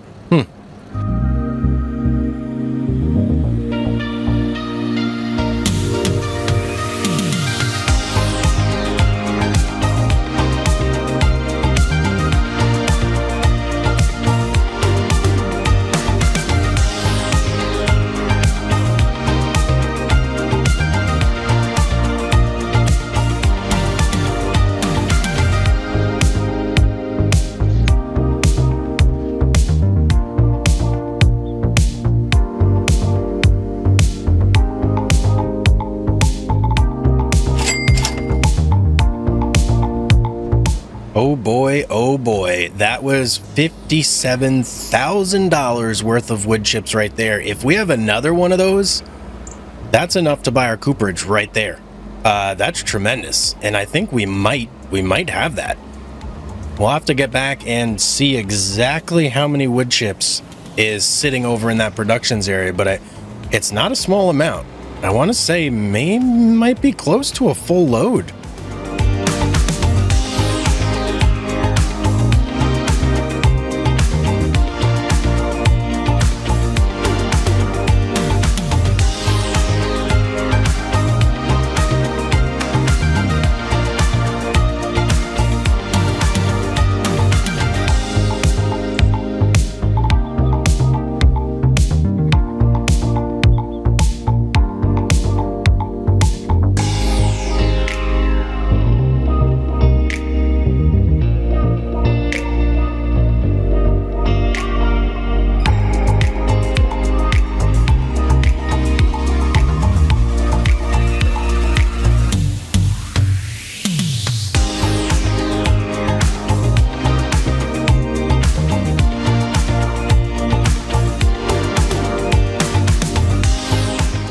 Alright, so we got 19,000 more liters of wood chips to go drop off just a smidge above half capacity in our trailer here. And between this and possibly, probably one more month of production, I mean, that's going to give us more than enough money to get our cooperage and get things rocking and rolling over there. I am super excited for this, guys.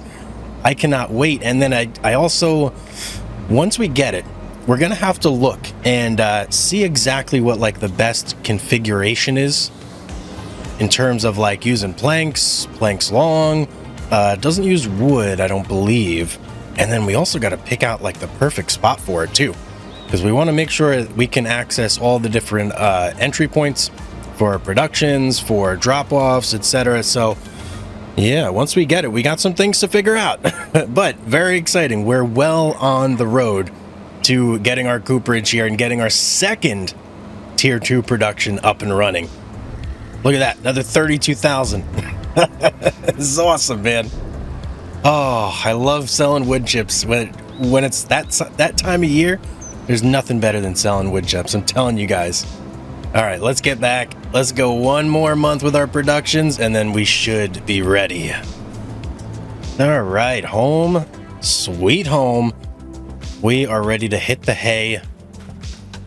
Pass one more month, and then see where we're sitting money-wise. And then I'm actually thinking, once we get this cooperage up and running, we're kind of going to be at a crossroads, and we're going to need to make a decision. But we're going to talk a little bit more about that later once we have everything up and running how we like it here, and then we'll kind of figure out some future stuff. Good morning, and look at the money, $390,000. Oh, we are just killing it in the money department. Let's check our productions and see what we got going on here real quick. All right, we got a little bit of wood left in the sawmill, just a little bit. Not a ton, but enough. Carpentry completely maxed out on everything here. Ooh, planks long. Very planks long hungry here. We're gonna have to maybe, hopefully, be able to supply the cooperage with regular planks. If not, I don't know. We may need a second sawmill. It's kind of crazy to think about, but it is what it is. All right, let's get our cooperage though. Let's do this. Productions. Let's filter to wood. Or not wood, but planks. And there it is right there. Okay. Now, let's look here. Oh, very hard. Can't really see the zones now, can we? Okay, so that, I do believe, is our dump zone right there. Is that our productions area? Okay, so there's our productions, and then I think the wood chips are going to spit out of this thing. This crazy looking contraption over here. So, alrighty. How do we want to do this? I'm thinking we probably just go, you know what? I'm thinking just like that. And then we may have to do a little bit of land smoothing here to kind of make this make sense, but let's get it in as close as we can. Right there. Okay, yep, sticking out a little bit, but that's not terrible. That's not terrible at all. Now let's take a look here. First things first, we gotta take care of this edge right here. Let's go in, do a little bit of terrain manipulation here. We're gonna need to raise. All right, it's not wanting to cooperate very well. So I think when I ran into this last time, I actually just had to do a restart. So maybe we'll have to kind of do this again after there's a fresh restart. But for now, let's at least get in here. And let's mess with these productions and make sure we got everything set right. And hopefully see exactly what we can set. And I'm hoping that planks, we're going to be able to really do some good work with planks here. All right, so 248 barrels for 250 planks versus 250 barrels for 170 planks long.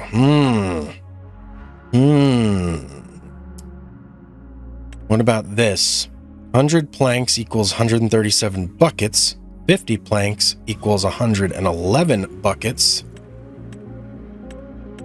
48 runs, 60 runs. You know, being that we have so many planks, what I'm going to do for now, I'm just going to activate all these with regular planks. We're going to set to selling. And that's what we're going to have to do, at least until we have a nice, like, big stockpile of planks long going, where we can afford to run both of these off of planks long. But for now, planks long on our furniture, regular planks on our cooper. So, we've got wood over there. We've got planks long over there. Hopefully we'll have planks over here pretty soon. Let's make sure that we have our sawmill set to distributing. We do. And what I'm going to do is I'm actually going to deactivate you. And I'm going to deactivate you because what I want to see is if we give this an entire day to run between our two productions, I want to see exactly how much we're going to make just between those two. So let's go ahead and pass another month. And let's just take a look and see exactly what we're pulling in per month here.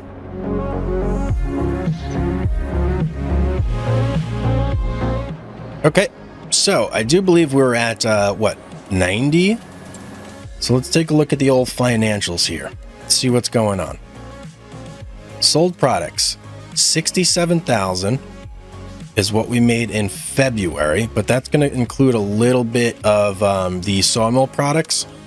So can't necessarily make a really good call off that just from February. Really what we would be looking at is March, and so far we're at 17,000. So I'm gonna guess we're probably gonna be around 50-ish thousand if I had to make just an estimated guess, which that's actually not bad, because once we add in the other productions from our sawmill, puts us over 100,000, I do believe, easily. So that's pretty good. And obviously the main goal is here, I don't want our sawmill to have to be producing any of the products we sell directly. I only want it to go on planks long and regular planks. And, you know, speaking of that, let's look and see how many planks do we have built up. 13,000 planks, like no planks long. Oh, we got some planks long in here. That's why. Got it. It started distributing them a little bit, but this is full of just regular planks, which is good. That's what we want to see, because that's what we're using in this production. So perfect. Hey, I'm pretty happy with that. Now, like I was saying earlier, we are at a bit of a fork in the road here, and let me kind of explain what I mean by that. So there is one more production point that I do want to get, and I do believe it is a big money maker, but I'm pretty sure it's also extremely wood hungry. Now, our plot of land right here basically goes until those power lines. So we've got a decent amount of trees still, but I don't think we're going to have enough here to really feed everything we need. So our choice is basically this. Do we go for the new production first and then get our next plot of land, or do we get our next plot of land first and then the new production? Either way, it's probably going to be close to the same amount of money. And the new production, just so you guys know, that I'm talking about is going to be the paper mill, right? That's the big one. It costs a lot. It's like 500 something thousand.